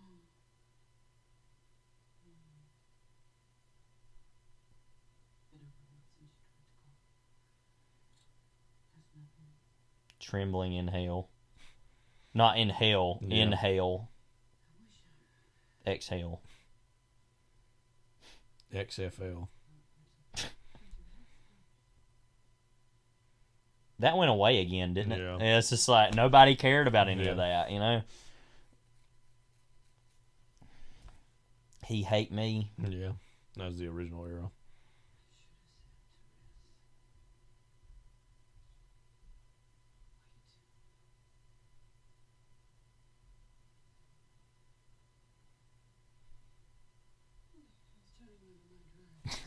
Who the hell? There's Therese.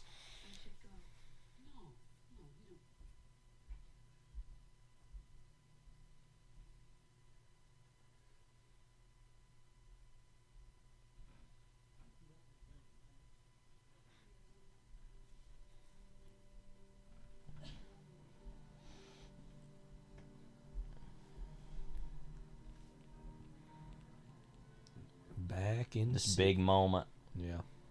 So it was like seeing somebody from afar moment, you know? It's like when you're driving by JD's, Oh, barbecue. yeah. And you from see afar. people from church. Yeah. And you're like, oh, look at that person over there.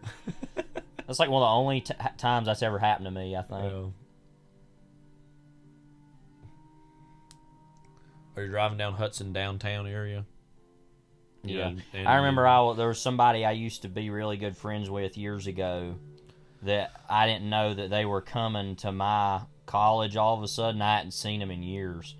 And I was standing at the library and just like happened to see them walk by and they didn't see me, and I was just watching them go, and I was like, what the hell? Like, you know, I hadn't seen that person in forever, you know? Yeah, right. And then I talked to him later. I saw him again, but I was just like, what? Like...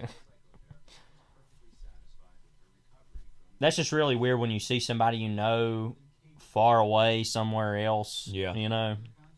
Happened to me in Gatlinburg one time. I remember somebody I know, we were like, all of us were walking down the street, and I just happened to run into him and was like, oh, how are you? Like, yeah. A series of events precipitated by my client's husband drove her to suffer an emotional break, which resulted in the presumed aberrant behavior. That's absurd. Furthermore, giving away the this is how you're going to handle and recorded. We're confident of their inadmissibility.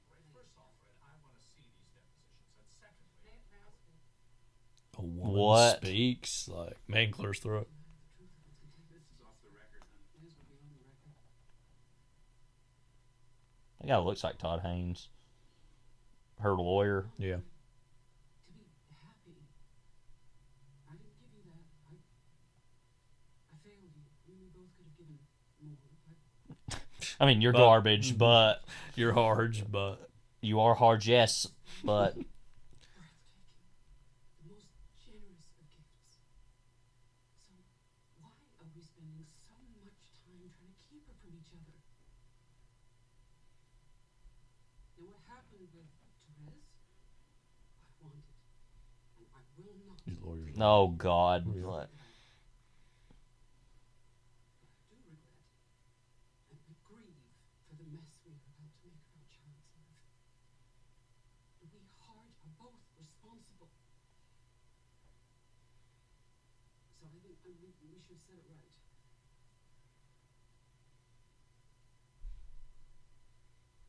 Now, I think that Harge should have custody of Rindy. Can I suggest we just take a break for a moment?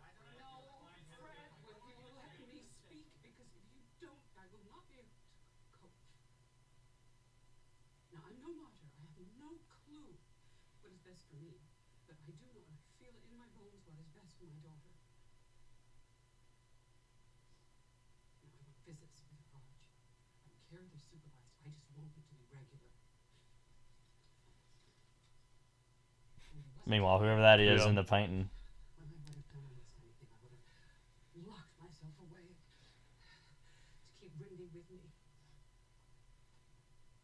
What use am I to her, to us, if I'm living against my own grain? So that's the deal. I cannot negotiate anymore. You take it or leave it. But if you leave it, we go to court. And if we go to court, it'll get ugly. And we're not ugly people. This is probably the most melodramatic scene in Yeah. the movie. He's gonna be like, Carol, what are you doing? Like, what are you doing, bro? Like, you just shape up, bro. Like, Is that what her lawyer says? yeah, to her? yeah. Like, I look like Todd Haynes, bro. What are you doing? I've Like, been thinking that yeah, the whole like- time. I ain't said nothing. I thought that earlier when he first came in. Guys, pay attention. Come on. Got the Rooster, DiMaggio front cover. Rooster and DiMaggio. What? At Like- first, I was thinking this is the divorce lawyers looking over Yeah. the pictures they took. Like, all right, what can we use in court? And I'm Yeah. like, these guys stand up against the Yeah. wall, and I was like, what? Yeah. Are they like, No, I was yeah. really thinking, is that reference for like obscenity trials that other people have been through? Like, we're Yeah. gonna use, I don't know.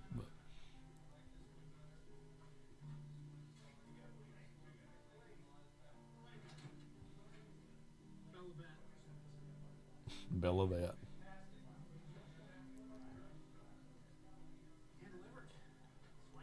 Swank. Yeah, I remember we that used to laugh swank. about that. Swank.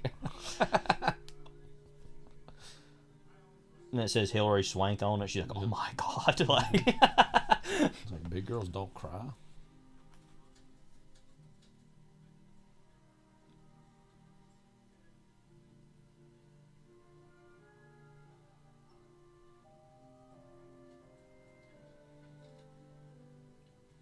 No reply at all. I mean, we've been Reverse told. version.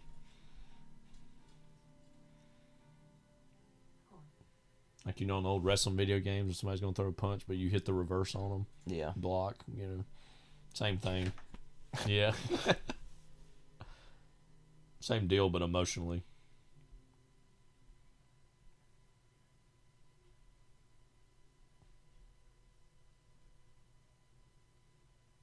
Low, indistinct chatter. Mm-hmm.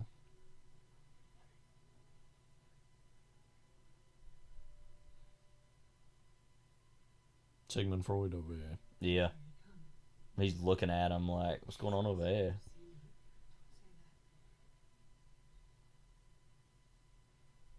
You hate me He hate me.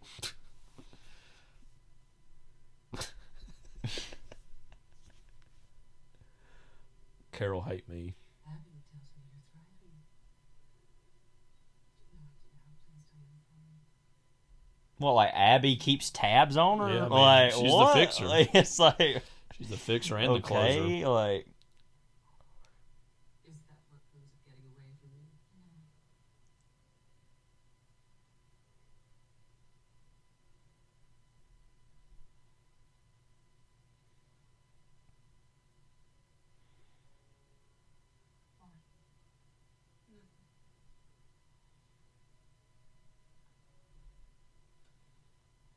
Harge and I are selling the house.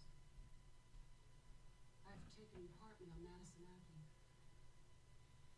And a job, believe it or not. I'm going to work a third of the house on 4th Avenue as a buyer.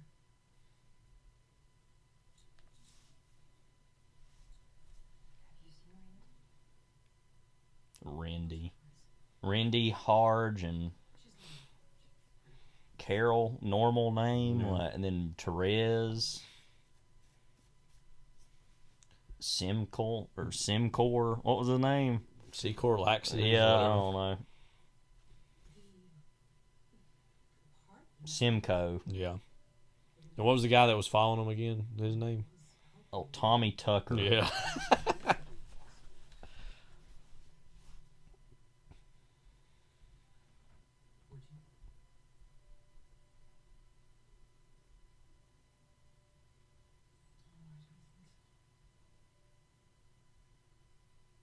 I'm meeting some people at the Oak Room at 9. The Oak Room. Famous New York spot.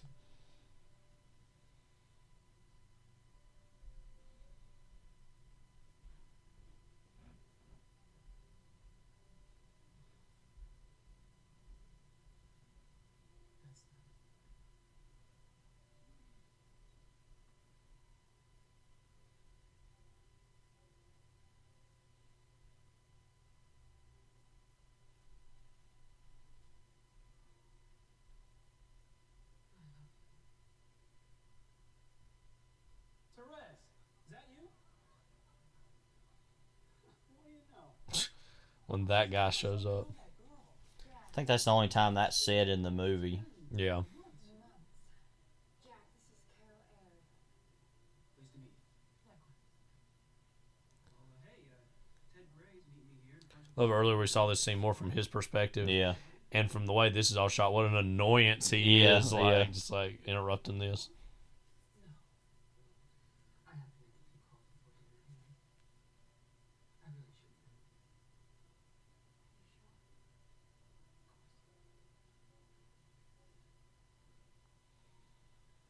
Well, it would be great to catch a ride. Yeah, sure. You two have a wonderful night. Nice meeting you, Jack. Jack. Therese, Jack. That strip club owner named Jack. The loaf.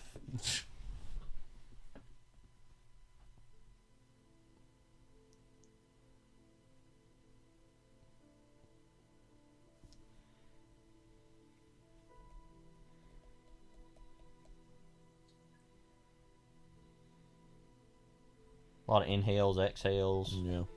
XFLs. Yeah. I mean, all the Yales. Taking an L. Yale earlier. Yeah. With a rebel Yale, she went to New Haven, Connecticut. You know? Cried Mo, Mo, Mo, Mo, Mo, Mo. Like mall? As Yeah, in, like might white as well. wedding. Oh, might as well. By the way, Carla, if you're listening, white wedding. Good friend of mine, but anyway.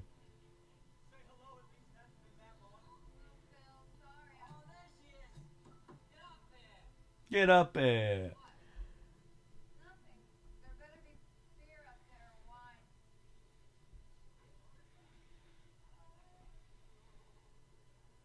Hey there, sister. Hey there, sister. This is the shotgun. Whoops.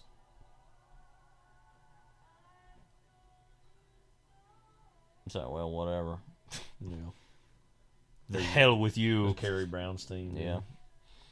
The hell with you.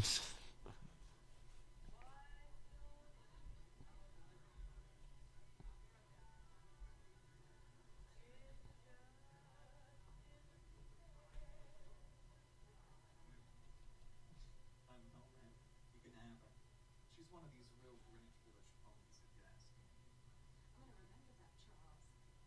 Where you going, Ted? Stick around with me.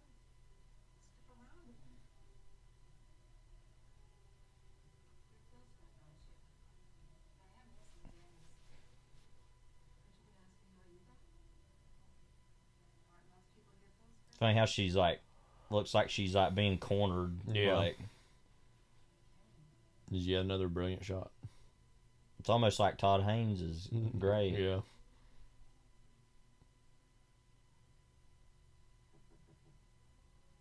Sorry, I'll be out in a minute.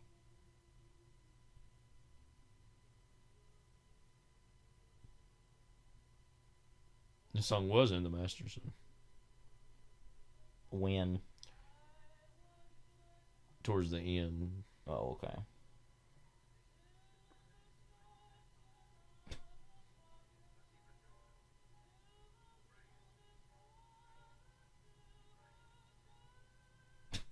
Writing stuff Getting down. his notes down. Yeah. Like,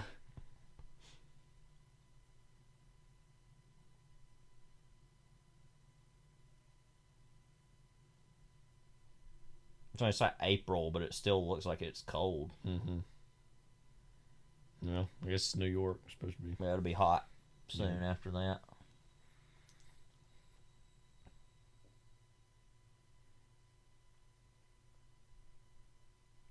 It's like, next year you're gonna have to come out. Is that the tagline? You think? He's a blowhard. Somebody said.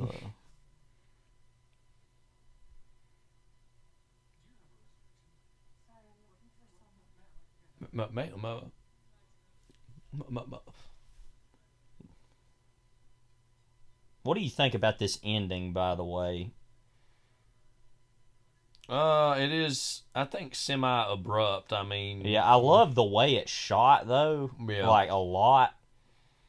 The slow motion here in a minute I really like. But, yeah, it's kind of like,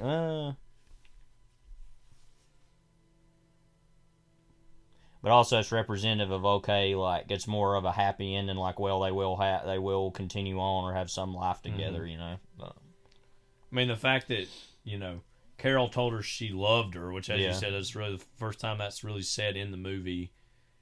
And then the fact that she seems like she rejects her, but then still shows up to see her, I think, is enough for Carol to see that it's she's not like a random also thing to say, but I serious. think about this moment a lot where there's all these men in the way, Yeah. like, and it's Yeah. like, feels a very, like,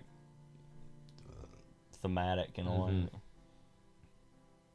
Yeah, pretty much all men, except there's one woman there, a few women, but...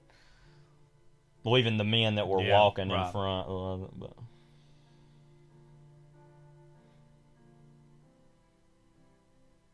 the lawyer.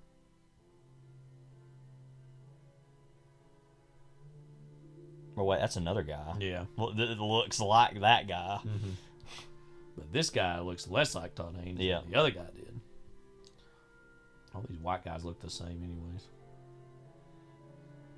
We say as white men. Yeah.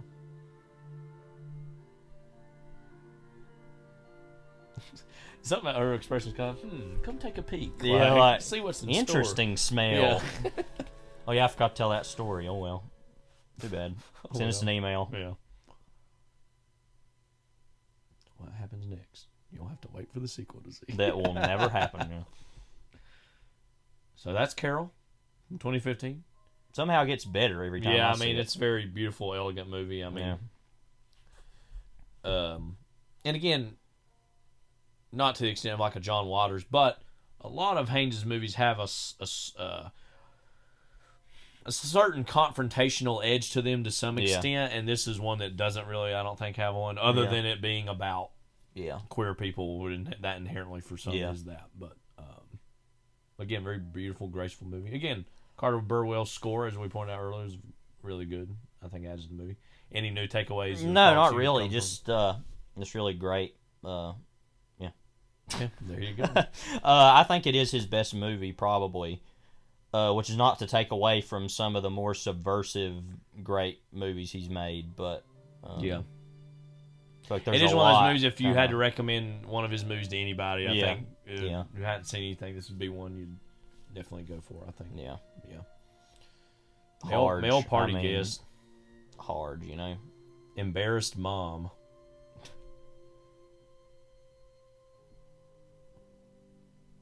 Crew. The Crew. All right, I guess I'll pause. All right, we'll pause on that. Well, we didn't have it screw up this time either. No. So sorry about Jackie once again, but you know.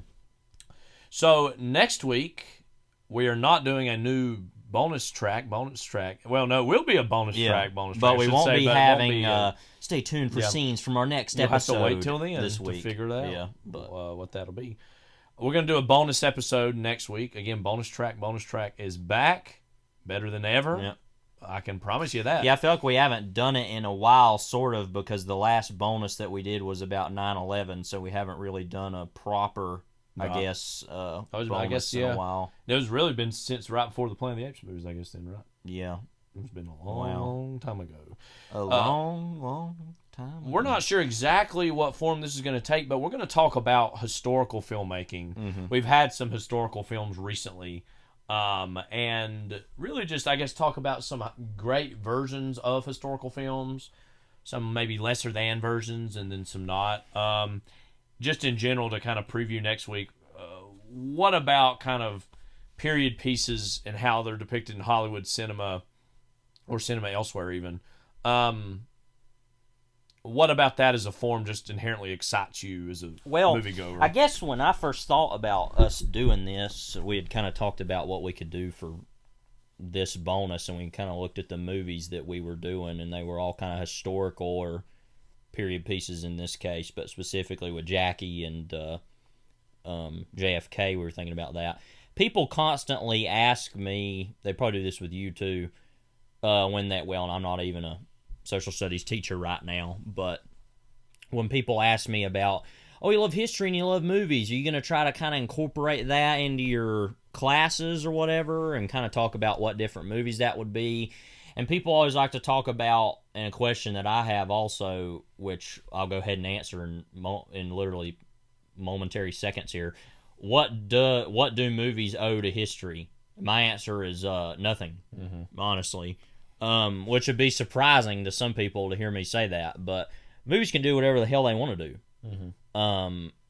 But in the case of something like JFK, that's a genuine question of, wait a minute, what exactly are you including? What are you deciding not to include? What information even just about the subject, Jim Garrison, are you choosing not to include also? Yeah.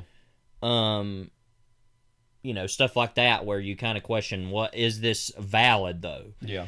What a lot of people though, when they talk about that, is like something like the New World, where it's like, well, even that gets some stuff wrong and blah blah blah. And it's like, but to me, it doesn't matter anymore, because this is what it is at a point.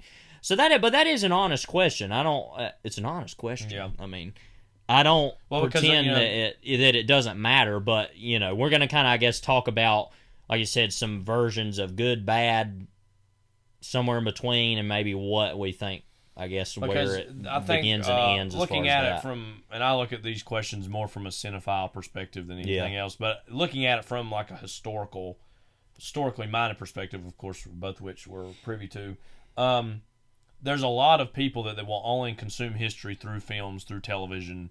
And so there's a sector of, I know, historically minded people that are like, well, these things have a responsibility to be, quote, as accurate or as transparent as possible, because for a great many people, this will be all they consume. Well, and it's like what we talked about popular history, as far as those books that are like, this Harge changed America, Oh, this one did. Yeah, well, he did. I mean, this door that he stared at, that moment changed America. Yeah. I mean, but so they're right, I think, when, a lot of people take this stuff in, but is that the responsibility of filmmakers at the same time to Not if they have another statement that they want to make. I agree. You know, because I think it should always be.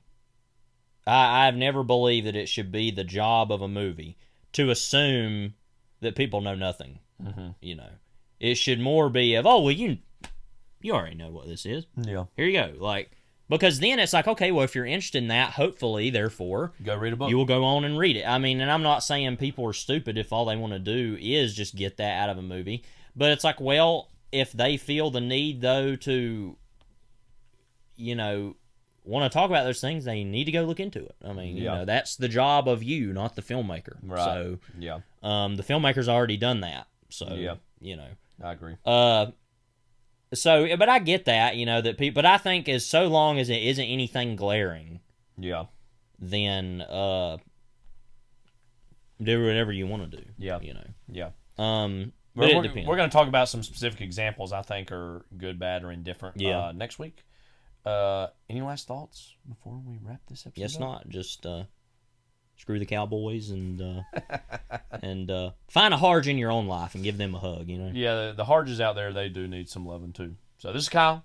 This is Levi. Take care. God bless.